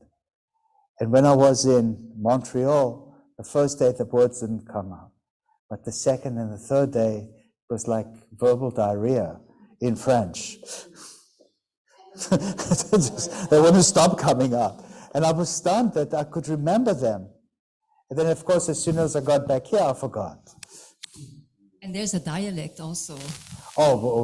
Forget it. You know, I mean, my husband, who passed away now, he was Italian, but he was brought up in France. And the first year we moved to Canada, we were on a ferry, taking to cross, and the guy came to him, and he said to my husband, "Il va-tu mouiller aujourd'hui?" So my husband turned, and this is French, okay? My husband turned around to me, and said, "What did he just say? Il va-tu mouiller?" Meaning, est-ce qu'il va pleuvoir aujourd'hui? Is it going to rain? Il va-tu mouiller? Totally different. So yeah, it's. That's why if you go to Montreal and you speak to French speakers, francophone people in French, they will answer you right back in English. And I thought they were just being rude. And then somebody who was actually from France, from Paris, I explained. I said, this is what I encounter. It's frustrating because I want to practice my French. I mean, this is 70% of the reason I'm here to begin with, because I'm forgetting my French, and it's my parents' home language, and it's terrible. And he says, Philip, you don't understand. They speak Quebecois. It's not a patois, it's not a Creole, it's another language, it's Quebecois. So when you speak to them in broken, good French, they won't want to speak to you in their perfect Quebecois French. You won't understand them. They can barely understand you. They will speak to you in English. And they did. They spoke to me in English. Eli. You've met Eli. You seen Eli? Eli is from Quebec. And he speaks French. But his family is Anglophone, but he speaks French fluently. He explains it to me. It's like somebody from the Netherlands going to South Africa, speak to them in Netherlandish or Dutch, and somebody speaking back to them in Afrikaans, they won't. The Afrikaans speaker will switch to English immediately. It's just, it is. Don't tell them that, they get upset. But it is. It really, really is. I mean, come on. It is. When you hear my family, my Puerto Rican side, how they speak Spanish versus like Spain Spanish versus Mexican Spanish. No, it's another language. Yeah. It's Boricua, it's not yeah, Spanish. It's totally different. It's beautiful. Isn't it lovely? When I hear in Arabic and I hear Lebanese Arabic, it sounds more like French to me sometimes. Instead of ga, they say je, and you're right. I mean, do you say gamal or jamal? Yeah, see what I'm saying? It's very Frankified. It's Egyptian is very close to the formal. It's very formal. And the Egyptian Arabic has profoundly been influenced by Egyptian, the original Egyptian language, Coptic. It's very guttural. It's very, the closest to Coptic that survives is probably Amharic in Ethiopia, which is not mutually intelligible with Arabic, but it's the same language family.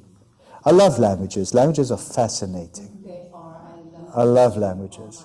Is it fascinating that we are reading an ancient dead language and we are actually making sense of it? I'm so glad it was reduced to Latin script so we can actually read it. All right, let's continue.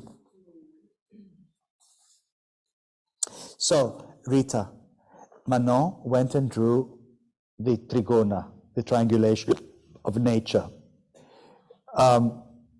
It's solids, gases, and liquids. It's tamas, heaviness, darkness, coldness. Alternatively, it's rajas, vaporous, steamy, unstable. But at the apex of this equilateral triangle is sattva. Sattva is pure, flowy. If you do samyama on the distinction between sattva, the top of the triangle, and the observer, the purusha, above it, that's where you get the difference, the distinction between the two. Don't confuse sattva with the purusha, is what he's saying. The third eye is separate from the triangle. It's closest to sattvic, but it's not part of sattvic.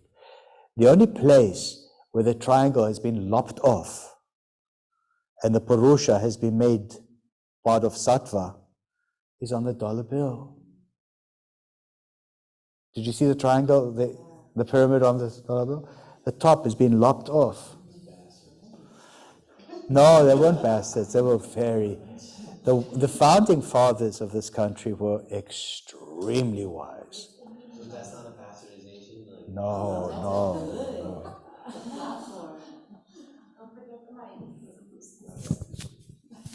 They were much wiser than modern day people give them credit for. They wanted to get away from the religious extremism and the fanaticism of Europe. And they created an alternative utopian society with problems, obviously. I mean, there was still slavery, indigenous people were being wiped out. I mean, there were issues, but at least they did a start. So, and from that start, the other issues hopefully are being resolved.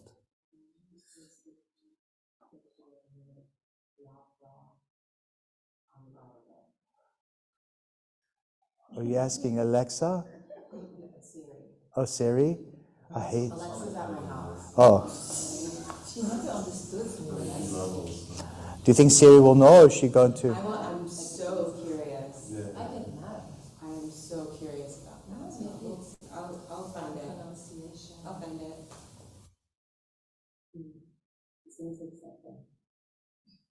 It's because it was a secular order.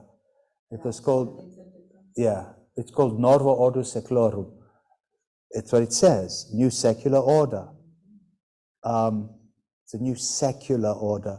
If the Purusha was separated from the triangle, it would mean God is supreme. They didn't want God to be supreme. They wanted the highest thought waves of humanity to be supreme. So they mixed the Purusha with the Sattva, precisely for that reason. It was only in the 1950s that the McCarthyites insisted that they put on everywhere, "In God we trust." It was only then that was put there, precisely to counteract the effects of the new secular order. And then they started attacking the new secular order, calling it a new world order. They started attacking it as demonic, and it started intermingling with charismatic Christianity and became politically problematic.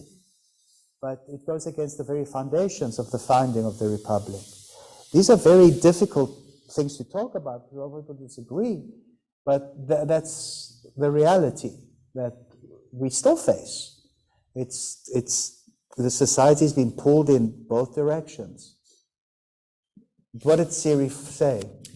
One of the most eye-catching dollar bill symbols is the pyramid, which represents strength and duration. Some interpret the missing top as a sign that the country wasn't finished yet.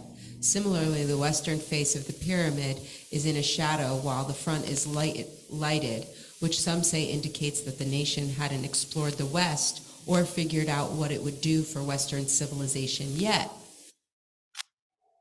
So it's all interpretations and extrapolations. But basically, that's the interpretation that I have studied. It's that in order to say that God is not at the apex, the apex of the pyramid is God, and that is the sattvic nature of humanity. It's a secular order. It's not a divine order. That's a very Masonic symbolism, with the very pyramid Masonic. Being the body and the top piece being the head over the body. Just like they have the levels and the vertebrae, it's like 33, and then the brain on top. And the Masons insist that the head is where the Purusha is. But Nancy proved them otherwise. They were wrong. The Masons were wrong. Have you noticed how many Masonic symbols are here in Anuttara? Everywhere.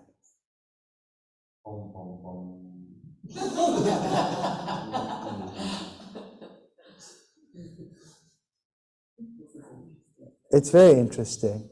Let's continue. All right. There's even an 8. The 8 is, of course, the divine feminine, the infinity, what's our address here?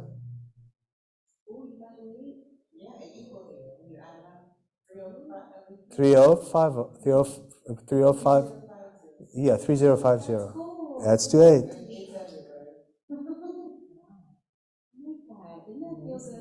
Yeah. Okay, let's carry on.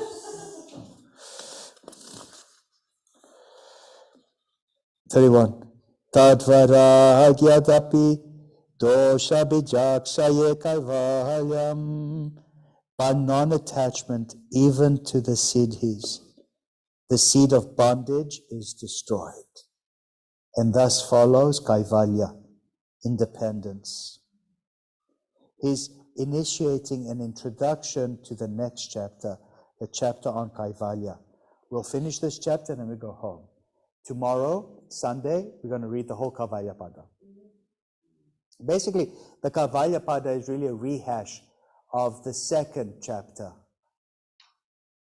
Not really a rehash, it's just more elaboration on the first chapter, Samadhipada. Let's continue.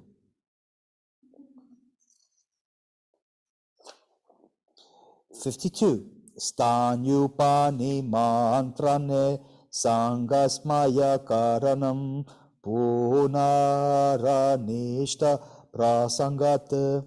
The yogi should neither accept nor smile with pride at the admiration of even the celestial beings, as there is the possibility of getting caught again in the undesirable.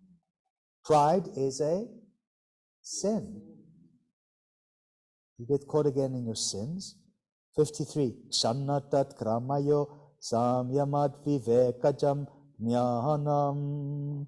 By samyama, on single moments in sequence, comes discriminative knowledge. On Fridays at 6:30, I am now teaching Saptakrama, successive moments in sequence. It's like vinyasa, except there's no chaturangas, there's no, very few, if any, sun salutations. And the difference is, it's the same sequencing. The difference is that you hold the poses for 5 breaths, each for each vayu. Prana, apana, samana, odana, yano, release, next pose. Who was there? You would not. Oh, you missed. You missed it. But don't worry, because I think it's going to be official. It's,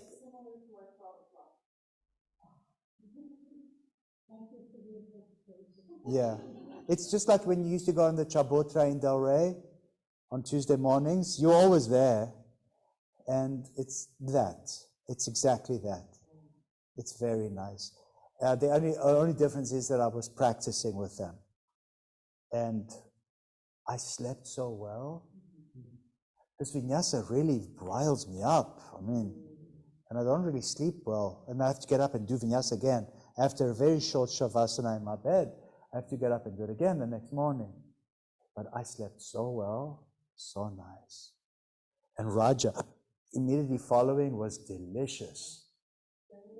It was delicious. It was different. Friday evening. In the morning it's boom boom and Raja. There's nothing better than a nice boom boom in the morning. It really gets you going for the rest of the day. But I'm not so sure a second boom boom in the evening is what's called for. So I turned it into Anuttara, Saptakrama. It's Hatha Yoga. Are you for Friday and on the weekend, Thanksgiving? What's Thanksgiving? I think just in the morning, which I think Sean is teaching a double, and that's it. Then we close. Friday is a full-on day. I'm here in the morning, boom boom, Raja, the whole thing. Yeah. Christmas and New Year, just the mornings on the eves, which is Saturday, and I'll be teaching. And I'm not going anywhere. I was going to go here, I was going to go there. I'm not in this place to be leaving town. And Sunday as well. And then, not Sunday. Sundays is Christmas and New Year's Day. We're going to be closed. I want to do I probably will be coming here doing some painting and fixing. I mean, there's things to be done. It'll be a perfect opportunity to do this. The shower door, I need to fix. The elevator needs to be fixed. The extraction fan in the one bathroom needs to be fixed. I mean, there's a lot of stuff that I cannot do during the day. It's like, huh? Oh, I'll be calling on, excuse me, miracles. All right, let's continue. So, ksanatat kramayo samyamat vivekajam jnanam. By samyama, on single moments in sequence, comes discriminative knowledge. In other words, stay present. Be in the now. Mindful. I never could understand that when I was very young. My boss at the law firm, Jane, she always said to me, she became like a surrogate mother to me. She would always say, Philip, learn to be in the moment. Be in the now. And I'm like, what are you talking about? I just didn't get it. I get it. Who enjoys Shavasana after a serious, challenging session? But do you love every moment, every breath, every second of it? Are you in the moment, or are you projecting? Which shower am I going to go to? What am I going to eat later? You come back to that moment. That's kshana parinama. That's successive moment in sequence. It's this moment, and then the next breath, that moment, and then the next breath, that moment. You don't project 5 minutes from now, 10 minutes from now. You no longer, but you've reined the mind in. You are in the present. You are in the absolute present. In other words, you have achieved samadhi. You are literally witnessing, as the Purusha witnesses, the quantum field. It's an eternal present moment in successive sequences. In other words, you don't perceive of time as linear, like yesterday, today, and tomorrow. There's only now.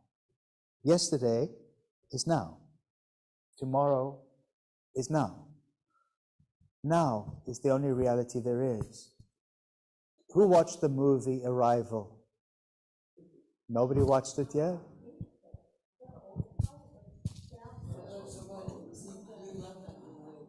Huh? It was a very nice movie. It was an intelligent science fiction. It wasn't silly science fiction. It was intelligent. But it's basically the gift that the aliens bring is to change, to shift human consciousness to perceive of time as circular, not linear. And the whole problem started in the movie that the linguist mistranslated the word gift, and she used the word weapon instead. That's all the People's Army of the Communist Party of China wanted to hear. That's all that the trigger-happy generals around the world wanted to hear. Weapon? We'll show you weapons. But they didn't mean weapon, they meant gift. When she figured out her mistranslation, she went into frantic mode to stop a Holocaust from happening. And that's the tension that the movie built. It becomes an adventure movie. Otherwise, it's too cerebral and it won't do very well in the box office. But watch it, it's fascinating. Because the whole premise is that the idea of time being circular, not linear. Yes? This might be off topic, but do you think your old boss, who lived a mindfulness, sought out yoga because it reinforced her own natural tendencies, or was it back and forth? Good question. I think yoga simply reinforced her personality. It just gave it full expression and blossoming. That's what I think. All right. Let's continue.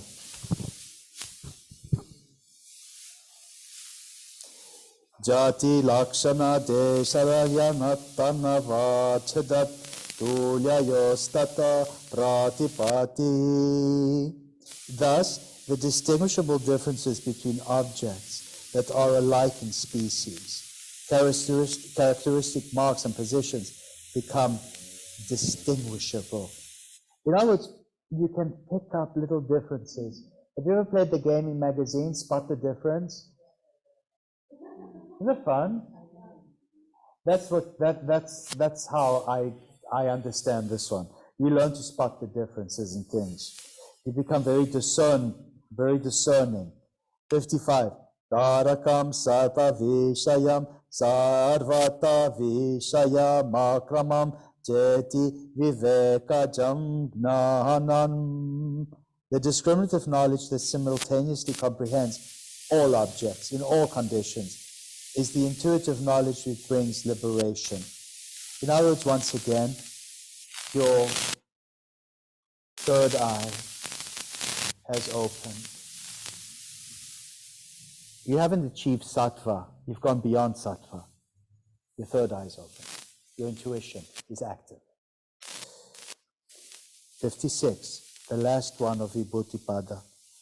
Sattva purushayo shuddhi samyekavalyam. When the tranquil mind attains purity equal to that of the self, you have absolute vodka. Absoluteness. And I say absolute vodka because vodka is Russian for the little water, vodka. And water is consciousness. We achieve absoluteness. The idea of absoluteness is another way to describe the concept of samadhi. It's absoluteness.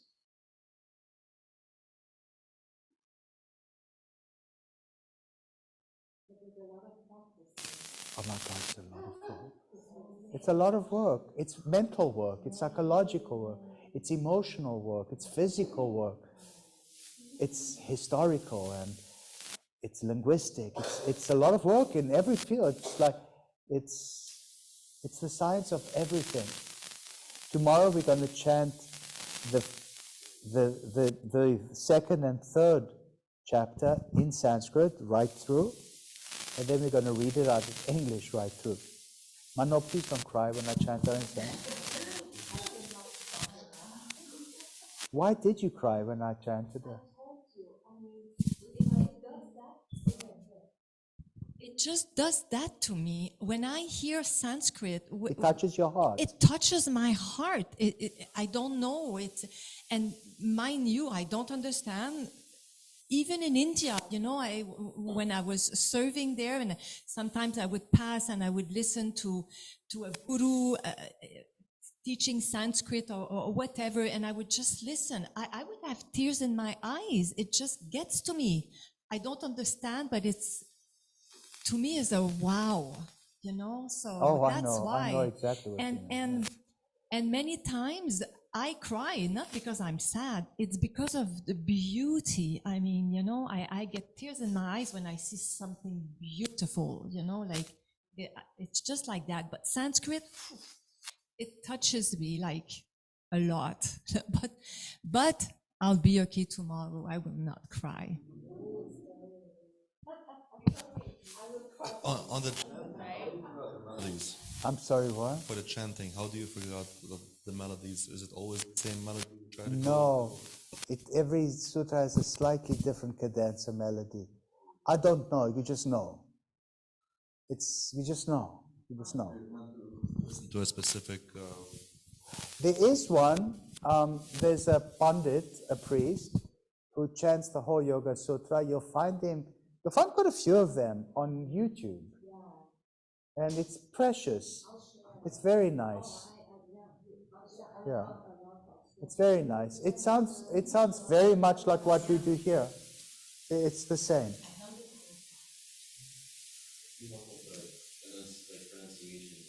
The pronunciation you probably know more than you think. You spend weeks and weeks studying the pronunciation. And tomorrow we're going to chant it together. If the pronunciation fails a little bit, it's okay. We'll correct it. But an English speaker is very much at an advantage in chanting Sanskrit, because besides the retroflexives, like the le, and all that, it sounds the same, it has the same sounds as English. Yeah. I just, when you said emotional work and the work and spiritual, I find in the beginning, in one of the purports in the beginning, it says like sometimes I think I'm like, really progressing, or I'm making, I'm understanding something, and then I find that it's just, I start at the beginning again, like I fall back and I'm like, I don't know anything. I almost feel like that's like it's called slipping from the ground gained. Yeah, it's like stumbling uphill, or I just broke through a ceiling and now I'm on the floor again. And so I just wanted to share that. Yeah, through my through the practice, yeah, sometimes I'll wake up and I'm like, it gets better. Ellie's right. It's not linear. But if you plot it out on a graph, it progressively goes higher and higher. And what's funny is that the later in life that you practice yoga, the later you will peak in your practice. What is sad is that you started yoga very young and you peak at a very young age. I know people like that. They grew up with yoga. because they stop practicing. What do you mean by peak? Physically? Physically and also emotionally, they're not interested anymore. I've seen it. They turn it into a business more than a spiritual practice, or they turn it more into calisthenics or acrobatics or Instagrammable moments. And then it's empty calories. It's like a kugel. I know, but it's all fluffy, mushy, sweet, but it doesn't have substance. You make it. Just make it with potatoes, and it can also be potato based. Just make sweet vermicelli. It just made me so happy by you saying the word kugel. Oh, yeah. So anyway,